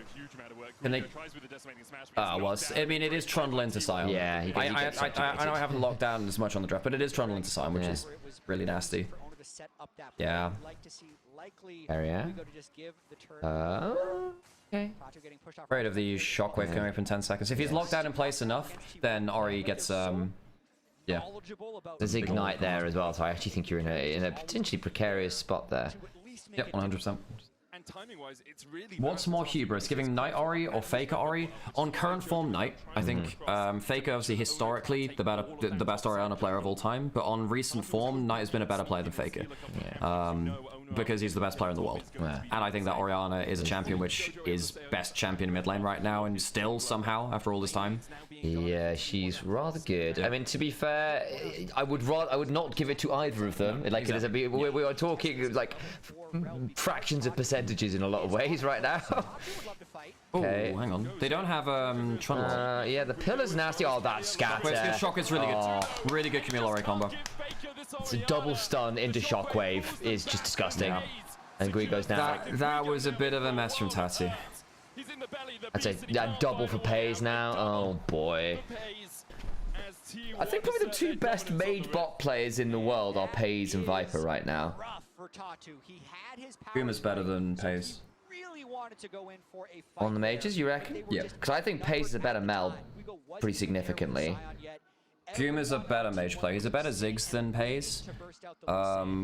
He's been better at playing on weak side is the reason why. Because Pays playing mages just doesn't get as much attention. Yeah, because I don't know. I feel like Pays' Mel is really good. But Viper Viper's obviously the best of the mage players. Yeah. But I think that like Pays isn't bad on mages, but I think there is a level between him and Guma.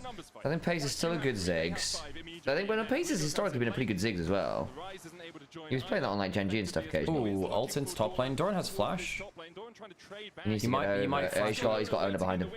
You can flash. You can flash the pillar. He needs to though. Every time Furia seem to find an inch, T1 take a mile.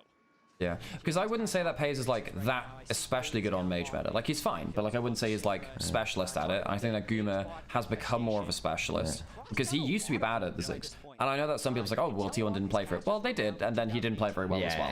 You know, I think that's a bit reductive. You know, I think Guma's Ziggs is now legitimately good, and I think he's leveled up on it over time. Whereas Viper, you know, he's always been a specialist at this kind of stuff. I wouldn't say that Pays is like up there in like best mage AD carries in the world. Like by specialty. I think he's just very, very good in general. And then I think Goomer is better at playing towards weak side in the way that mages often are. And I think that, yeah, his Mel is really good, but I think that, you know, Paze's Ziggs is less good than Goomer's, which is now very, very good. Yeah. I thought Paze's Ziggs was still pretty good. Not as good as Goomer's, though. Yeah. I'm not saying it's not pretty good. I'm just saying you're saying he's best in the world with Viper. Yeah, I think because I was like, I think what other mages does Goomer play super well? I'm trying to think off the top of my head. I shall look at the duo and see what obviously Goomer's Ziggs is now really good. I agree, but my thinking was like, did he have other really good stuff? Like the Mel was solid as well. His Mel was like fine. neither of them have shown that much variety, but then again, neither of them have had to show that much variety. One thing that's going to be very interesting is seeing basically when they have to get more mages, because we've only really seen mages in Road to MSI and then MSI and then the other thing. Even then, it was mainly just MSI. You looking up? Looking at Paze's mages. Look it up in your film. Yeah. Obviously, we've got the Syndra now. But it's literally just Ziggs, Ziggs, Mal, and then the Syndra. This is the third one. He's got a game of Seraphine historically that was alright. Well, this is this year. So Seraphine's very different, right? Because Seraphine would have been the Santa Seraphine of yes, of the past, or like something similar. Oh, Flash Ray from Paze actually. Guy who was this is kill onto carrier maybe. Oh no, they've not got it. Oh bloody hell! Just good rune prison, very good rune prison. Try to disengage the rise. Oh, that's really good. Fucking hell, that's close as hell. Because they try and disengage. So Faker tries to disengage the rise with a shockwave, can't quite manage to do it. Very good mobility with Lee Sin there. They burn 4 flashes to get that happen. I mean, to be fair, you burn 3 from T1 as well, and it's going to cost them a lot mid. Faker is going to be 30 CS up, like solid. You know? He just zoned Tuts out of like another half a wave too by threatening under turret. He actually maybe kill with another QW. He does as well. Not where you want to be if you're yeah. Jace Poke is going to do a lot. Yeah, probably Tuts only got an assist, didn't even get any of the goal from that play. I mean, like him roaming down still wins them the fight. It does, but it does come at the cost of individual advantage. Yeah, exactly. That's what I was getting at, because it's like he gets an assist, like then Paze just gets ran down by the Cassio. I think Io's been really good on Cassio, and you know, we obviously got eyes on the Syndrix as a new pick from Paze. Looked pretty good in the early lane. Had a pretty good play earlier with the flash bait with the auto. Set up for the shockwave in the topside river with a double stun as well.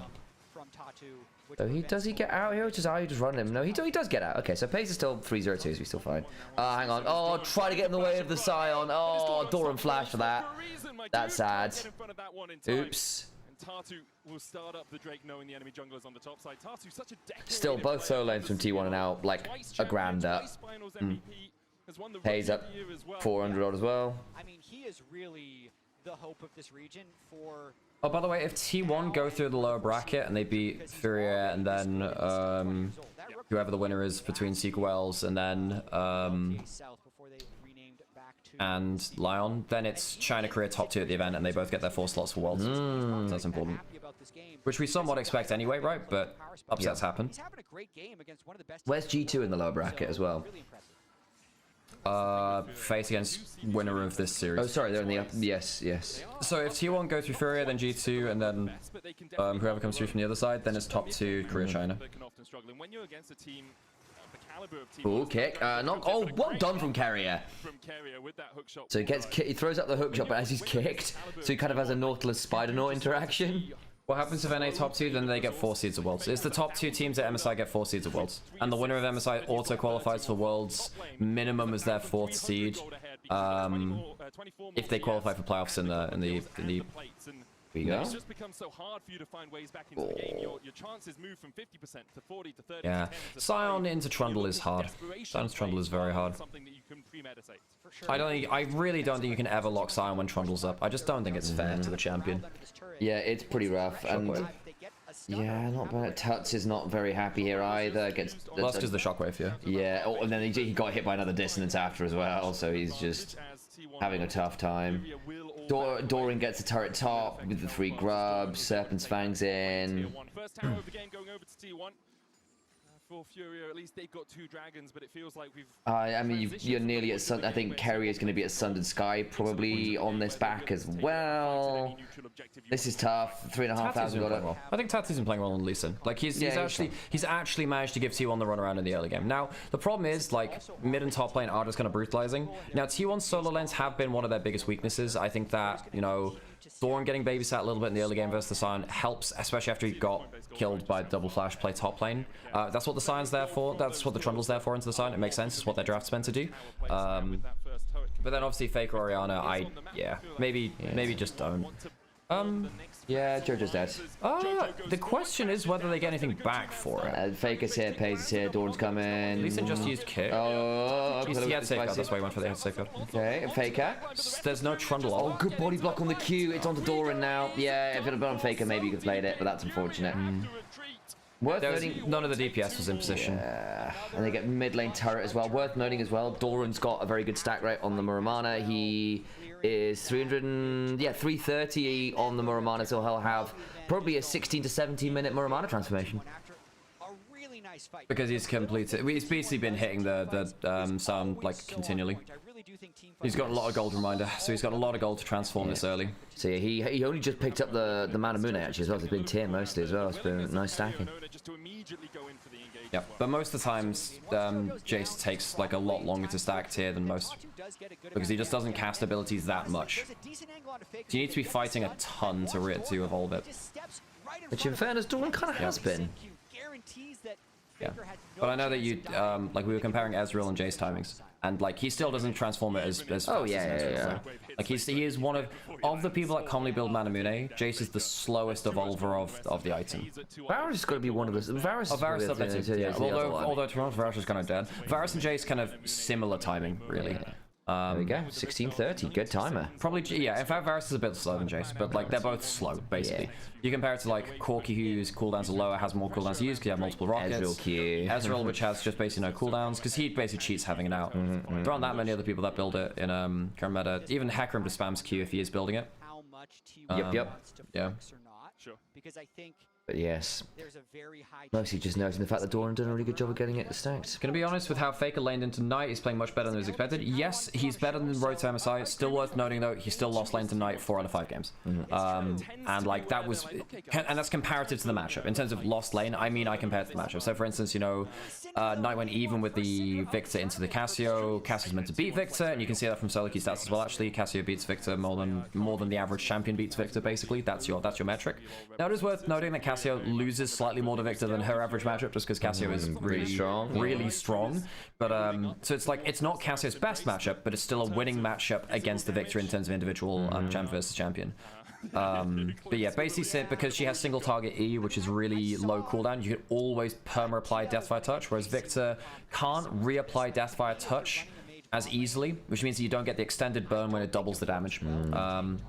Which is why Cassio is so annoying in the extended trades, because Deathfire Touch, she gets to a single target applies Deathfire Touch for a longer amount of time. Ayu's gone for the Ryalize build as well, actually, but he's avoided Roa, has gone Ryalize. To be fair, you are into a relatively squishy comp with no, I can sort of see getting the slows on people like the Trundle and also on the double mages could be really annoying this game.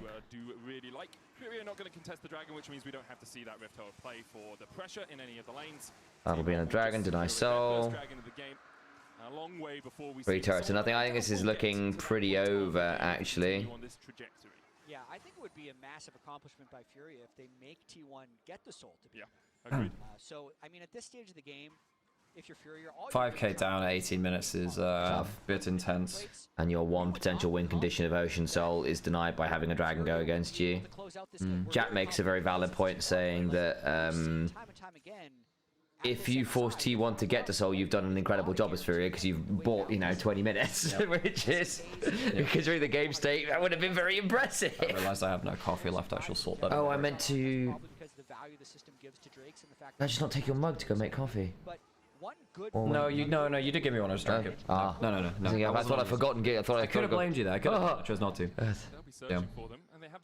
I'm ADHD enough to have forgotten to do that. Yeah, same. Storm, you got petrifying gaze there. You have flank possibilities with the yeah, Paze, pretty solid game on the Syndra. A little bit of a misplay here or there versus the Cassio. I think that actually Ayu's pretty good in the matchup too. Despite the fact that Syndra is meant to be a winning matchup against the Cassio, Ayu's actually made it playable. Credit to him. I think Ayu's actually had a pretty good game. Tati's had a pretty good game. I know that, again, like he's down 1k gold. I think it's like T1's been much better at moving around the map and picking their fights. Yeah. I think that Furia have won a couple of fights where Lee Sin gets to do Lee Sin things. Outside of that, feels like they have second move on the map because they're just getting shoved in the lanes, and they just outstat Yunen after with lane leads. Who gets MVP for T1 this game? How did the Ari Aurora match was supposed to go? Slight winning matchup for Aurora. Knight ended up leaving lane to give Bin the advantage. Bin then threw the advantage, but also part of that's because bot lane had fallen apart and it gave bot lane easy access to top lane to flip that fight. Okay, Doran lives, I think. Yeah, Pillar. Good play. And then there's a Battle Herald. Come on, Paze, my go. My go. He's looking into the bush. Beautiful stun after. Oh, the execute nearly.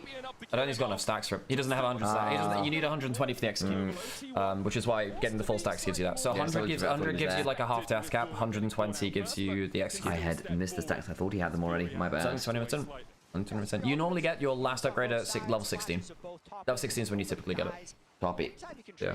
50-50 like that as a team that's down 6,000 gold. Yeah. No, I think Faker's been playing better at MSI than he was at Road to MSI. I think that obviously Faker's a little bit off peak. I still think he's been playing, like, actually, because again, like, for all the Knight outlane him, it was still like it was a really fun matchup. We were having this conversation the other day. So it's like, look, yes, Knight was better, but it like, actually was two elite mid laners looking elite, which is good news, right? I actually think neither of them looks at peak. I think both. I think Knight was at like an 8 out of 10. He was still the best player on the Rift. Yeah. But like he still wasn't like peak Knight. Sure. And then Faker had like a really good game 1. And the Ari was good too. It's like, yeah, good two games out of 5, I think, like, were like, wow, okay, really pretty good. But outside of that, I don't think either of them were like 10 out of 10. I think, like, Knight was like an 8 out of 10, Fake was like 7, you know? Sure, I mean, I thought both of them looked good, basically, was what I was trying to get at, which is, I think, fair. Yeah, no, that's so funny. If I was talking with Kyrie about this, and I think actually both of us will. Oh, this Shockwave means that Tess doesn't have the HP to battle now. Oh, kickstop that. Onto the miasma. Oh, nicely done. Still 1 for 1. Hey, I mean, you get first kill on Syndra, though. But yeah, I mean, obviously, like, Faker's, we know it's not a ceiling for him. He's playing better than Road to MSI, but, like... Sure. What were we saying with Kira, by the way? Just that neither Faker nor Knight were, like, at peak. It's like, okay. Yeah. Just, like, they both, like... Knight was still best player on the Rift, but it wasn't, like, fantastic from him, you know? Yeah, limit testing his side lanes, like, the Aurora, like, I think he just made strategically the wrong decision to top lane. Like, even though individually he was doing fine before that, like, early level, just instant prior versus the Ari. Like, Knight was still better than Faker in that series, he was. But it's not like Knight was like a 10 out of 10. He was, again, like an 8 out of 10. Again, what I'm saying is I think both of them were good. I don't think either of them were perfect, was what I'm kind of saying. I think good is a perfectly solid appellation. Oh, hey, guy. Hi, Kites. How's it going? Yeah, we have bot lane mage meta is here at MSI Kites. So we have like Vel'Koz. We had the first Vel'Koz of the urn from Viper. So he played that into Senna, and Senna was very bad into that pick. Now, funnily enough, LS rates Senna as like a Z tier blind pick. I think if Vel'Koz is played into it, I think then Senna is no longer a Z tier blind pick because it's an available counter which kind of denies you stacks. Yes. Unless there's an adaptation where you put the Senna into a different role and pair it with a champion that does better into the Vel'Koz. So like he was saying, like, oh, Fizz Senna, which is, to be honest, like Vel'Koz is very bad into Fizz. Hang on, Jojo, mate, you need to crash down. You got anything here? Your aftershocks down? You can't crash down and roll the pillars up. You have to hold your W until you use the pillar, because otherwise this happens. Shockwave. Ooh. Yeah, so you can't crash down into Trundle until you use the pillar. Realm warp. It's not bad. It's not bad. Fake. Oh, he's dead, I think. Subjugate. Uses the ult. He gets the Scion stats. Oh, he's buying a really time. Oh my god, the time he bought. Scion stats, man. He just gets the Scion stats. If anything, Gigo should just run away and not let him give the stats over. By the way, Doran's just taking inhibitor. Yeah, Gigo should actually just not give him the stats. Just run. Yeah. Lining his wallet with even more gold. That's ridiculous. Also, he had Spirit Visage in inventory, so the amount of healing he's getting there is insane. I mean, Spirit Visage into 2 mages plus stolen stats plus extra healing is nutty. Yeah. Nutty. Yeah. And I think this is a good draft from T1. It's a good draft from T1. I think that outside of a blip or 2 early game, very good moving first from T1. I think Faker Shockwaves have really shut down people's HP bars before they can fight. I think that Carrier Owner have been really good at just getting on the same part of the map. And like Fury have just been outstatted when they got to them because the lane leads have been too much. Owner's gank on to Gigo was really important top lane earlier on because it was potentially getting out of control early on after the kill on Sidoran, but I think Furia just let the lanes get away from them. 1 or 2 fights went wrong and they've just fallen into the abyss.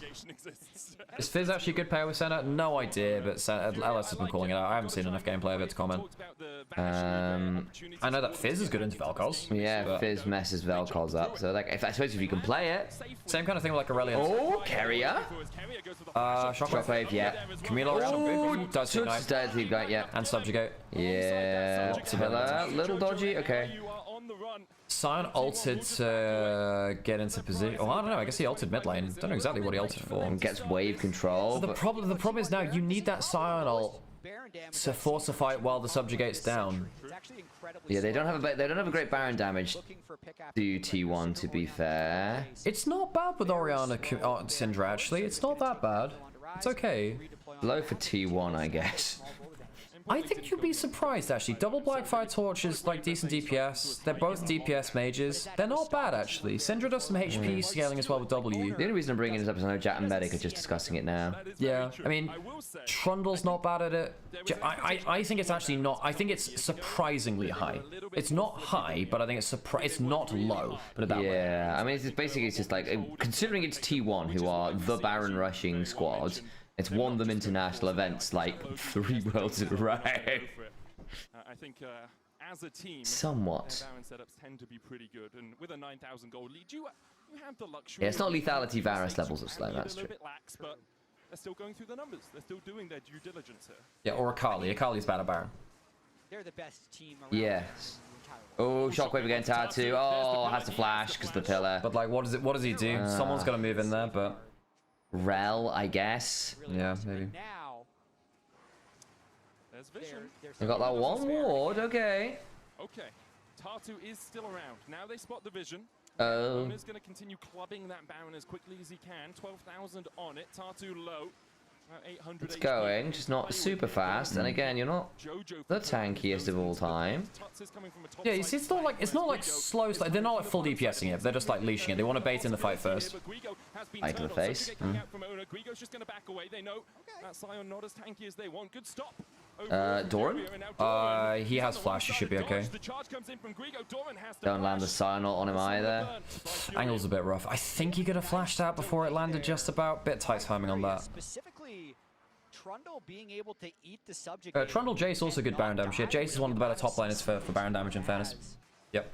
Is pretty impressive. Not burn summoners either. He just walked out. They didn't need to flash. It was well done all round. Very well managed game from T1. You know, as soon as they got just people moving around the map, they've been turning out to plays really well. And I think that's really important because I think versus BLG, like BLG were really close in game 1, stomped all 3 of their wins effectively. Game 4 was the one game where they got blown out. That's for that was T1's like real like magnum opus in terms of early game, right? And that was because of bot lane explosion. I don't think T1 were that competitive in early game in the losses.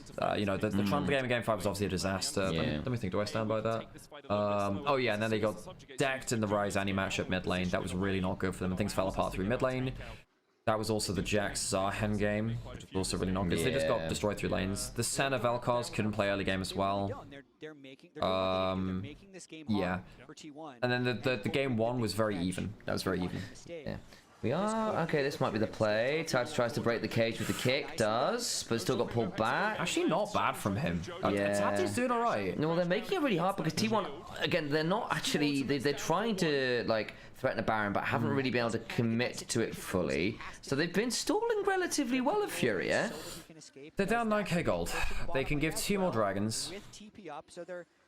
They might. Hayes is becoming a real menace. Yeah, if you just hyperscale, but you're outrange. The thing is, you're going mage versus mage, but you have the 2 tankier but lower range mages. You're against like if Syndra lands a stun or Faker lands a shockwave. Yeah, Carrier sets up for either of those pretty well as well. I think actually it will be the other way around in this case when you go late game, because I think early game the Camille sets it up. I think later on you just fish. You just fish and you don't commit a body because you don't want to like miss your hook shot in. Yeah, I mean if you do, the thing is, I think if you do fully commit, if you lock down, say, IU or Toots especially assuming that there's no Zhonya's realistically coming on in at this point. You just blow them up. They're going to be Baron locked in. dating. They're trying to see because Casio technically could rush, I suppose. Yeah. They want to buy the subjugate and get out again. That's a lot of Jace damage. But yeah, I think basically late game, you just look for low cooldown, scatter the weak. You just keep throwing it out, see what happens. And then if something lands, then or a shockwave as well. Thank you so much for the sub, by the way, Mookie, as well. Appreciate you. Yeah. Good to see you again. Hope you're doing well. I hope it's not a 3-0. We shall see. I believe it may be a 6-0. It might be a fast one. Yeah. On the mid-wave, so Doran's gonna probably grab that crystalline Yeah. overgrowth. No, I think early game Camille is really a little bit scary there. I was actually wondering if Kerry get engaged onto him blow flash, but I guess you would need to pull Realm up at that point. But yeah, I think early game Camille is like the leader. I think late game you can lead, but you die if you do. And I think it's just easier to just say random long range stun. You're longer range anyway. Just fish for poke, fish for a shockwave, fish for scatter the weak. You're happy. Like right there again. Yeah. Just lead with something out of front of the wall. Camille follows up at that point because early game the stuns on the mages are a little too. They're a lot of your damage they can't afford to miss, and they're long cooldown. The Camille hook shot is more consistent landing, so you lead with that, and you're less likely to get exploded first. Now it sort of flips around a bit. I mean, the thing is, you can still full send as the Camille, and it will still be good if you got because you've got the follow up with it. And again, if you trade Camille for Rise, fine, you know. Yeah, for sure. If you trade Camille for Casto, fine. I think we are still running into, for all the damage, the Baron damage is surprisingly okay. It is not great for either team. Like Cassiopeia helps, but I think we are running into the issue of we are running into the issue of there like no AD carries in the game. I mean, you don't have the kind of like objective consistency you might have had with another option here. G2, and then if they win that, they play the winner of Team Secret Wells versus Lion, which if, you know, NA does us proud would be Lion, as I Yeah. Just the whole conversation going on with Kites and everyone else. Kites returns and immediately is being rage baited. TFC has chosen an enemy. Yeah, well, did someone malign the Shy in TFC's presence or something? Doran, we good, mate? Yeah, okay, has to flash. It's very, very hard for 3 to Alex. play. I've taken 2 actually. It's been pretty bad last day. So as well, are you having to flash earlier on? Yeah, I think it's a very hard game for 3 to play. They're waiting for one big fight later on with a Realm Warp, and it's so hard to play because the Subjugate Trundle is going to be instant. It's going to be incredibly hard to kill. Wait, flash from a Trundle? That's G2 Worlds 25. Oh man! No one's actually dead though. No one's actually dead. Yeah. They blow 3 flashes, but no one's dead. They will get inhibitor off this. They don't need Baron. That is going to be a really aggressive shove. Can they? They can't go for that. No, defender's advantage. But they can turn back to Baron and look for the tier 2 top. I don't think you can go. Maybe you can actually. Maybe you can go Baron. Your cooldowns are not crazy long. TP behind. Here we go. Okay, but they don't have Shockwave or Subjugate now, and they don't have Flash on Trundle. Tatu got less real low. Okay, Guigo. There's no follow-up. He's not in range. Okay. You know what? The idea is actually not even that bad. It's just they don't get in range. Lovely. Torch gets a shield, but Carrier says you're not getting anywhere near my Orianna. Okay, strategically, the right call from Furia. Execution, couldn't get the DPS into position. Yeah. If you're going for a flank, I mean, we were talking about this the other day, actually, because that was about the Shen, actually. But, like, basically, if you're going to go in for CC, you need damage on top of your CC. And because he got stunned as Jojo went in. Well, exactly, there you go. Jojo goes in and there was no DPS follow-up because he couldn't make it happen. Okay, I guess one back. Yeah, if you're ever going to go for CC, it's like going for a random as Nautilus hook is not good. Going for a Nautilus hook when you've got a Syndra behind you is great. Oh, is this around the Baron stuff? Oh no, this is the Shen thing, but but basically, like, if you have damage, that's when your CC becomes a threat. Yeah. Like, yeah, if your CC's buying you time to get Baron, so be it. But like, you're not going to kill anyone otherwise. And if you don't buy enough time, then it's entirely pointless, right? Because it's very real to just trade your CC to die to not get the objective you're looking for, which is not great. Nice. Very fun draft. I enjoyed the draft. Yeah, no, I liked it. I mean, quad mage is weird as hell. It is. I think I saw a little bit of T1 playing with their food, perhaps? A little bit? I think T1 were just playing it around like their longer. They were playing it around just like fishing out a fog of war, and just not throwing it into randomness. It was very structured. I don't think they were ever in threat of losing. They didn't lose a fight beyond the early game. Very structured game from T1. Yeah, I'm actually gonna make myself a coffee. Yeah. Alright. What's that? Sorry, I'm gonna make myself a coffee. That's okay. Nice. We'll run an ad break. Wait, do we need an ad break now? Whatever. I'll run. I'm gonna run some ads, folks. Thanks for supporting the channel. Appreciate you. Oh. Very good game from Faker. Like Faker, like Shockwave was everywhere. Very present, very good map movement from Faker. Who gets MVP? You reckon it's gonna be? I'm not sure because, you know... Faker was everywhere. Destroyed lane. Yeah. Didn't have a misstep. Tell me, why do you love it? And maybe Pays also had a really good Syndra game. When it doesn't work, using examples from this game. So, I'll say, Go I on. remember when this happened in 2018. Yeah. And I loved it. I enjoyed it. Some of my I am glad. I think it has been a long time coming, but we've got some more creative players now in bot lane. AD carries are like, no, I don't want to play Mage's bot, but I think they're really, really strong, and I also think especially Taken long enough. Itemization. I would destroy you in Scrabble, not gonna lie. To be fair, Kites, you were one of our better words on stream players. That doesn't surprise me. It's so strong right now. Where's that? I think There you my go. concern for this game, both teams had Mage's bot, but I think it was very different because on the side of T1, you have that AD carry. You get the Jace to you can Jace to fake it in. Carry threat who does 80 damage to the top side. You also have great setup with the Camille, and the lane matchup is good because you kind of keep the Cassiopeia at bay with a Syndra Sun. On the other side, though, you have a tank in the top lane. The only AD is that lead. Yeah, there's some truth that from Furia, right? They were limited in their AD damage. Trundle, who built Spirit Visage early and then drains the Sion stats. Like, how do you kill the Trundle? Yes. Only thing I can destroy is some cake. Shorter range and are dealing with Trundle Pillar, with the Syndra Stun, Lithy. Shockwave. Friend. Even if this game was even, Gem friend. be on the back foot in team The alternate meeting of cake may have come back to bite you here. Just gonna put that out there. Just gonna put that out there.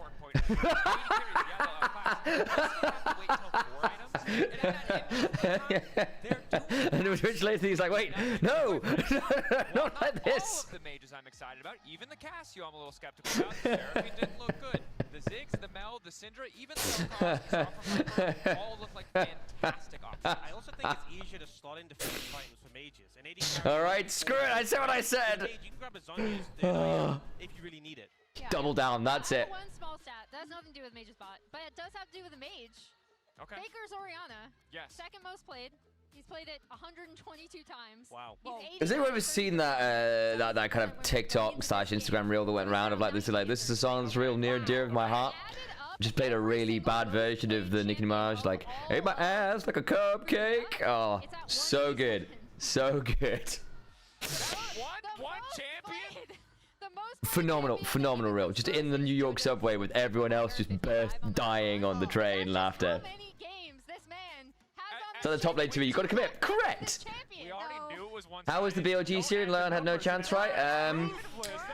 BLG were the better team. They were 3-0. Games 1 and 3 came down to BLG basically being better late game team fighters. Better late game team fighters, which is a little wild. But BLG have actually been playing late game team fights pretty well, honestly, actually. The reason we don't see more interesting things in bot lane is because 80 carries are pound for pound the biggest crybabies on the face of the planet. Yes. There were a few like particularly, which was the Seraphine game? Was that game 1? Game 1? Maybe game 2. There was some moments where it's where they effectively gave LYON a little bit too much license to get back into the game on weak side, because BLG just never said no to a play, because of course they didn't. And they got themselves in some trouble. No, I don't want to move on.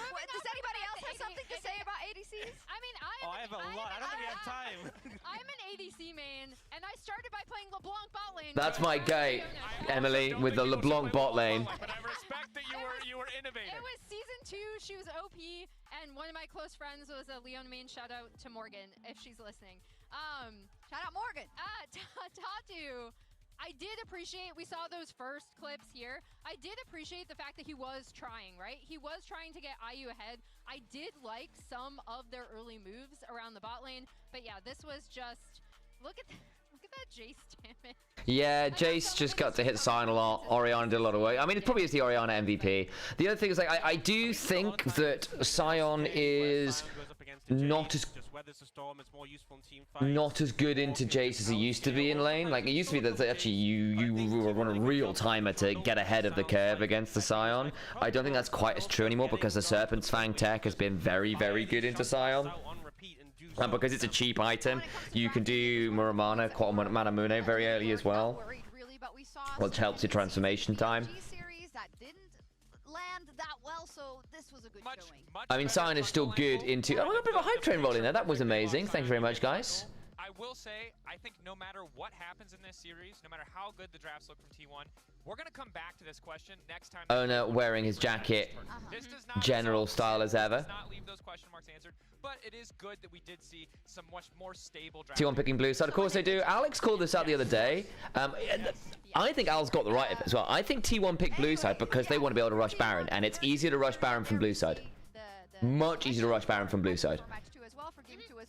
Any adaptations you can see from the Furia side, Emily? I mean, it's tough, right? Yeah. It's just really, really tough. I was gonna say one interesting thing is how, if teams want to look at it, T1 are one of the few teams that actually prioritize blue side. Yep.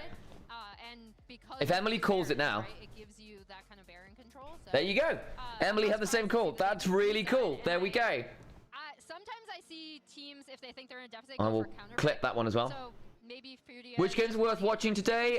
BLG versus LYON was a pretty good showing in general. Trying to think. I mean, like, there was a really whichever the game with the Seraphine in was a really bloody game and very entertaining as a result. I won't necessarily say it was, like, the cleanest game of all time, but it was very fun. The shockwave pulls them back and pays. Secures the second. Guigo now in for a world of hurt. Tatu goes in with what was going on? I need to look back. Let me pull the scoreboards up. Actually, I'm having a moment here. I'm having a my brain is a little bit fried. This was a cool game because it was like no AD carries. It was double mages. It was kind of fun. Scoreboards. Bracket round. New.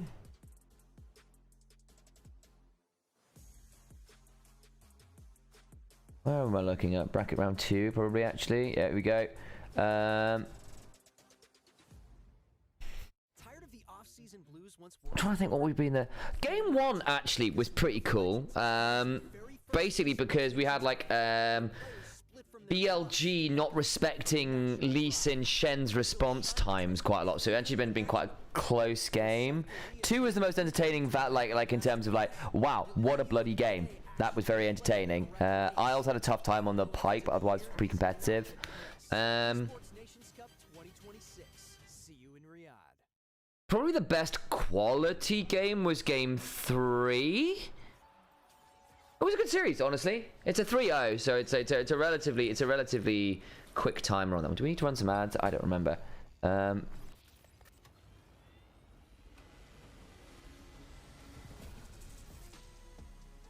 Where am I looking for on this? There it is. Found it. We don't run ads, right? Yeah.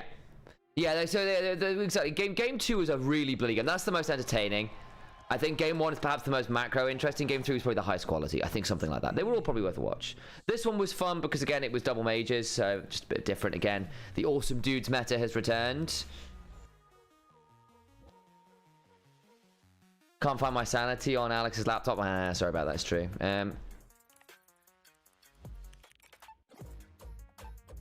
Anything to pull out replay-wise in this one?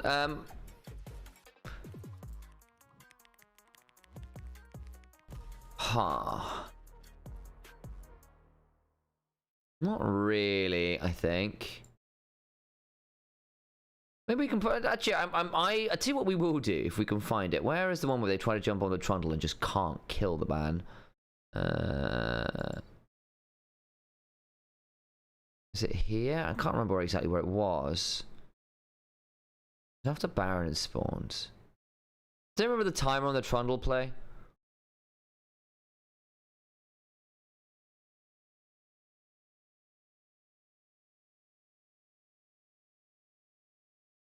Because I don't remember it very well. Is this the one?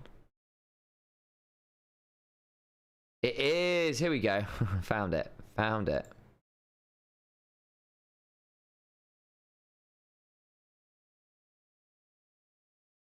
Right. So, let's hang on. Let's just skip a bit forward. So basically, it's at that point now where clicking on the timeline slows things down. Here we go. I think this is the one.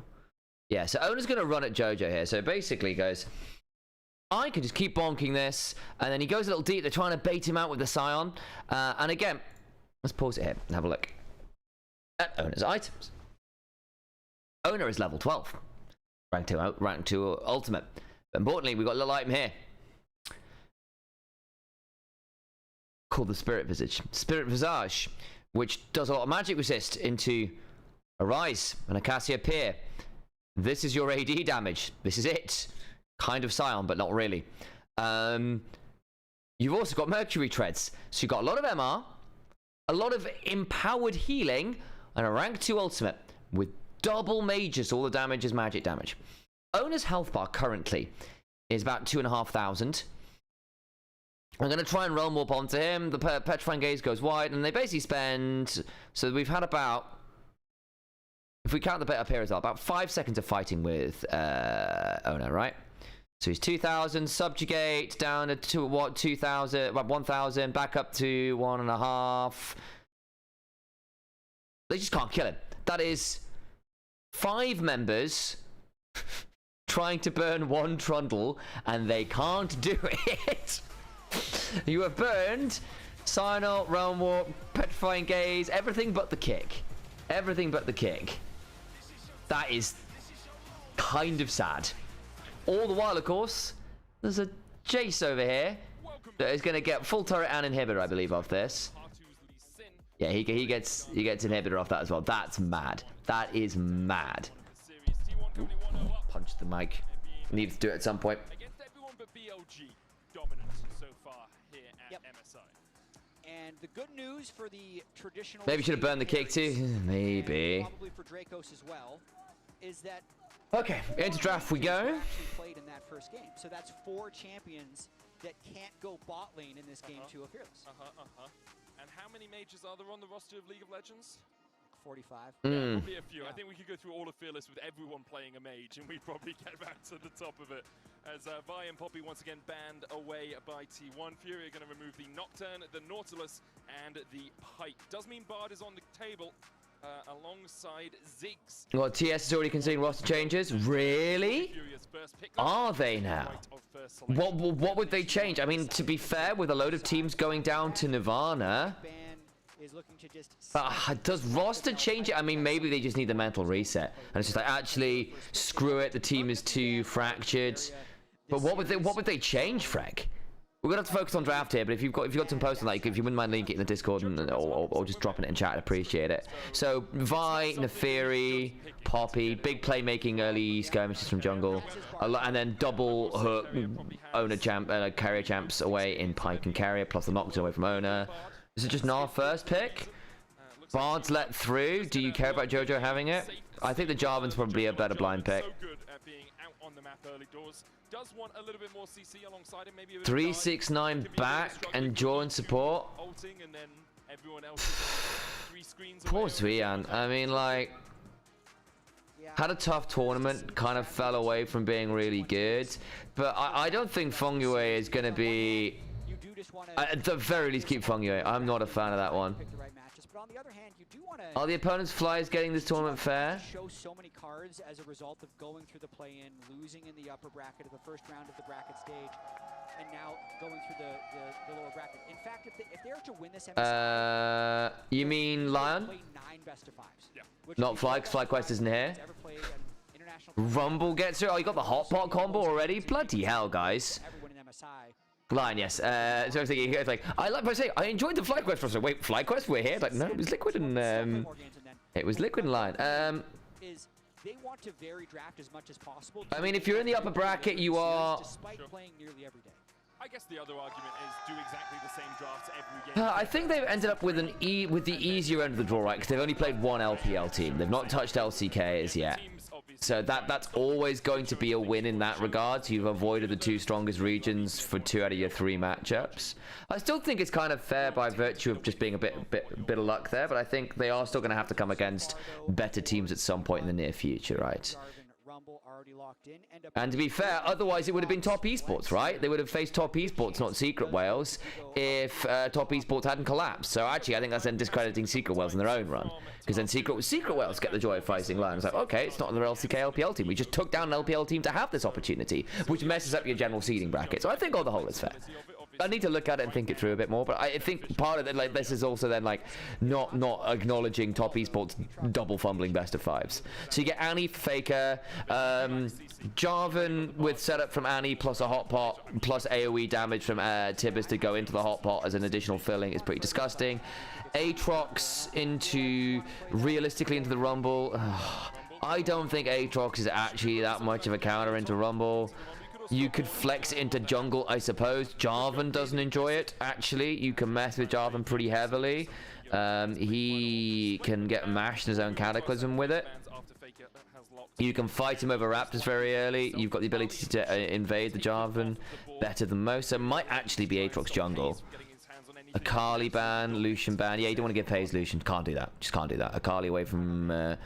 Tuts, yeah, would have been alright here with the Bard Aatrox. Kind of, we want to try and outplay with some ability. This is how it feels to draft against T1, even in game 2. I think the Lion will likely 3-2 Team Secret Wales. Yeah, that seems fair. I think Lion might even be cleaner on that front. I think they have been better than Secret Wales in the later game. Like, they've been a little bit more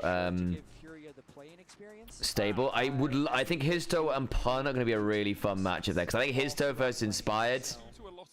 That is going to be a matchup. That's going to be a great matchup. Ambassador away from Guigo. Yeah, so they think the Aatrox is jungle. I think it's better in jungle here anyway, personally. Caitlyn, fine tonight, is a decent enough lane. Caitlyn Elise, Caitlyn Lux, fine. Elise, obviously a tried and true combination. We also look at things like the Lux. Yeah, I'm thinking Caitlyn Lux here for pace carry. Have a little bit of fun with it. Yeah, it's kind of fine. And now we're going to get to see Ari. Go with the Ornn in the top lane. What does Doran hot? What does Dark in hot pot taste like? I think, what does Doran hot pot taste like? I was like, huh? Ornn, yeah, that throws the Aatrox into jungle. Most of the split, kind of weak side top, and then lets it play through jungle. Expected it. There we go, and there's the Lux. 100% win rate on this Lux. Yeah, when he's pulled up the Lux, it's looked really good. He's very, very competent on this champion. It's more pick CC as well to help set up for a big wombo combo. You've got pretty good lane prio here, bottom top, and Annie can do it into Ari until Ari gets Merc Treads. So Tatu's going to really need to rely on Ezreal Bard fist fighting with the Kate Lux well, and probably some good trading from Tuts to try and set up for some Raptor invades. In fact, I wouldn't be surprised to see some level 1 Raptor shenanigans here. Mid game, very strong from both teams. But I think a hot pot combo of level 1 item is pretty strong here. I definitely got Wardrobe. So, context. We have hot pot from T1. Cool. So we got hot pot from T1. We've got Jarvan, Rumble, Annie, plus Kate Lux. And you have the Lux over the top of it too. Nice. They've flexed Aatrox jungle on the other side into the Jarvan, which I thought made some sense because you can fight a level 1 over the Raptors, and actually you do out-duel Jarvan. You've got Ornn top, and then you've got Ari and then Ezreal Bard. And I think Ari into Annie can be a bit of a weird one until you get Merc Treads. So weirdly you don't always need Merc Treads. I wonder whether he goes burn plating and tries to fight more early. I think he kind of has to, because you need some prio. Like, bot lane is going to be brutal. It's Kate Lux versus Ezreal Bard. Since I'm new to Nymaera, I have to say for a second I thought you were streaming with Baby No Money. This is either...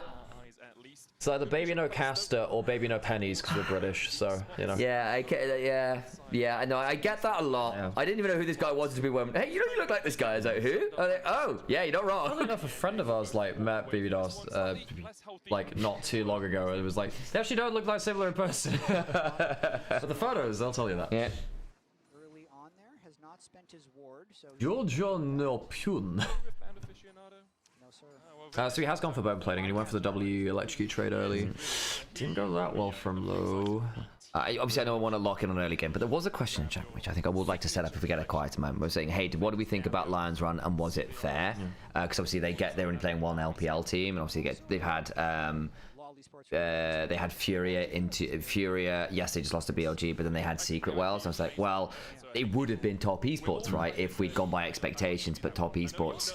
I think they would have going down to top with Secret Wells, then kind of is like changes the bracket up, and then it kind of would discredit Secret Wells to say it's not worthy of them facing there. Hey, look, you can dislike Baby No Money's music if you want. He does seem like a pretty okay person though, which is more than most music people. And he's actually quite a good content creator. Like he just does fun content. Like he knows how to make a short. He's also good at making really ridiculously catchy hooks. Yeah, which sometimes annoy the heck out of me, but like they're actually really good. Yeah, that was pretty good, like that. La la la, whatever it is, yeah. That's a good one. That's probably my favorite one by him, actually. That's before he got, like, that was his first real big one I seem to remember back in the day. Yeah. But there are some people that I'm like, wow, I don't like your music, but at least you're a good person. He actually just likes it. Oh my god! Holy moly, it's close as heck. Okay, so it says went for bone plating and Faker didn't go for bone plating and he's losing anyway. That's just Faker outlaning, because typically Ari, if she doesn't go bone plating, gets burst out really hard. And then the enemy, but if you trade really hard, if you, yeah, and he did just say Faker Annie was so back. He did get exploded on it yesterday, or like the other day. But much better game on it here today. I'll run to the bathroom real quick, so if anything crazy happens, tell me. The first reverse instance of separating a heart from the artist, shut up. No. No, baby, I actually quite like a lot of his stuff. I get why it could be a bit more divisive, I get it, because it's like, it's meant to tap into like really viciously catchy bits, you know? Ona is on vision. They can't really do much with this though, no? Jojo's just gonna look to cancel the recall if he can. Oh yeah, Aatrox, huh. Aatrox really needs to be ahead in farm. He just tunnels away, right? Yeah. He's now lost about 20, he's losing about 20 seconds. But he doesn't have items to do that, Medic. The problem. Because this is the thing. Yeah, he's gonna have he can't lose his, he doesn't lose his Gromp, but it means that Aatrox is now protected and is clear. It means that Tattoo was out on the map with components a little earlier. Yeah, can't really risk it based on where the Rumble Ornn is. I think he actually could have finished. Yeah, but Baby No Money seems like a decent person. He's done a lot of charity work. Seems to be very socially aware.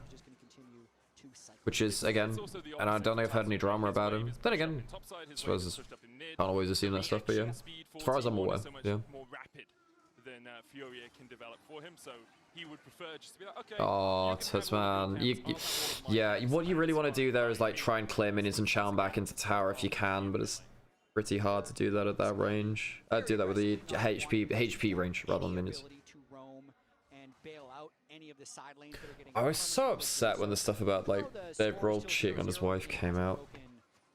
Dude, I was such a big Foo Fighters fan, and like it does taint it a little bit because they're a very feel-good band and to be very wholesome. That really didn't, yeah, it's better than most. You know, it's definitely not the worst case of that, but for a band that I was like held very close to my heart, that definitely sucked a bit. Jojo here as well. Cosmic Binding doesn't connect as Tatu. I mean, I really doubt he's going to start this. Probably just looking for a little. No, he is. I guess he might just start it. He's pontificating. He's taking a moment to think about his Gromp is up. Oh, he's going to try and go behind bot lane. Ooh. Interesting. I mean, if Jarvan gets there in time, this is a disaster. There's flashes on both these. Realistically, you're only blowing flash right now. I think this is a bad use of his time. At this point, just do your Gromp. At this point, just do your Gromp, you know? Have enough information that they realize there's a possibility they're going to get ganked. Equalizer down as well from Doran, who did go for the Deathfire Touch instead of the first strike on this Rumble. Yeah, still has his red potion from his masteries as well. So anytime you try to all in him, he's going to have a very powerful punch. So T1 playing with a lot of respect, but also a lot of another Volcast volume, but need to make anything crazy happen because they are organically winning all of their matchups pretty substantially 6 minutes in. the only chance for Fury is to get some kills on Doran. It's not a match to be snowball and topset that much. You have, like, Ornn's pretty good into Caitlyn, Annie. You can also break the Cataclysm with your E to potentially save people from the hot pot, maybe. It's not going to be that usable, but maybe. It looks like T1 have backed away from the Dragon as Jojo comes in with a magical journey. Cosmic Binding doesn't hit onto Carrier. Okay, thank you for the sub, Mac. I appreciate that. And unable to find Thank you. any connection there on the Bard. Not using the Carrier skin either. We've seen a lot of players into Carrier when they play the Bard. In fairness, the Snow Day Bard is a beautiful skin. The hot chocolate's great. That's the one thing about T1 Bard, is that it's just the thing. It's a good skin, it is, but Snow Day Bard still exists. Yeah, but I wonder if you bolster him by reminding him that he has a skin. Like, he can look at it and be like, yes, that day when Snow Day Bard is just too good, man. The hot chocolate's great. Data that using the skin doesn't just result in a T1 win, or not using the skin doesn't just result in a T1 win. I don't think we can make any conclusions. He's just winning too much. There's a statistician out there that can compare all of the Bards against Carrier. True. Win percentage with the Carrier. So Toots at least is still within touching distance, but he's like down 10 CS, which is not the best, obviously. You know, lies, damn lies. And What's your thing? I believe is the quote.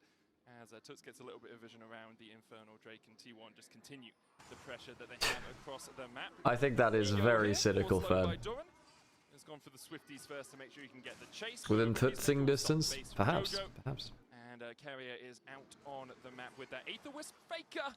Oh. Tibber's not as wide. Perhaps on a diet recently. Yep. He's got fancy feet on the arm. Faker. He'd used it previously before Owner had started the Drake. That's actually probably one of the reasons Owner did. Shamrock, while I appreciate that, there is a critical piece of information which is incorrect about that statement. I do own Bard against my will, and I do, which is not my favorite, but yeah, and I do like Snow Day Bard. However, there is a critical piece of misinformation in that statement. Get him, chat.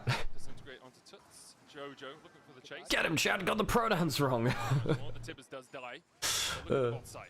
Like Carrier and Owner teaming up. There you go. Yeah, my hay fever's killing me right now. Jojo, it's just short of being hit by a flag and drag combination, but still objectives going over to T1. Not playing for the grubs though. Instead, just playing for the towers and those tower plates. Whereas Tartu has actually started up the grubs himself. Yeah, it's there's got to be. We need to make a term. I don't know. Furious comp is not awful late game because they have mobile carries into Jarvan and Rumble, and they have an Ornn. I just don't trust them to not. I mean, they didn't get first dragon. It is a later first dragon than it could be, but it's not that late. Still before 10 minutes. It's true. It's more to deny the other team from getting the. Oh dear. Oh, good flash. Very good flash. Very good flash. Good teleport in. That's Ahri, right? They can definitely get a kill here. No Dark Seal on Ahri, so not giving the kill participation is not as bad as it would have been otherwise. Doesn't have to use the ult. Okay, nice. That's Dragon as well, no? That's Dragon as well. Got experience for himself for that level 7 versus level 6 collapse, but they should be able to get the Drake as well. Will be a little tricky. Ayu is in base, so Carrier Pagers are gonna. This is risky, no. Just okay. That stops. That's a really good defensive ult from Tuts. Basically, it forced them off a dragon. But Tartu is able to take that Drake. Uses the blast cone. Now Faker without flash in the mid lane could be susceptible to a gank. That Spirit Rush obviously a much shorter cooldown. Ooh. Does connect. No follow-up though. You need Aatrox ult for the damage to kill that. Aatrox ult, because of the 8% AD increase, really does give you a lot more kill threat. Nice angle onto Owner. It didn't really feel like there was any way that T1 could have retaliated to that play. I mean, I feel it was Owner went in with the Cataclysm. Because they final sparked onto Ayu. Yeah. Owner Cataclysms in, Ayu flashes the wall. Just didn't have enough damage to finish. He's too deep. Yeah. Trying to keep, the rush of blood from his head. But instead, he went under. Well, they're sure to get the turret. True. But we. Yeah, I mean, the real question is, can T1 or BLG ramp up to the point where it's not just an HLE victory? Because I think based on what we've seen so far, it is just going to be HLE winning this tournament. Based on what we've seen. I think outside of early lane, they've looked best in class at everything else. Pretty much. Maybe the late game team fighting T1 can give more of their money, but yeah. a minor blip as owner Alrighty. looks to make JoJo. Yeah, there was a little bit of an overforce from T1. Yeah, a bit of an overforce from Owner. Yeah. Ended up getting killed by Aatrox. That's potentially a win con, actually. Tatu's probably been the best player for Furia. Oh, he does. Oh, he was overheated, couldn't get any off. Oh, Tauren! He was overheated. Yeah, but Sam, he just leaves. He just doesn't walk into turret and die, Sam. He just chose to die. He thought he had another read, didn't he? He just couldn't do it. I'm not gonna lie, when I heard Ben saying what he did in the intro, I was like, okay, alright. Is that a bit harsh? Hang on, like, on the Gromp. Let's trap after he's dead. He's actually. Oh, trap already happened. Oh, nice. Fake was coming up anyway. Okay, very good catch. Very, very good catch. The Shirelia's speed up to get there, very clean. I do find it quite funny how, yeah. Dio, that is very funny. That's the chatter cursed. It's like, wait, Fury is winning. Immediate kill onto Tatu, 2k gold advantage as T1 take bot turret as well. Yeah. That one's unfortunate. I feel for that one. Oh, flashware. Yeah, I see bot lane has also been disgusting from T1. Tatu once again, but he's the only one with one alongside Gigo, but I mean, an Ornn being 200 gold up isn't too substantial. In terms of full comps, I don't mind Furia even into the hot pot because they can break the Cataclysm with the Ornn. It's niche, but it's whatever. And they have everyone else's got dashes on, yeah. So it's not like this isn't the best, hot pot combo. Yeah, my worry was basically one item. It's real nasty, and I was worried about lane prio. Yeah, the lane prio is the problem. The binding hit to that Tatu, brother. And Fury Jojo dies now. Yeah. And only kills. Oh man. The Sun is a deadly leader. Carrier does die, but it costs a flash. Tuts with the health back. Does it matter? One's in. He doesn't have ult though. He's straight onto a charm. Oh, not trap. The CC thing. One for one doesn't have E. Yeah. Oh, he's out. Okay. I thought his E would be a bit mad though. Yeah, it cost him a load of flashes and teleports, but Tuts gets out. Tatukas? Oh, the Faker missed missed stun on Tibbers twice? Oh dear. Guigo, we good, mate? Yeah. Hayes is doing some mad work. So things are like T1 were always a Caitlyn team, even with Guma, because Guma's a very good Caitlyn, but they didn't always play for lane pressure for Guma. They did at points, right? Particularly like early 23 of the double range bot lane. They did that then, but then late into 23 and then at Worlds 24 rather, Worlds 24, they played around Caitlyn being like isolated in 1v1. But now Paze is on the roster and he's much more of like a resource intensive hyper carry in a way that Goom was a bit more self-sufficient, but not necessarily the hyper carry in the same way. The Caitlyn Lux means that you just play for lane again. In a way that they did at points for Guma, but like they're more consistently playing for lane with Paze. Oh, flash all the way from Touch was huge, and it was a really good flash to be fair. He had to because it takes a little while for the healing from Mari Pass to come in, like Triumph, right? There's going to be a particle that flies from the body to you, and then you get the heal and the reset. I will say that like the things you can't dash out from are like the point and click stuns, like Annie stuns you into or Java knocker or Lux binding. Like if you get hit by those, you're like that's a little different than Cataclysm. If you're dashing and you get out of range, so the stun means they have to walk up. Sometimes the CC wears off and you've survived. Yeah, sometimes. I mean, hang on, they don't have a flash on carrier. I don't think they kill him though, do they? Lux binding. Ooh, maybe they turn now. No, I mean that was no flash on carrier, so just insta-dies. Nice. Do you think the turnaround was coming from T1 though? I thought with the binding from Lux, Paze might have been able to get a trap down with Owner around as well, so I wonder whether they might be able to get JoJo back. But he's got the Kales actually, so it might have been a little bit far anyway. And I also hadn't, I's got exhaust, which I hadn't seen actually. So that would probably have ended up being a possibility. Baker kills the flash now. Fucking hell, it's close. Yeah, Touch is again still down 20 CS. He's had to go chain laced crushes first, which I get. In fairness, in this game we're into Lux, Annie, and a Rumble. So in this case it was 100% reasonable, yeah. As well, actually, if you smash lane, you actually get pen boots and you kill them all. But This is a great that's like the ego build, and you're very rarely building that. with an Ornn composition and Oh, Aatrox behind as well. Ari's coming in but has no ult. Aatrox behind, over the wall. Watch it, watch it, watch it, watch it. Charm, flash. Aatrox can still look. Look at the Aatrox, he's on Raptors. Oh, he's not. Yeah, if Oda goes in. Yeah, Aatrox now, Aatrox now. Yeah. CC's good, CC's very good. They get, oh, stun him with Cataclysm. Oh, bloody hell, they're low. Oh, it's so no close. way they get out of that low. Wave play. It's also a Lux support ult. It's with Shirelia's, yeah. Shirelia's is still okay, but it's not the same, yeah. Yeah, it's not Luden's, yeah. Mandate is very, very good on Lux, by the way, because it gives you a Q, very low cooldown. Oh, that's a good shout. I'll tell Parky about that. I think Lux is like statistically one of the best users of Mandate in the game. Syndra is also very good with it too, with E. Like Syndra E cooldown is very important. Slightly surprised we haven't seen people try a Mandate Syndra. Yeah, it's because it's only like a Syndra main thing right now.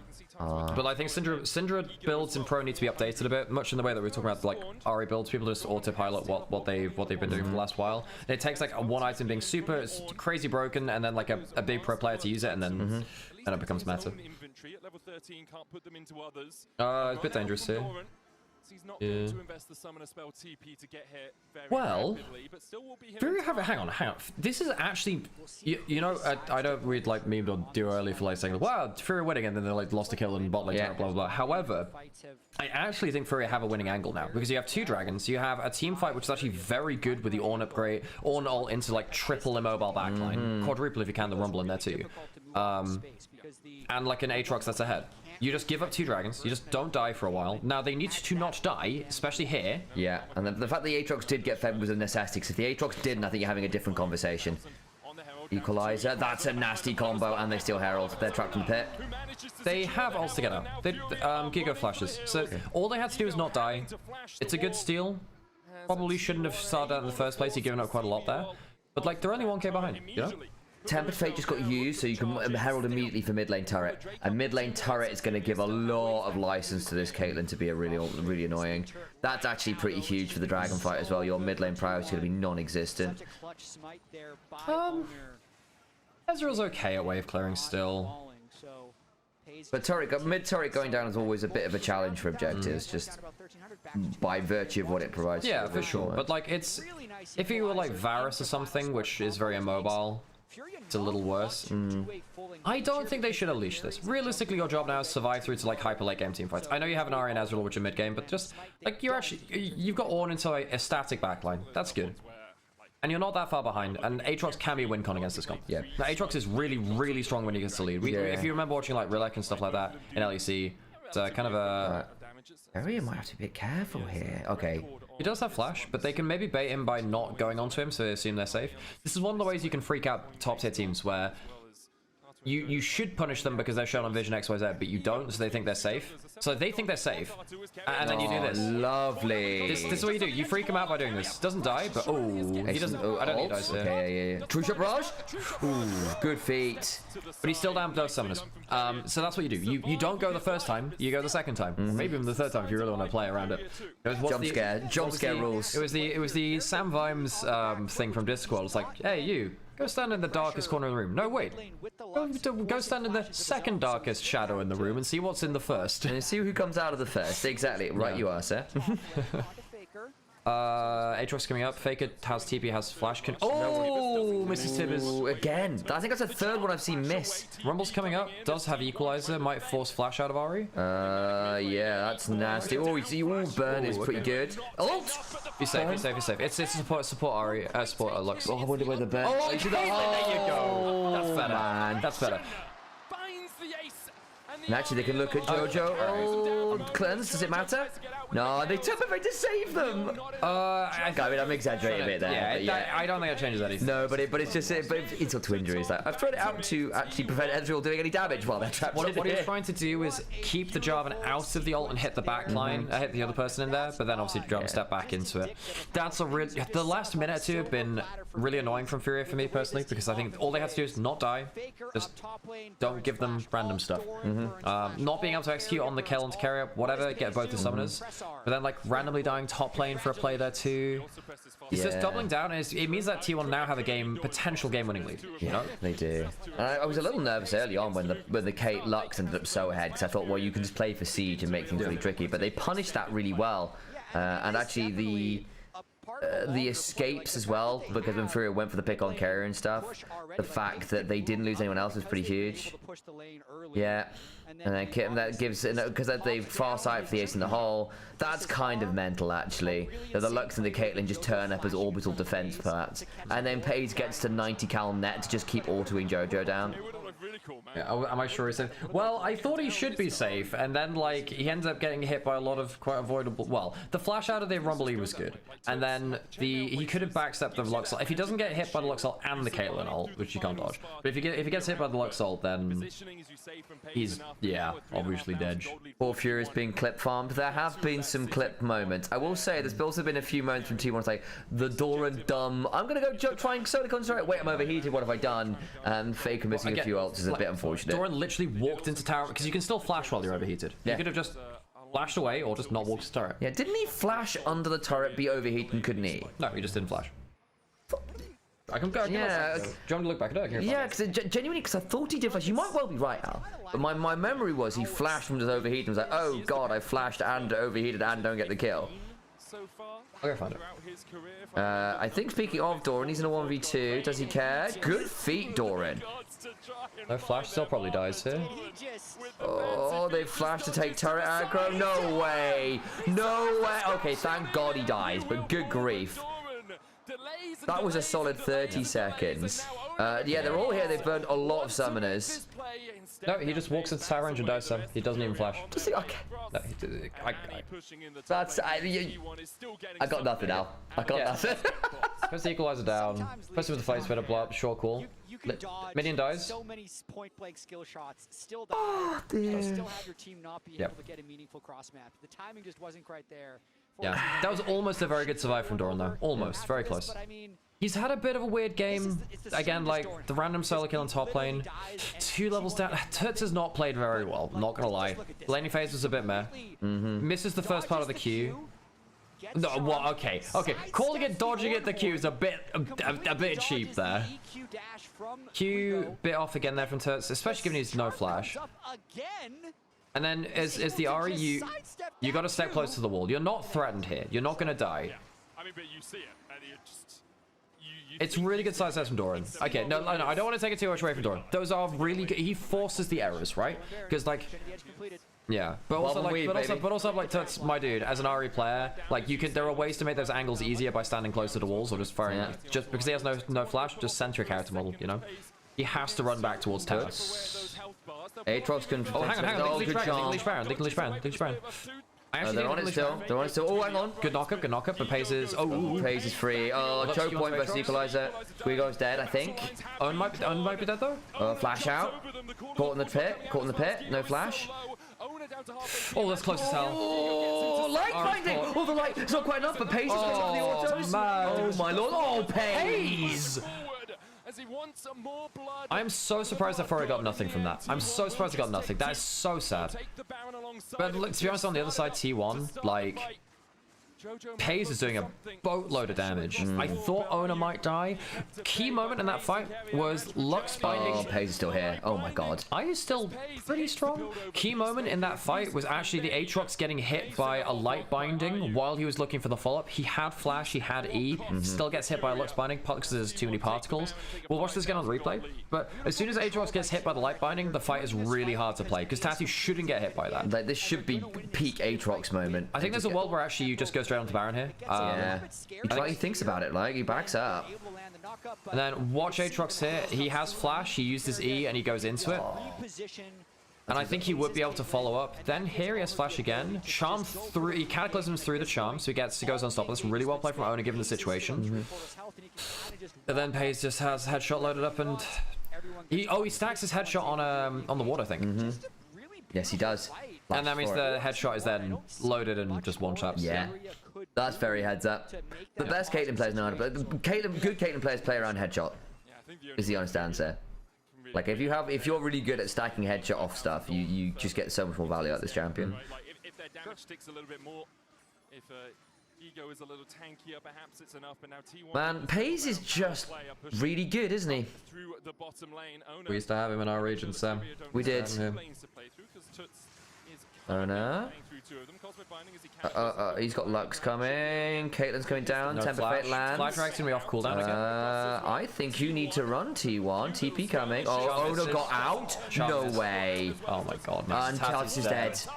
Oh and my Doran's god. here. Oh my. Why did he stand still for the Q? He kills himself by standing still for the Q. Oh, don't get me wrong. Kerry has basically hit every one of his ults, but still. Beyond the early game, his early game was a little bit hit and miss. Yeah. A little bit more misses. Yeah, but mid game's been much better. Pays has been nuts. Ona's also living in situations he just shouldn't be. Yeah. This is just the T1 thing of just like randomly, you know, surviving situations they shouldn't. Pays oh, he's trying to trap the magical journey. That's quite smart. Actually, quite nice from Pays. Man, eh? Oh my days! Oh. Absolutely absurd. But that's you're so right. That was trying to block off the magical journey angles because it also then meant that there was like the only magical journey angle was going to be too far away from him. Although it hasn't been rapid, it has felt like T1 have been in control for most of this game. They really have, and it's been all about the bottom lane. I mean, you can see a 7,700 gold lead now. Hayes was definitely the best player on T1 against BLG. He's been their best player for most of this split. I think Hayes has quite clearly shown himself to be, you know, like the win condition for T1 in most of the games, which is what they drafted for. Not drafted for, but this is what like they built their roster for, right? Doran also helps that too. They try and play for AD carry centric, like late game team fights. This is a bit spooky. Oh, he gets the smite. All right, fair play. Nice. Oh, I missed the flat drag. Missed the flat drag. Oh boy. Does it matter reset for Aatrox? I don't think they have the damage now, do they? Oh, Gigo. It's only Gigo down, I guess. Oh well, they're just disengaged. They don't want this. Down towards their usual home, and they will make it into a 2. Oh, Jojo's gonna run away, but they care about IU more. 8.5. Oh, he dies. All right, so that's 3 for Dragon, basically 3 for 1 on a Dragon. But yeah, 3 for 1 for T1, but Dragon for Furia. Pays gets the 2 auto attacks onto Jojo. Says, I'm gonna put you away, deal with you later. Walks up the lane, finishes off the Ezreal. That's it. Well, GG. In the back, picks up both kills for himself, and they might just walk it in. And although Furia have shown signs of life at this series, you've got to do more than that to take a game off the champs. It's a roughie. T1 just ripping through the base of Furia. Tuts and Tatu back up for what would be a final stand, but so far their final stand. Galactic Hyper Barrier. TP behind. Oh, here it goes. Okay, that's on. Does have ult, does have flash. There's no flash on Doran. There is on Carrier.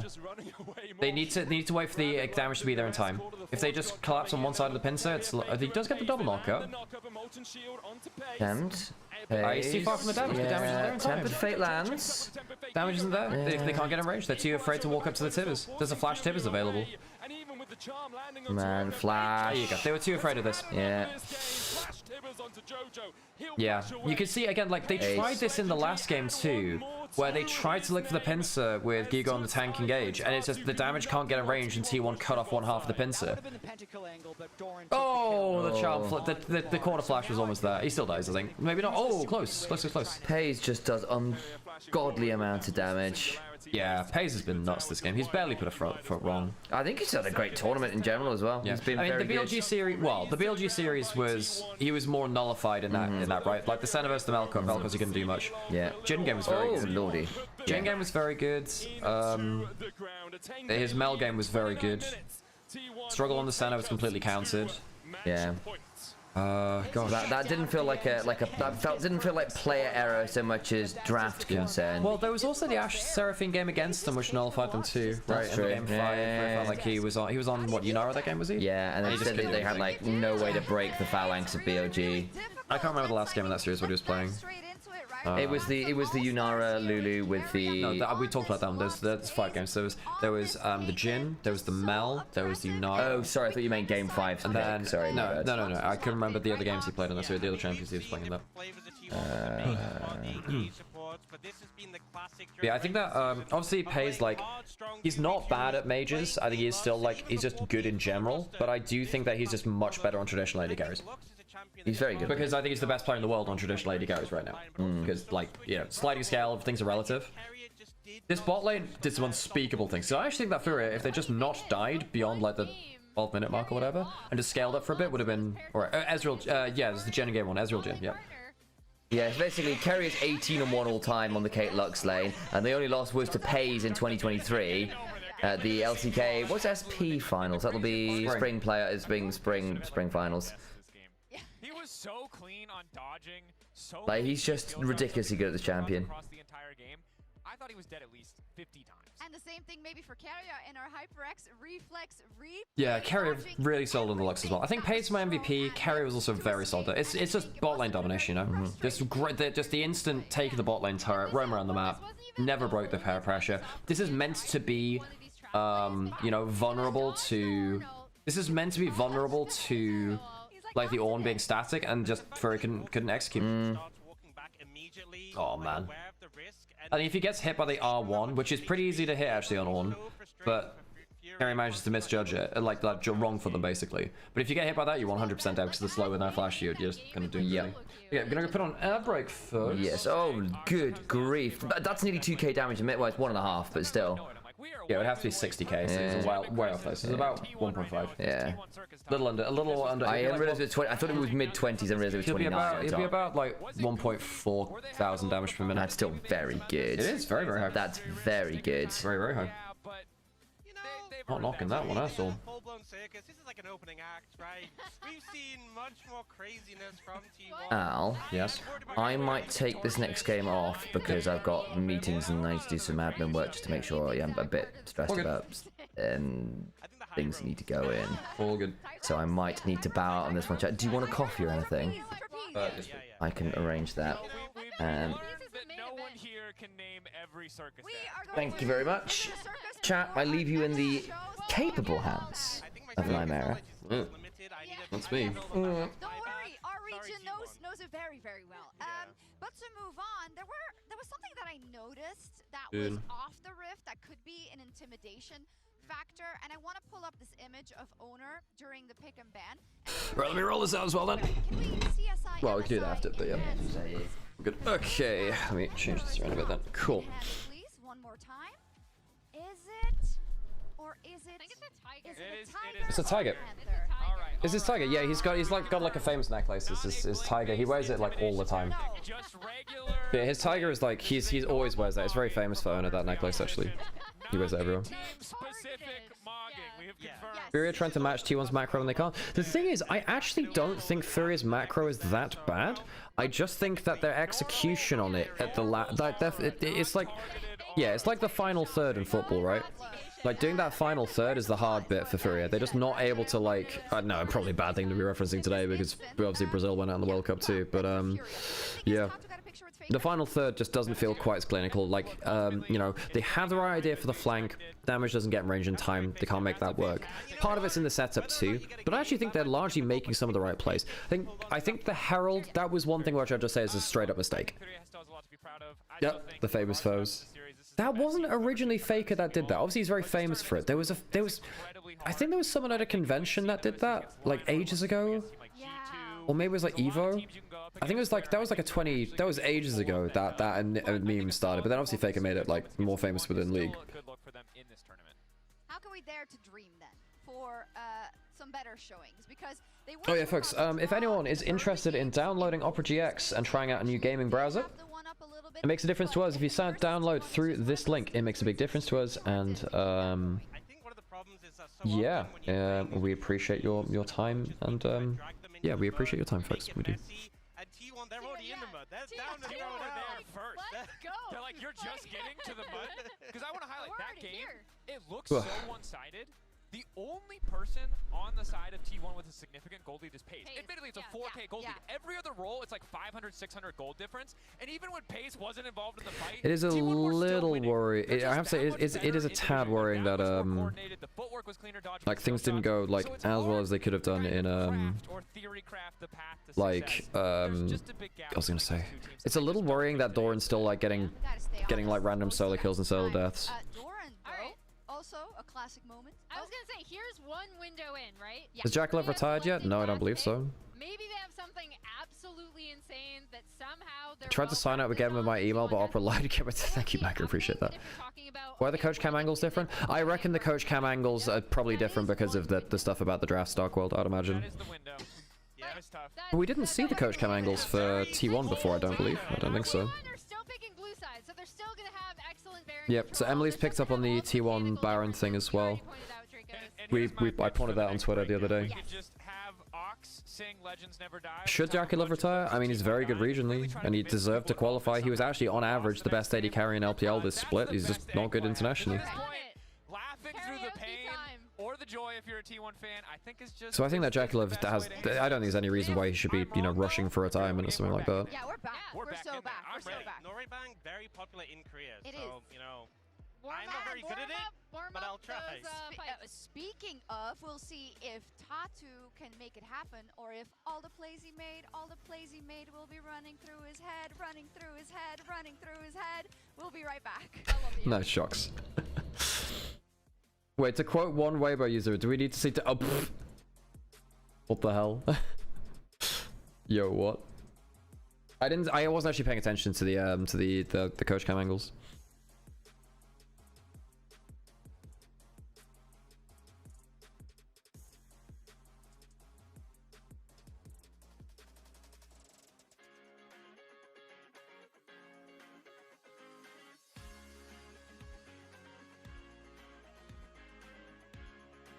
Okay, did I run out of break? Yeah, I did. Is there anything I want to look at in that last game? Probably the Herald, right? Because it felt like the Herald was like the break point a bit, sadly. Yeah, let's go through the Herald. Let's go through the Herald. So is this when they fight it?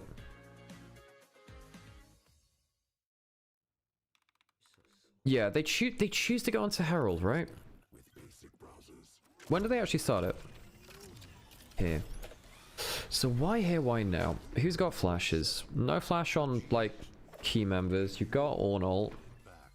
Doesn't have Merc Tread, so sometimes you can get a little bit annoyed by this bunch.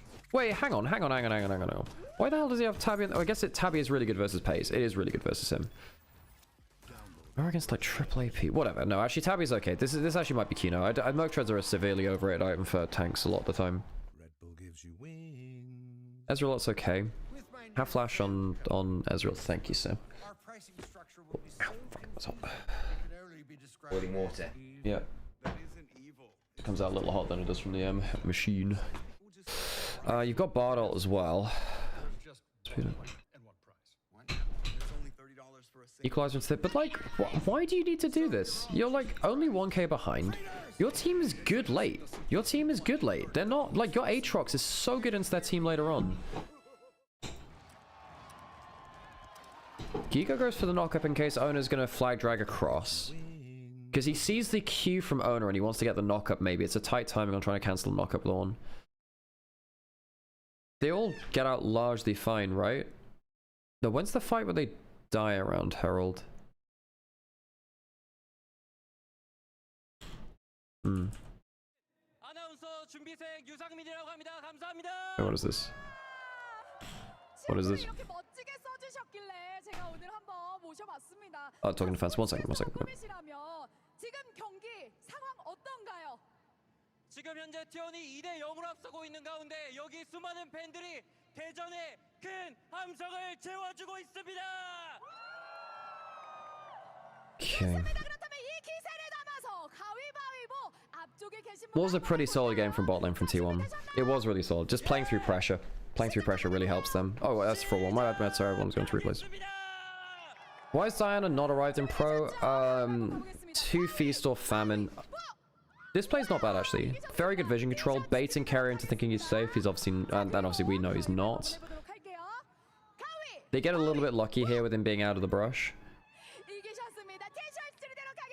This is really nice, because Carry wants to go defend that ward if possible. Ooh, close a sec. And then...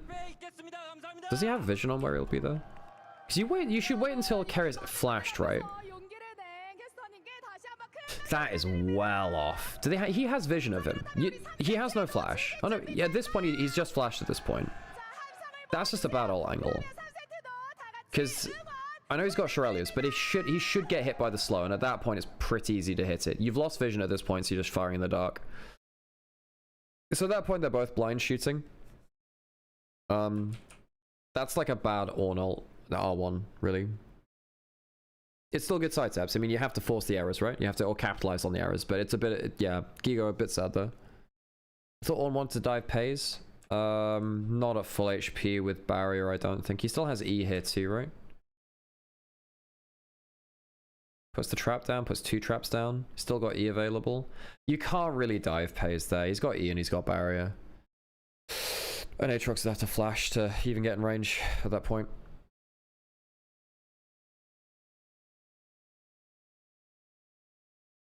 Faker's done pretty well in this series anyway to just deny to... Well, I mean, both side lanes done a good job of like denying the offensive plays happening quickly. This is one of the really annoying things about playing as T1. They're really good at stopping... They're really good at not dying quickly. They die slow. Not a great Tibbers again, right? Faker's had some... It was an awkward game from Tibbers. From Faker on Tibbers. Good flash push from the Charm. Like, just making sure that they don't die quickly. Just opens up playmaking opportunities. And that means that suddenly Faker's dead. You don't get like reset plus well, I just realized this a little too late. It's actually really good angle from Carrier's ult there. Blue trinket for the Caitlyn ult. That's really nice. Cool. But the way that they capitalized on that is really, really quick. Yeah, it's a solid set of combos actually from T1. But I do think that Furia just the final third, just the skill shot placement, it's a little too wild. I feel like Ahri missed all charms this game. Yeah, part of it is, in fact, where was the 1v1 later into bot lane? I'll find that later, but yeah, there was the play bot lane where I think that he just panicked. I think that Tits just panicked a bit and he chose the wrong angle. Okay, let's get into draft. Can't Bard stop K ult without. If you're quick enough, if it's long range, then the particle already leave, and as soon as the particle's fired, you can't stop it. You can use... Wait, hang on. Did he have ult?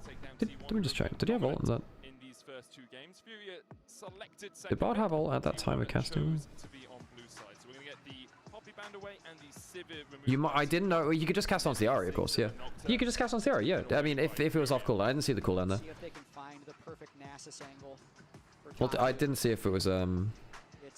Yeah, I didn't see if it was off cooldown for that bit at all. Okay, right. So Ambassador banned away. Oh, okay. Was just destruction by I do wonder what would happen between Secret Wells and T1, just because Pun is a really good... He's got some really interesting top lane picks, and he can counterpick tanks really well. I actually wonder if Team Secret Wells, if T1 have a bad day, whether Pun could go through Doran. I do wonder, actually. Obviously, Doran's he's not a slouch, but his laning phase has been a bit, even in this series, been a bit scuffed, right? Where are they going to go? Do you really first pick Vi? Trundle's down. But like Vi first pick, I mean, you know what you're gonna combo with it, but you don't have Orianna, you don't have Ahri. You can go Talia, you can go Talia, Aurora, but Faker doesn't play Aurora, so it's probably Talia. You can also you can't Rise because that's gone. Okay, you can pick heavy tank frontline or heavy disengage. Jungle, and I really actually love that counter pick. I do like Shannon. Senna Nautilus is not a bad lock-in blind, actually. Senna Nautilus is okay. I also love. Senna's good against Vi too, because if Senna's not the target, just channel ult, and you get instant damage onto Vi. Yeah, did Pays pick up the Vel'Koz? Do we see another mage into it? Because Pays, the Senna against mages might be a bit weaker than we thought. Yeah, I'll stop typing on screen actually. So maybe like... Did you go Vel'Koz here? Now you're thinking about Vayne. You're thinking about Vayne. Vayne, Yorick are the two which you normally go into Gnar. Do they play top lane Varus? If it's top Varus, that can flex. Like this can flex. Which is pretty good into the Gnar. These are your options. Now, Vayne has been banned away from T1 a fair amount. Because Doran did play it in Road to MSI, and I don't think that, obviously Doran, I don't think that, like, Bin likes playing against it. So that could be... I don't think you want to go double AD carry, do you? We talk about the Slayer, that's the obvious one. I think that Faker's shown a propensity towards it, and also it's like the last of his good champions with the Vi. I don't think the Aurora is particularly good from Faker, obviously. So now you see... But you're blind picking Talia. You can Victor here. Victor's not bad. You're fairly... Wait, is Victor still up? Yeah, Victor's up. You can Victor maybe for Toots, if he wants to play that. Yo, Nasus is actually lit. We get Nasus jungle first time of the event. Scheme on diff, man. Nice. Back's hurting like hell now. I've been sitting on this chair badly, so my back's really starting to kill me now. Owie. Dig my knuckles into my lower butt. Owie. Oh, God. Okay, so now with the Nasus, you get the Senna to give you the 1v1 ability across the map. Because if you then wither someone as the Nasus, the Senna almost always hits. You ban the Vayne, obviously, because it's very good versus... If you run cleanse on Vayne, you can then cleanse off the wither and you just kill the Nasus. In fact, Nasus wither is one of the few things in the game where the debuff gets cleansed with the cleanse, because basically your attack speed slow is tied to the slow of the ability, so if you cleanse the slow, your attack speed comes back too. So Vayne can basically cleanse out of wither, which is annoying as heck. You don't normally get to cleanse out of debuffs, not anymore. You used to be able to use QSS to get rid of like Fiora ult or Trundle ult. You can't do that now. Really shines when it's lower CC, because he can just continue to run at you. He doesn't just get stunned as he's walking towards you, and it's a bit like just... Senna Nasus. I don't think it's going to be Senna Nasus bot lane, but it's basically just Senna ulting Nasus across the map. If I can't stop the Nasus from farming... Ban out the Akali. Do you ban out Nautilus? To empower him more as he's trying to walk at you, so they have good conditions with their own team comp. Hey Zero, by the way, how's it going? Long time no see. How you doing? How you doing, by the way? How are things? T1 looking where they ban the Akali, they can continue to ban mid laners so that Faker has an easier matchup in mid. I will say this, Varus. Only the Yone from Tits as well. What do you do in mid lane now? You can just Victor, as we said. Just play for like stay back. Use the Senna ult to buy you a bit of time where everyone else burns through the Vi as they dive in. You can Aurora yourself, actually. Aurora into Talia is not too bad, and you're pretty safe versus the Vi. You'd like a little bit of CC to help the Nasus, but follow-up... Yeah, you want a bit more CC, so maybe not the Aurora. Aurora's better at staying safe. It depends what your priorities are. Do you want to combo with the Nasus, or do you want to stay safe yourself? They do go for the Aurora. It's a decent matchup into the Talia. You can ult through the Vial as well, so you can be safe from that as far as it goes, really. Pretty solid. The ability to dodge away with that weirding, not get caught out with the seismic shove is really nice. You can buffer it, so you dash back on it. And then is Nasus good into Varus Talia? If you close the distance, yeah, Talia can really struggle with Nasus. Now that phase rush is gone, if he ever gets a wither on you, you die, really. Doing good, got every Wednesday off for the next team. It's awesome, cool.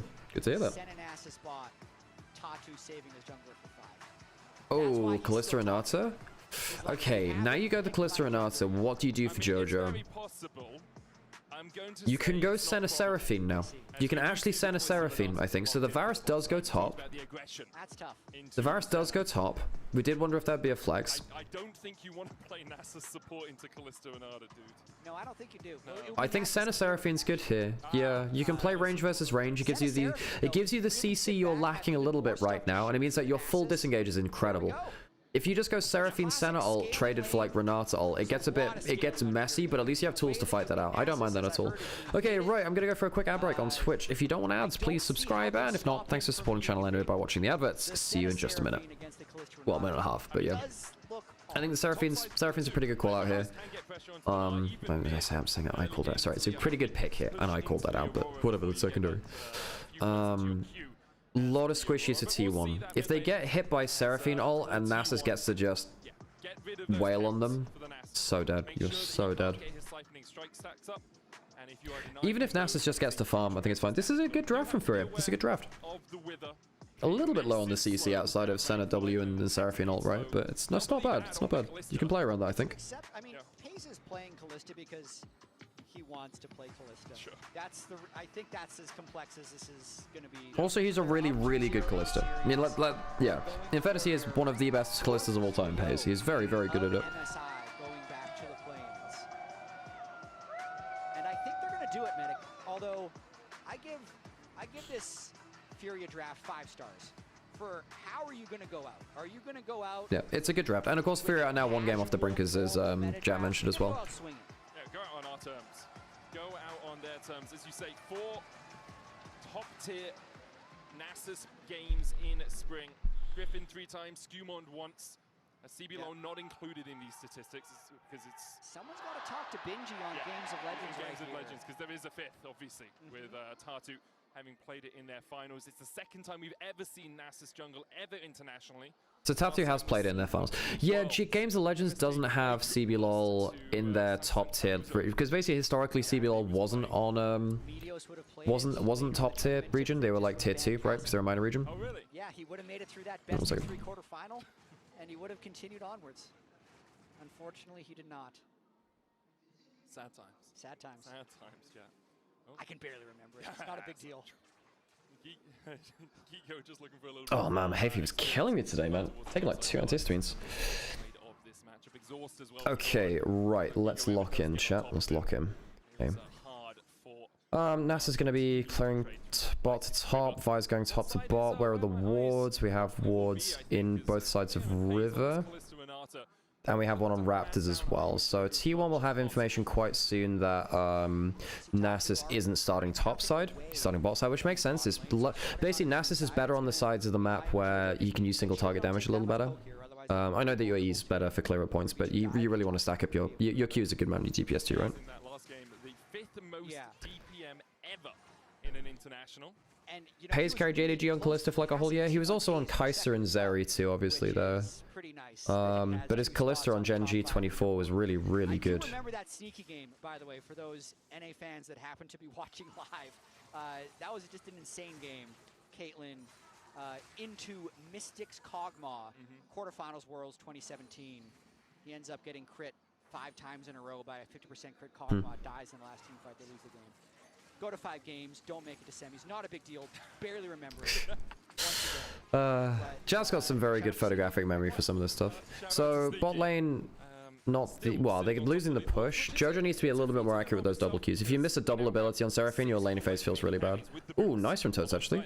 If he hits next Q, he's really happy. He'd actually flash for a Q here. He almost kills him here. Oh, that's close as hell. That's close as hell.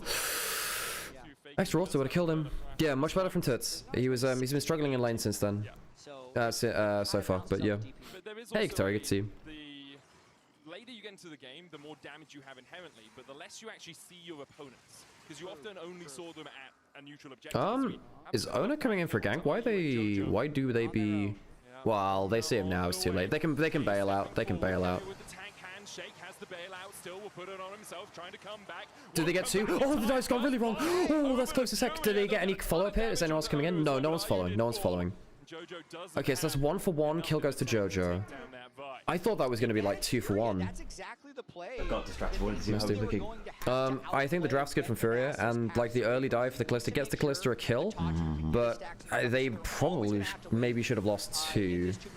What does Tatu do on the other side? It's a good double E. Bailout doesn't come out at the right time. They're lucky not to get away with 2 deaths there, actually. So what does Tatu do on the other side? Because Ona gets an assist. He gets 1 scuttle. He just gets a full... He basically just gets to save full clear. That's it. Nasus into Kalista later on as well. And double carry.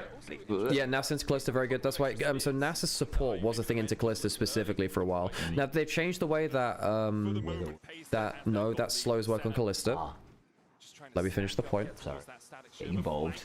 Yeah. Yes, in a way, which is not helpful for my analytical point. Yeah, okay. Does he get the double tap? He does. He gets the stack from that. But yeah, basically, yeah, I think that, yeah, so still Nasus is still good into Kalista, but slows affect Kalista less harsh than they used to. Because it used to be unplayable into stuff like Ashe. CS pretty substantially in both top and bot lane. That is to be expected, really, with their current setup. Nasus cannot help you early unless the other laner... Yeah, I mean, if Nasus does get involved in kills and gets like a +12, it's so doomed for enemy team, but yeah. He's going... okay, Nasus, Noah's in chat. What's the build for... is it Protoplasm first for Nasus? You got like generic tank item? Mid lane relatively even to did a good job of burning Faker's flash early doors, but again, you don't have Buses, to punish jungle. that, which is part of the issue. Touch actually has to be a little bit more. Yeah, is it Protoplasm first? Just because it's like cheap tank item? Coming in from the side as Paze steps forward. I guess he had enough gold just for the initial HP, but it means that he's he can just outstat you now and just run at you with Q damage. So this time Faker's coming down, Aurora's coming down too. They can dive this, but I don't think that T1 wins this dive. I think diving a Seraphine is really hard if she gets a double up ability. Here comes, now they're coming in now. Okay, where's the Nasa? Nasa's here. Wither onto Faker. Faker has no flash. They get one kill, but Faker's going to die presumably on the other side. We'll see. Get the, they want to get the +12 if they can. They get the +12. They get the +12.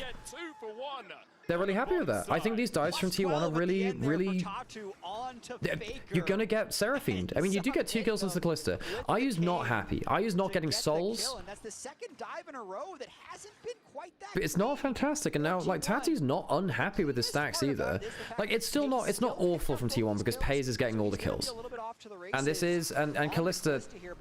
Paze's Callista can do miracle things. Great double root. Doesn't go too far away so that when Faker moves in, they can just flash on him, and when the dive does end, T1 is not able to go. It's a shame they can't get Paze in any of these dives. If Paze dies for them, I think that, you know, you're much more happy. Can't quite manage that. Oh, he got the Scuttle Crab. He's missed some farm though, so he's not a level 6 from this, because typically you get level 6 off the 6-minute Scuttle Crab, but he's not been farming completely efficiently. Once he goes through his full clear, he'll have 6, but he basically dodged that to get the Scuttle.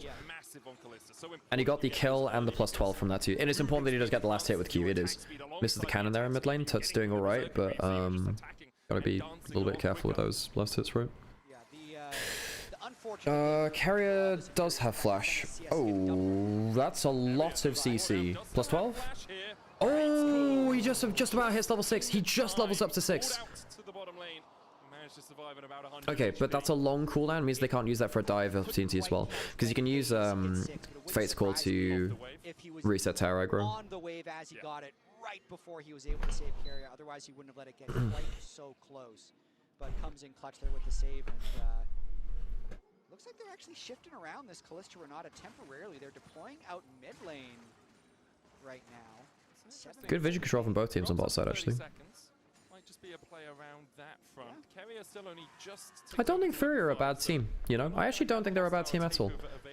I think that obviously they got 3-0 by LYON, but I think that a lot of that was late game objective setup. And then I think in this game, like, the really good draft, I think they had winning angles in game. I think they had a winning angle in game 2. I mean, Sen is trapped under the turret, really denied in this game, so trying to deny the rest of the map. No, I'm not going to mute the other casters in the background. No, that's not what I'm going to do. It's quite disrespectful to the main broadcast. Oh, good pick up onto carry. He has flash. Does he just die? They get Owner anyway. It's not the +12, but they're okay with this. Doran maybe kill. Wait, Doran, buddy. Doran, what's happening there, man? Gets the bailout. Oh no, Doran, you can't go into melee like that. Tuts kills one. Oh no. T1 overextend dramatically, and Fury and they just get Nasus as well. Like, just overextending into Senna Seraphine's bad enough, but when you have people that can clean up, like, you know, second... Oh, he does get turret range, actually. Hang on, Q kills, maybe? Doesn't have a cooldown or mana for it, I don't think. Forced away as well. As you say, Fury now with a 500 gold lead, no plate, unfortunately. But no, I don't mute the broadcast. I think that's disrespectful to them. You know, I'm an English language broadcaster. These are my colleagues, and I appreciate their work. So much damage off the jump before Faker's even really. So watch Doran joining this fight, because he doesn't have his ult. But then, like, just walk out, Doran. You don't need to do this. He just walks up into W range, flashes, and then dies anyway because oh, dude, that's not great. I just don't think you had to walk up there as Doran, though. Isn't that just like a straight mistake? Usually we want, you know, average of 240 about the 10-minute mark. He's close to that. Can go for another clear. There's only his wolves available. Okay, 240 at 10 is apparently that's what Medic's saying is like the good stack mark. That's good. I hope Costream rules can become close to what CS has. I mean, we try and abide by that here, right? Where basically, I mean, it's a little bit more liberal during the breaks, where like we have this the overlays which MSI co-streamers have are pretty successful. I think they're pretty good. With the protoplasm harness, I mean, oftentimes the Nasus needs to complete this protoplasm harness before he can enter the game. The fact that he's already Yeah, Protoplasm Harness gives him so many stats to work with. You survive through so many fights with Protoplasm early on, especially because your ult kind of allows you to double dip on HP. So even with just defensive boots and Protoplasm and your ultimate, you're very tanky. And you survive long enough to lifesteal at that point, because Nasus has so much innate nice lifesteal from passive. It's a simple passive, but it's effective. The direction that he is going. So Gigo, again, a supporting character in this game, you feel, on the Nah. His job is to be there and slam some people into a wall. Perhaps land a subsequent wallop. Yeah, this is a mid-jungle game. Yeah. Toots and Nasus right here. Tatu's Nasus, though, is, to me, the main character. If this guy continues to get going... They might want to dive him. No, they see Talir in mid. Good ward and Tribrush to help a little bit. They see Pays there. Okay, that's scary. He doesn't have flash. Pays does. He might just... I was wondering, actually, if they'd full send it. Oh, Tatu! They can get him to Pays. Can they wither him? They do get the wither. Ooh, good damage. This is too far, though, I think. It's too far. Oh, Sentinel's good. Sentinel's good. Gets one. But wait, hang on. He flashes away. Oh, that's an incredible Seraphine ult. That's an incredible Seraphine ult. Varus dies in Riv. Oh, hang on. Pays. Does he have another wither? I don't think it's. Pays is now outstepping him. Okay. They don't have enough people now. And that's really good from Pays. Pays managed to just keep skipping around, stack underneath the tempo.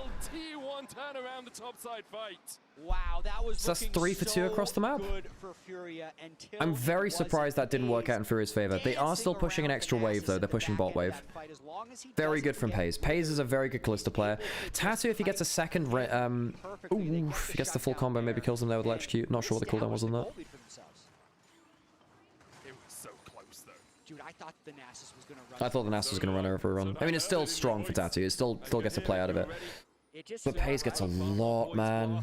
I mean, you need to create these interesting situations. Like if you can just get it's good from Tatu. And then he buys the bailout really quickly. Good wither onto... Does he wither onto Pays? I don't know if he does, actually. I think Tatu misuses his wither. I think he uses it onto Carrier instead.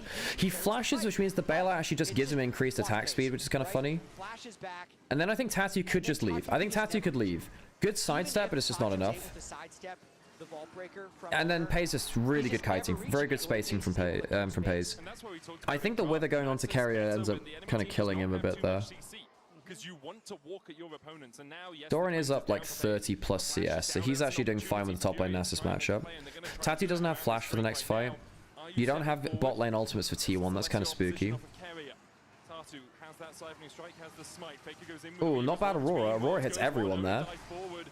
Oh, good steal. Very good steal. Very good steal. He has flash. Very good smite. Gigo. I think he dies here now. Oh, it's close. It's close. It's close. No, not again. Is there a Sentinel? It's up in like 10 seconds. Oh, God. It's close as heck. T1 getting the Drake at the tail end of that team fight. Keeping pressure up around the map, and I need to speak collectively as the Americas right now. Like T1. Sure. No, wait, you can't do that. Why not? LTL's in the dirt. LTA's in the dirt. You're the LCS now. You guys made a big deal about this. It's North and They South did. America. They did. Good call out, Medic. They made a big deal out of it. Level, despite us 3-0ing them. Okay, wow. Okay. Now you can say because whatever we you want. can I'm not all part of this, by the way. That not only is T1 better than us with macro and team fighting. Owner also owns all our junglers with smiting. Yeah, Jose got a bit destroyed. Like the game should be. The games are in a good spot. On the smites. Couldn't do it, and Spires loses. Hey, Tech and Team. Can't do it. Looks like we're gonna have a pretty quick day here today. Missed your smites. I mean, I feel like. Despite Doran getting like, you know, a little bit blasted in that one fight topside, he's still 1k up. Kiko is still down 30 CS, and Varus is doing a good job into the Varus. But why can't missing smites be part of the circus? Like just included as one of the attractions. That makes sense. That makes sense. You've got the Ferris wheel over here. You've got all this fun stuff. The problem is if you practice at the circus long enough, is with all those reaction games. That's true. Your smites are going to be on point. 320 stacks for the Nasus. Kiko gets a plate here, maybe? No, I don't think he does. I think until a wave clears. Still in a solid position. Are you sitting only at 33 and 1,000 gold lead? 41. The stacks aren't awful for Senna. Senna, I think it's now about 50 at 20 is your goal. Jojo, unfortunately for Furia, has 3 of their kills, so he Tatu has Sheen, so he's happy with that at least. I mean, Tatu's not at a bad point. Both sitting at 2-1-4. That extra gold coming out for Owner. A lot of damage being put out by the Nasus, but this is really your channel. He doesn't have flash though. The Senna Seraphine, he needs to walk in front of them and just try and move up here. But I don't think you can win a front to back here. Not with the bot lane ultimates up. Okay. Oh, hang on. Turt's almost kills Doran for free. Misses the ult. Doran dies to the oh no, the Q misses. Doran kills Tuts now, I think. E. Center ult. Doran just got 1v1 by the Aurora. The Aurora was really fed, but yeah. I didn't check the other side of the fight. Fake is alone bot side though, so it's a 4v5. Herald still goes to T1. Owner dies. So it's like 2 for Herald and a bot lane push. Tuts should actually go Medjai's with the 10 stacks. He should do that. I think Tuts should believe in himself and just buy a Medjai's. How else do you win this? Okay, let me watch the other side of the fight now. Because Tuts ends up like just 1v1ing Doran, even with missing a Q. And then just the rest of the team disengages. They realize that they're not like getting much out here. Gigo obviously leaves the side lane to do this, and it means that Kalista, Talia do get a free push in 2 lanes. Yeah, 400 stacks at 20 is it 400? Is 400 stacks at 20 the average? Obviously it changes between lane and jungle as well because you have different amounts of things to hit. Hey, thanks for the follow, Zeph. Appreciate it. Seraphine's here. Oh, close. And he misses everything, man. Gigo, man. Oh, he's actually in a bit of trouble now. Yo. Yeah, same Zero, same. I've never really tracked. There was one point where I knew Nasus stacks because I played with a friend who used to play a lot of Nasus, but not for a while. Hasn't mattered, right? This has really been the Pays show so far with that Caitlyn game, and could end up being on this Kalista as well. I will say it could matter in this game, right? We're Shiv Kalista is so strong. Yes, there's 2 Drakes to nil, but there's 2 Grubs to Furia, so they have been able to get a little bit of an early neutral. I think the problem is, and something you actually brought up all the way back in game 1, is T1's team fighting tends to be top-notch. Yeah. Right? It is rare that you see them totally misplay a team fight. Skirmishers, on the other hand, they do misplay from time to time. Yeah, and I also got to say, I think from gold deficits, T1 is the greatest team fighting team in the world maybe that I've ever seen. Like they just find such remarkable I think that you have to compare it to 2016 SKT, who I think were better. I think 2016 SKT were better at fighting from gold deficits, but T1 at this point are still one of the greatest of all time. Yeah.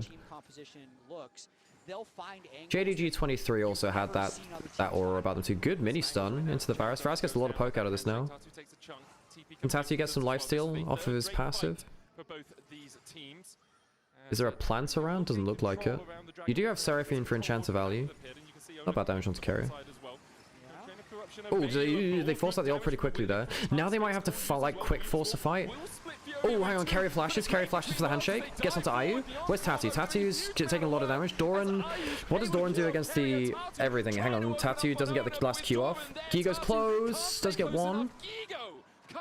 Hang on a second, there's 3 dead from T1. Hang on, whoa, hang on, does he have E? Does he have E? Gets killed, just gets nailed by that. Does he have Wither? Giga doesn't have he does have ult. Lifesteal. Oh my god, Dragon's over. Dragon's killing Faker. Dragon's killing him. Holy crap, it's close. Oh my god, hang on, if he gets a flick over the wall, he can still kill. He can actually still kill him with a flick over the wall. This is actually getting really spooky here. They have red buffs to regen, and they have like jungle item plus lifesteal. Guess this might. Freaking hell, man. Dragon's back, gold's back to even, no soul points, 400 stacks for Tatu, 425, so he's well ahead of where he should be. Gold advantage in top lane starting to go down because Gigo got the kill into Doran. Doran is struggling to activate himself in team fights. The team fight Varus is actually, it's been quite hard to activate. And I'm surprised that Pays didn't, like immediately like get exploded, but I guess bailout worked. So what happens with the Kalista? Because I see that Aurora died as well. Managed to get the, because basically the center W lands, it forces out the bot lane ultimates. 3-man combo from Tuts, who then tries to backline. In fairness, it's pretty well played from Tuts and IU. So how does Tuts die at the end of this? Did he just get hit by? Oh yeah, sorry, he gets killed by Doran. Yeah, I remember that now. It's not even the cleanest fight on the Nasus, you know. Very nearly hits the Q on both. Dies before the E comes out, which makes it a bit spooky and story in the end. E not quite up for early enough from Faker. Very close to killing from the Talia. Close, close, close. So close for Fury. The real question is now, would LYON just Goomba Stomp T1 as they easily beat Fury 3-0? Yeah. Hey, the first 2 games in that series were pretty good. Oh, Seraphine ult goes through, but the CC's not really landing that much. Not bad from Toots. Not bad from Toots at all. Toots is doing a lot of work. Needs the autos to the passive. I think he just dies to an arrow now. Oh, close as hell. Owen is still here. Ayu's down, so you don't have any range left from Fury. How the hell does the Seraphine end up, you know, surviving? Weird. What? How did T1 get 2 there? It looked so disastrous. Yeah, it looked really bad at the start. I mean, they did get the Seraphine ult at the start not being like the best helps. This is a T1 Bear. Yeah, this is a T1 moment right now. No vision. No. I mean, they did come away from that fight with a numbers advantage. Tattoo doesn't have flash. Okay, they peel off it. But again, this is why they pick blue side. They pick blue side so they can go for this kind of quick Baron and force the enemy team to just be, you know, reactive. Specifically as well, what Kalista Vi can do to a Baron. Watch this one more time. They start so it's a really good combo. To one-shot the Senna as the turret oh, sorry, into the center. It wasn't the Seraphies. They get Senna for free. Didn't have flash. Tatu on Nasus is Bonk. still looking Plus 12. Dorman has so much damage though. This is the thing. Dorman has a ton of damage, but he's actually struggling to get a lot of it off, I think. A lot of his damage is going to be inflated by just, you know, being a top lane Nara into a bruiser, right? Into a HP stacker. I think T1 probably will just clutch it out in team fights. It feels like it's one of those just T1's just going to clutch team fight again, which is sad because I think that actually Fury have actually not looked awful at this event, which is, yeah. No, this team should be overlooked. They're actually, they're doing all right, all things considered. It's a little bit behind the curve in terms of where we've seen the average for stacks at this moment. 20 minutes, 5-3-5 is usually where you want to be, and so you can see he's 2 minutes short of that, and that's predominantly because Ono and T1 have been constantly invading his jungle and stealing away these camps, and when the fight's more bloody as well, you don't have as much time just to get the reset. Yeah, easy 3-0, it wasn't necessary. Yeah, I think LYON, game 3 was easy, but I think the first 2 games between LYON and Fury were actually pretty close. It was just the late game clutch from LYON, which he gets off in time, just about. Half his HP so quickly though. Can they? Also, by the way, Nasus has really good Baron speed. Has really, really good Baron speed. Uses the Wither on carrier again, not using it on Kalista. Oh, that is not a bad Seraphine ult, but they don't have the follow-up. They're struggling to get onto the Kalista consistently. Oh, shitting out. Hang on, Pace on the flank, Pace on the flank. Good flick, good flick. And Pace is now full HP. Giga can maybe wall stun. Oh, really good handshake. Yeah, it's just a clutch from T1. Very good clutch from them. And that's probably game. If Toots isn't there, it's very hard to play. So now it's just on Toots. Can you get like a 4-man combo to one shot? I don't know. Misses his comp. It misses his Q. Once the Q's gone, your threat's gone there now, really. Because you need that for your easy passive. You might be able to ult for a random sneak. Just throw your ults and stuff at it. Yeah, they shouldn't be missing that, but yeah. Oh, that sucks for Furia. It's really, really good clutch from T1. I think that the ability to just jump onto the AD carry on the back is really scary. And the Wither doesn't go onto Paze again. It goes onto carrier. I guess you can just cleanse through it, but yeah. So difficult for him to ever touch Kalista. Like, but if you use the Wither onto the Kalista, then you can do that. But Nasus used to be very good into Kalista. Used to be very good. Because maybe he hit him with one part of his E. At this point as well, look at the Kalista. Handshake over the wall from Keria. Makes it so no one can actually get to Paze, as then he shreds the Baron afterwards and has QSS, just in case you do manage to get in range to Wither him. Yeah, dude's already got cleanse as well, so it's you Wither him twice in the team fight, he is still Vandal pipes for carry, by the way. Drake secure for T1, a Weaver's Wall coming out from Faker as he looks to separate Furia from this tier 2 in the bottom side, but Furia will be able to step forward and try and fight around it. It has not been clean from T1. Furia have made them fight for every step in this game. Absolutely. I mean, okay. Exactly what they wanted to do this game. They wanted to consistently dive bot lane. So 3 to Paze. Like this Kalista build is really, really nuts. The AoE damage you just randomly get from getting stacks on everyone with your Shiv is nuts. Really pushing the pressure. He's so accelerated. Because Kalista used to be a Hurricane builder because you could get your Ren stacks on everyone. And they catch carrier, but they don't have Kalista until now. It's not a bad game from Tuts. Oh, I was about to say it's not a bad game from Tuts. Cholesterol is... Hang on, Cholesterol wasn't bad to get him into position, but they've gone too far now, no? Pays is down and they just lose the fight off that now. Can they just run him again? Yeah, Faker's just... Even with Flash, he's 100% dead, no? He doesn't have ult. I think even with Flash he dies, no? Because they can just run after him with... Yeah, I think that Flash is a bit erroneous. They maybe could have survived through to +12 for Tati there. There's 600 stacks, man! This is such a bad Nasus. He's just gone Sheen and then just like gone for full tank. Yeah, I'm not sure. The Cholesterol to get the Renata back into position was good, but like... Then it's just... If because Tuts ends up like surviving through to it, through to the later parts of the fight, they still have so much damage left, so he goes forwards. Yeah, that's not great from Pays actually. If you get Faker in position at the same time, or Ona's there for the disruption at the same time, it's fine. But Ona takes like a couple of seconds too late to get into the fight. Faker's on the other side of it. Yeah, that's too far from pace. Way too far from pace. Oops. The resilience of this Brazilian team, I do want to commend because it is just unfair to have to play against T1 in the lower bracket this early on into the series. You can definitely criticize them, and the fans have, for losing to LYON. That was supposed to be their equal. They got 3-0 despite being in some good game states, but they are absolutely not letting T1 walk over them. And so they're doing everything they can to fight to their last breath here against T1. They pull out a gambit here. They are gambling that the Senna Seraphine won't get steamrolled that much and will be able to scale into being... Okay, so vision control at a premium Furia. Faker, dude, he gets run at so hard here, no? He's in combat, so he can't cast his ult. Oh, he can get out. Okay, I thought he was in combat. Okay, he gets it out in time. Huh. So it's ult for ult. That mid lane, there's a tier 2 there for them.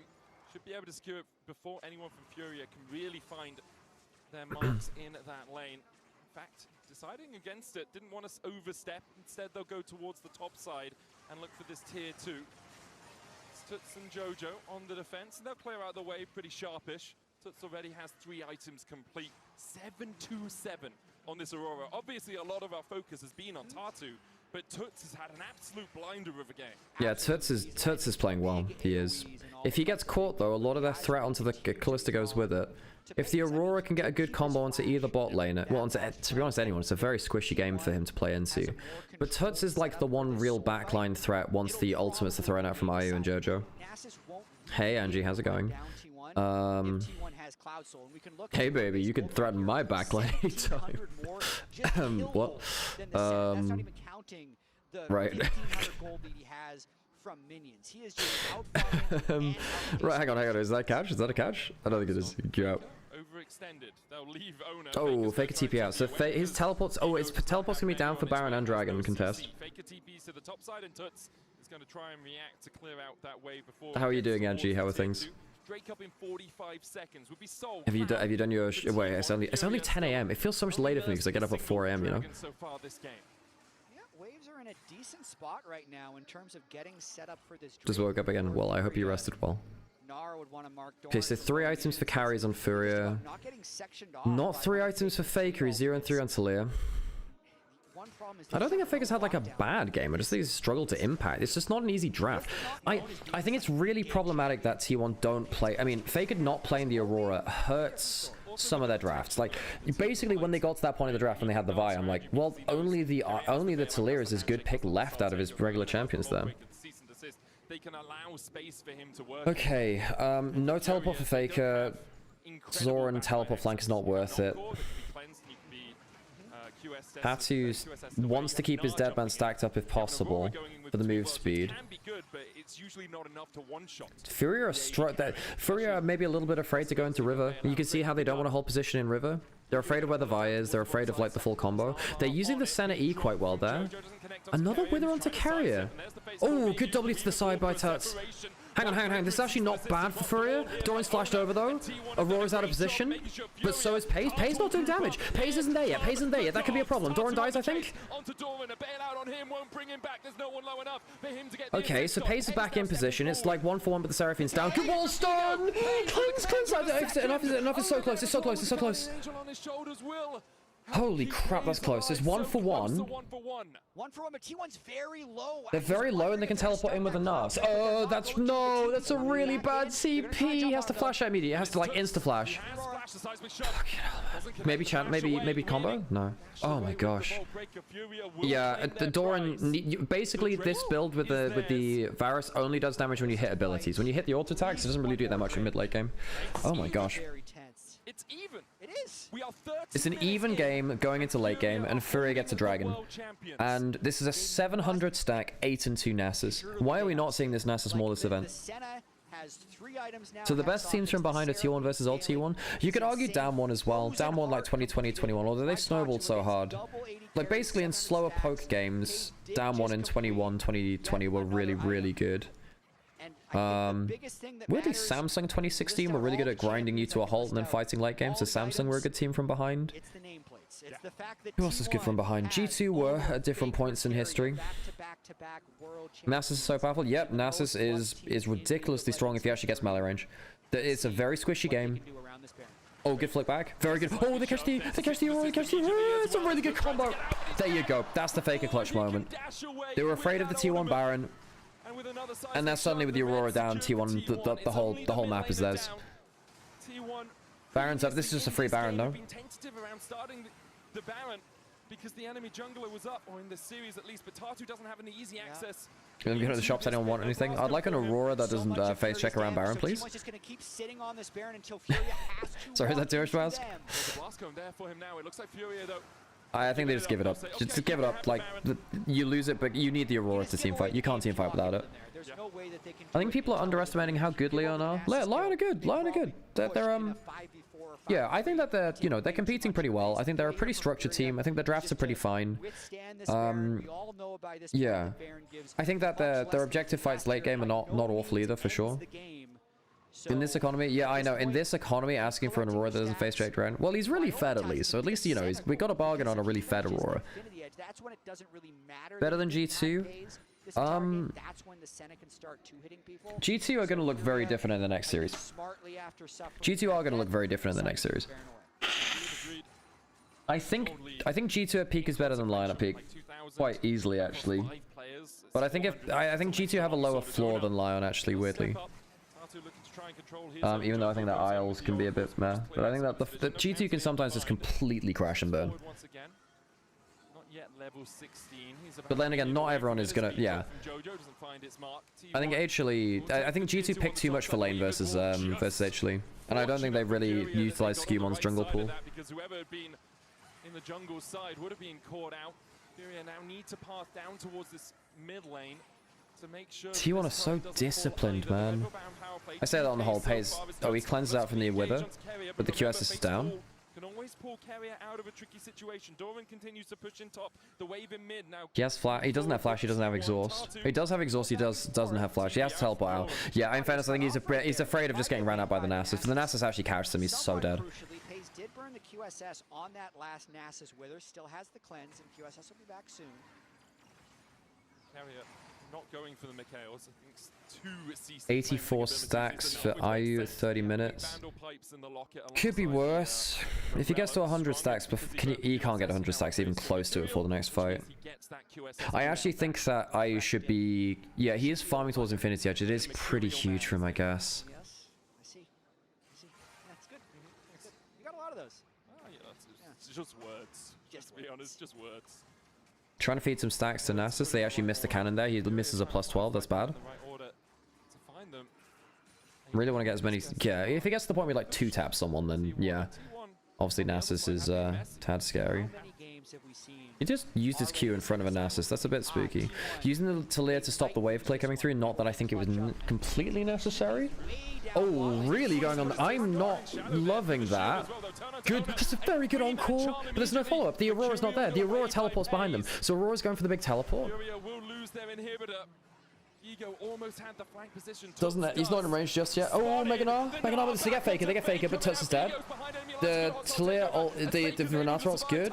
Tuts doesn't have ult, Tati doesn't have ult, that's it. Okay, better discipline from T1. The engage from Furia was a bit too split. The problem is the ultimate from Seraphine was so good, but because they'd already committed to the flank, they didn't have any follow-up in position. Oh, it sucks for Furia. I actually don't think Furia are a bad team. I think this team was actually pretty legit. I like their draft in this last game. MSI is ruthless. They're very good teams in this event. I think that the LYON series just kind of sucks for them because like they were very close in 2 of those games. But yeah, the Americas go 0-6 today. 0-6. This is now the 4th sweep that T1 has accomplished. But I think that Furia they're not a bad team. Realistically, I think we probably could have seen like Furia, maybe even like Secret Wales in play-ins as well, or being obviously top esports, right? The seeding for this event's a bit weird just because yeah, obviously top esports not the strongest second seed, right? From LPL, they choke internationally. But like the fact that T1 went through play-ins and they're just like taking names as they go along. I know they lost to obviously BLG, but like the fact that T1 are a tournament favorite that started in play-ins really hurts them. Absolutely fearsome. They're still performing as the best. The problem is if you expand the event too much, Lemke, and you do invite like 4 teams from LPL STK, it's like you end up bloating the events and you end up having a lot of show days when it's meant to be more of a concise tournament because it's meant to fit in between splits. I'm glad that the Nasus is getting picked more though. The Nasus is a good pick. Oh, well, it's a 6-0 day, so I can at least go, I can also go and, you know, rest. Viewership question, that's true. Yeah, viewership is better when you have international representation for sure. Hopefully, again, later on, we'll be able to talk a little bit more about their performance here and perhaps get an interview as well. But first, let's button up the best of 5. From T1's perspective, back to sweeping. Well, something I will say, yeah, Jay, because you talked about last game being a bit of a circus. That was light. Yeah. That was maybe just some juggling. Yeah. Some flaming objects, maybe some sharp objects. Nothing too crazy. This was aerial acrobatics. Yeah. Really high up, and then below them, there's panthers, there's flames, it's chaos. They're throwing knives at them. There's a dog there with a hammer. They made it out of it. An axe, a halberd. They made it through. So this is full-blown circus. And maybe this is too far, but I do feel a little bit bad for Fury. Maybe they don't feel this way, but you saw it on their faces. It did feel like T1 weren't taking it super seriously at multiple points. And I don't know if I agree with that. I think they were taking it seriously. I think they just underestimated the power of the Nasus. Maybe the pace flash forward was. I don't know if I completely agree with that though. I think that I just think that Fury were actually pretty good at approaching fights. I think that, you know, I think Tuts was really good. I think the draft from T1 was risky. I think this is the first time I thought that yeah, I think Fury can leave, even though they went 0-6. This is actually not a bad 0-6. First 2 games versus LYON, very competitive. This game here versus T1, actually competitive. I thought even game 2 they had like some good angles in that series. Anyway, right? And I feel like for them, there's always a level of comfort when, as you say, they may only have 1 gold lead and it's on Paze, but often that's just enough anyway. Well, Paze is like the central part of this team now, isn't it? I'd want to glean out of this series because we let me turn this on 6. I believe it was you, Dracos, who said like, I'm not sure. I think the same criticisms that people were like casting at T1 after the BLG series are going to be exactly the same. Especially considering this last game. However, I do think T1 as a whole, I do love when they play these super strong bot lanes with Paze and Keria. And if they are somehow able to bend the meta to their will as opposed to what we're seeing out of HLE, what we're seeing out of BLG, you saw shades of that. I did like one of the things we brought up for T1 in the BLG series, counterpick bot lane. We saw that going on a few times, which I also liked, especially with the Kate Lux. So yeah. Unbiased opinion on BLG versus HLE. I think BLG are better in early lane. I think that HLE are better everywhere else. So BLG have either got to like, particularly on, has to like lock the fuck in, and their drafts need to be really good, or it's not going to be competitive out of lane. I think that you know, Kanavi and BLG know each other very well. They played against each other for so many years at this point. Kanavi is not an unknown quantity to them. Will it be asked? But like Bin needs to lock in, On needs to lock in. They need to show their best side of themselves, because if they don't lock in, then it's not gonna be particularly close. I think that the drafts are good from BLG. I think today they're a bit worse, but they've shown that when they lock in, it's good. MSI 2026 bracket stage lower bracket round 1 match 2. T1 takes a 3-0 victory over Furia. What was more competitive, BLG versus LYON or T1 versus Furia? BLG LYON was more competitive. Congratulations. Thank you very much. Thank you. Probably. No, they were both pretty similar actually. Today's match was incredibly important. How does it feel to take a clean 3-0? Yeah, from now on, we had to win every single match ahead of us, and I'm really glad that we got a clean 3-0. Reminder that T1 have never won a double elim tournament. BLG was a tough one. What was the biggest takeaway from that loss? There were a lot of mistakes in game-wise, and also our drafting could have been a lot better, so we had a lot of conversation around those issues, and I'm pretty sure that we can come back with a stronger performance. In Game 3, your opponent brought out the jungle Nasus. It's a pick that got a lot of attention after appearing in other regions. What was it like facing it yourself? It was even trickier than I expected. So definitely not an easy champion to play against. Yeah, I wish Skewmon had found a Nasus angle versus T1. Versus H-Lee. Versus H-Lee. Here in the Daejeon arena supporting you and T1 to keep the MSI journey going. What would you like to tell them? Honestly, we were underperforming a lot recently, and I know some of the fans are disappointed in us, but you know, T1 gets even stronger when we have no lives left, so we will make sure that we can work hard. I actually don't think that's true, because they've not won a double elimination tournament though. Please give it up one more time for Owner. I suppose they're better in single elimination if he means it that way, but I mean T1 have still never won a double elimination tournament, right? Yeah, not even worth asking about the next matchup actually. It's just G2, it's... T1 has never gone below third place in MSI. Yeah, because they have, yeah. That's true. That is true. But like they've never won a double elimination event. Now, if they do make the low bracket run, it'd be insane. But like, they're better in single elimination than I think.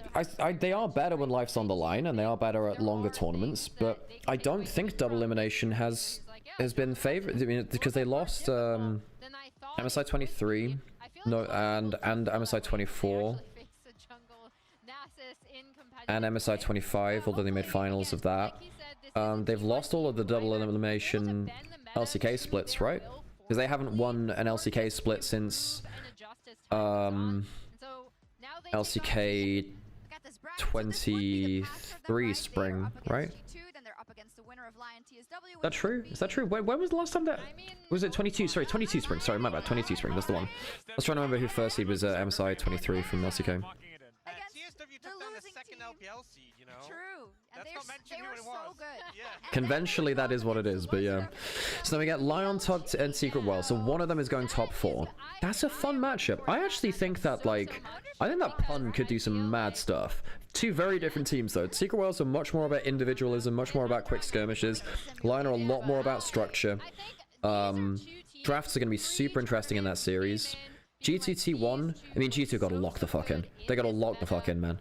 I think that their solo laners actually might... I think that T1 is a much better matchup for G2 than H-Lee because their laners are more versatile and they can punish T1's drafts more, I think.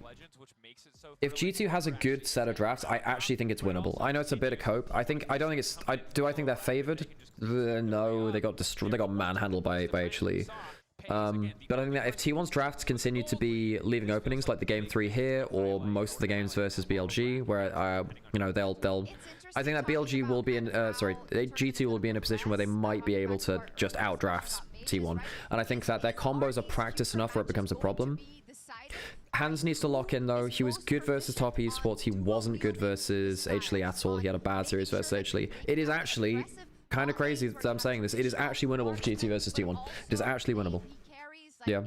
That seems like it's going to be one of the deciding factors on top of being able to draft consistently in Fearless. Fearless to make sure that you have all your bases covered in that regard. I think Fearless really adds to it because sometimes when we've had, you know, metas where it's been like Mage's bot, it's been just the Mage's bot, but because of Fearless, you burn through that pool pretty quickly. Did you address production leaking BLG strats? One of your thoughts? I mean, it happened to multiple teams. It's really bad optics, right? It's really bad optics to have drafts on screen like that.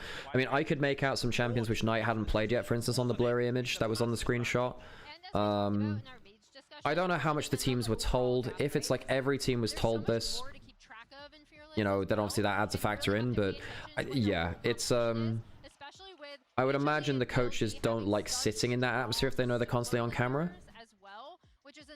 But yeah, as far as I'm aware, because the optics of it is quite bad that no Korean team had that happen to them with an event in Korea. But then like G2, Top Esports, BLG did have it to them. I'm obviously you can't prove maliciousness or anything like that very easily at all, which I doubt that's the case. But obviously it looks bad, and I'm sure that the complaint will be taken very seriously because it has blown up. And of course, BLG for them, their draft is a huge weapon for them right now.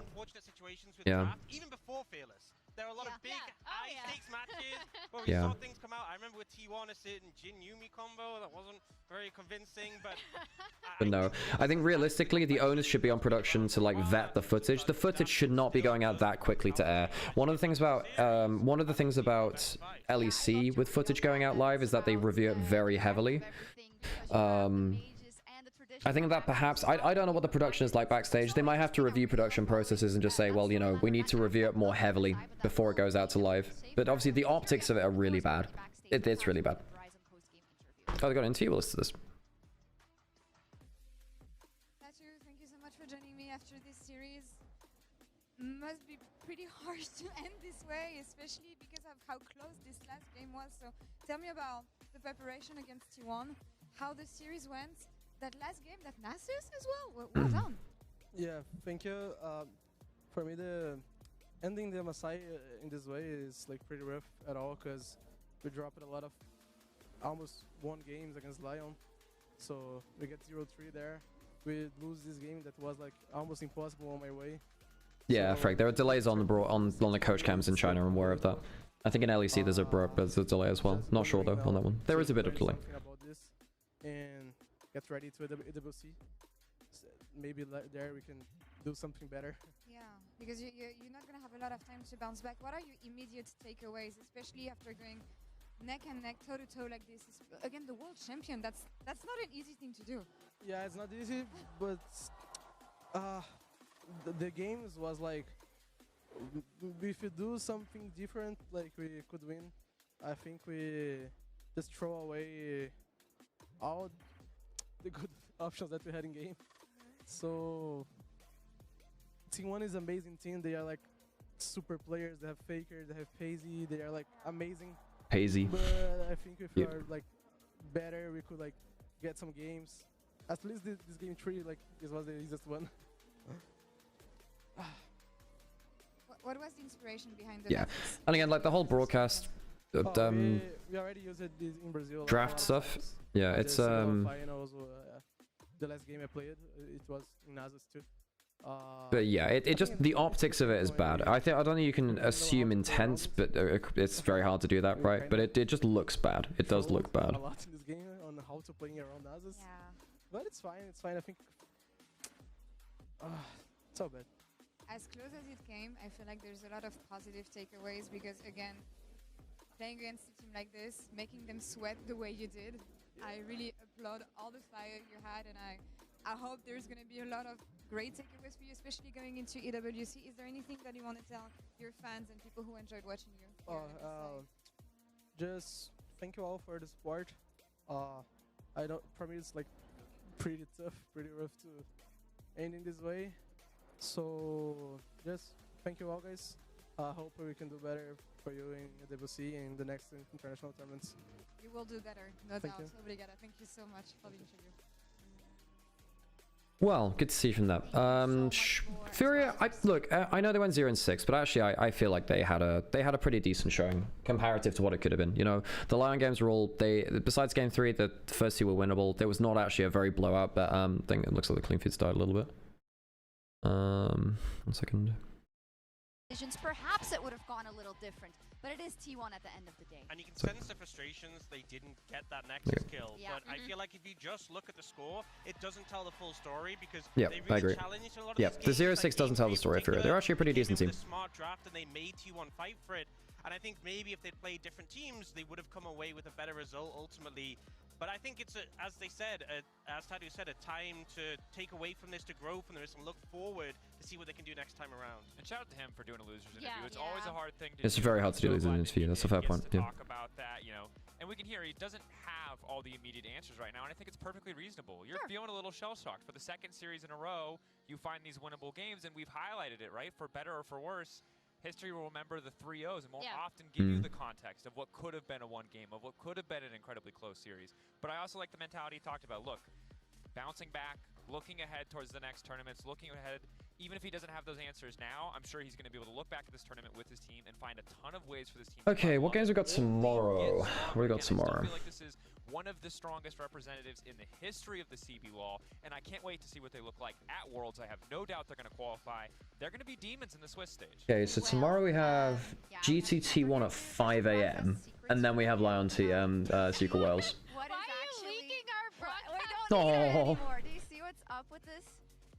It was spray painted. It Oh, really? By a mangy panther. We spray painted a very normal panther. We're not trying to be. It adds charm, adds character. No. Yeah, it's true. What the heck? Yeah, we'll keep him around for sure. We have a break day tomorrow. True. And then Oh, sorry, not tomorrow. So we have a break day. Okay, cool. We have a break day. Nice, cool. One break day, and then it's GTT1, then LYON Team Secret Wales the day after that. Quick analysis, please. I think LYON are getting better and better. I do think Team Secret Wales are the biggest surprise for me in the context of this tournament, but I feel like LYON overall, despite so many individual mistakes, always seem to have a competitive late game, and that is the thing against a team. Yeah, thing is that, like, yeah. I mean, like, it doesn't tell you when the champions will get picked, but it does tell you champion pools, which is important. Like, if you, and it allows you to practice some 1v1s, which you might not have known about before. So that might actually genuinely impact things. The champion pools and practicing 1v1s. That, for instance, how much have you played against Vex or Zoe or Morgana or Malzahar? You know, champions which Knight hasn't played for a little while. You know, it is actually quite significant. They did have good game plans and drafts, and they even knew exactly how they wanted to execute it. It's just the minute parts of the execution wasn't there. It just means you can throw a couple of extra 1v1 practices in there, right? And that going into this matchup against Team Secret Wales, who we know are can be such a strong, especially mid-game team fighting team. One little thing, I just want to copy-paste that for G2. I know we're going to talk about the second copy-paste. Don't mental collapse. Okay, yeah. Copy-paste what Emily said. She said it very well. I couldn't have done better. So copy-paste. No I actually think G2 is winnable versus T1. I think that T1 solo lanes are still, they're a little off the boil still. I mean, Doran's obviously struggling individually. What the heck? I think Doran's struggling. He's getting random solo kills against him, and I don't think his team fights have been particularly good today either. Yeah, Doran's not playing very well, I don't think, sadly. I don't think he did play very well versus BLG. His Cassante game, you know, outside lane was fine, but yeah. And then today, just like getting randomly solo killed was Rumble versus Spawn. I agree with you. I also yeah. think like Hansama on the mages, right? Is that going to be something we're going to see more and better of then? Yeah, that's the thing. I do think that actually, like, bot lane is so good from T1. Faker is playing better than he was in Road to MSI. Doran's an issue. I think their drafts are still a little off. They're getting better, but they're still off. We're gonna play Mel Ziggs. Maybe he doesn't play past that, but I'm sorry. That Seraphine looked rough. When It was bad. The Seraphine was bad. The combos, the timing on the ultis wasn't good. I'm gonna just gloss over the mage. That doesn't give me optimism. I would be happy to be wrong, but he's not getting the mage pass anytime soon. Outside of Mel Camille, I feel like T1 are going to want to go for like a hard 2v2. I think they should do, but the thing is though, if the worst thing is if you go for like a hard 2v2 and you get mage supported to stop the volatility, then you just end up getting neutralized and the enemy team has a more useful bot lane in mid game, which is often where the mages come online. Tomorrow at 1 a.m. if you're in Europe, at 10 a.m. If you're here with us. But if you want to watch League of Legends, we'll be back on Wednesday at 5 a.m. CEST, 8 p.m. PDT for LYON versus Team Secret Wales, followed by G2 versus T1. We'll see you then. Oh, GT1's the second series. Okay, so they've changed the order around. Okay. Is there a difference on the timing? Okay, well that's interesting. Okay, folks. Well, thanks for joining me. I'm going to raid you over to someone. Appreciate everyone. If you're on YouTube, the show will end here. Reminder, folks, you can download Opera GX to support the channel. You can also donate to the Ko-fi if you have any cash spare as well, but you don't want to give money over to like Bezos or whatever, I guess. But I appreciate it, folks.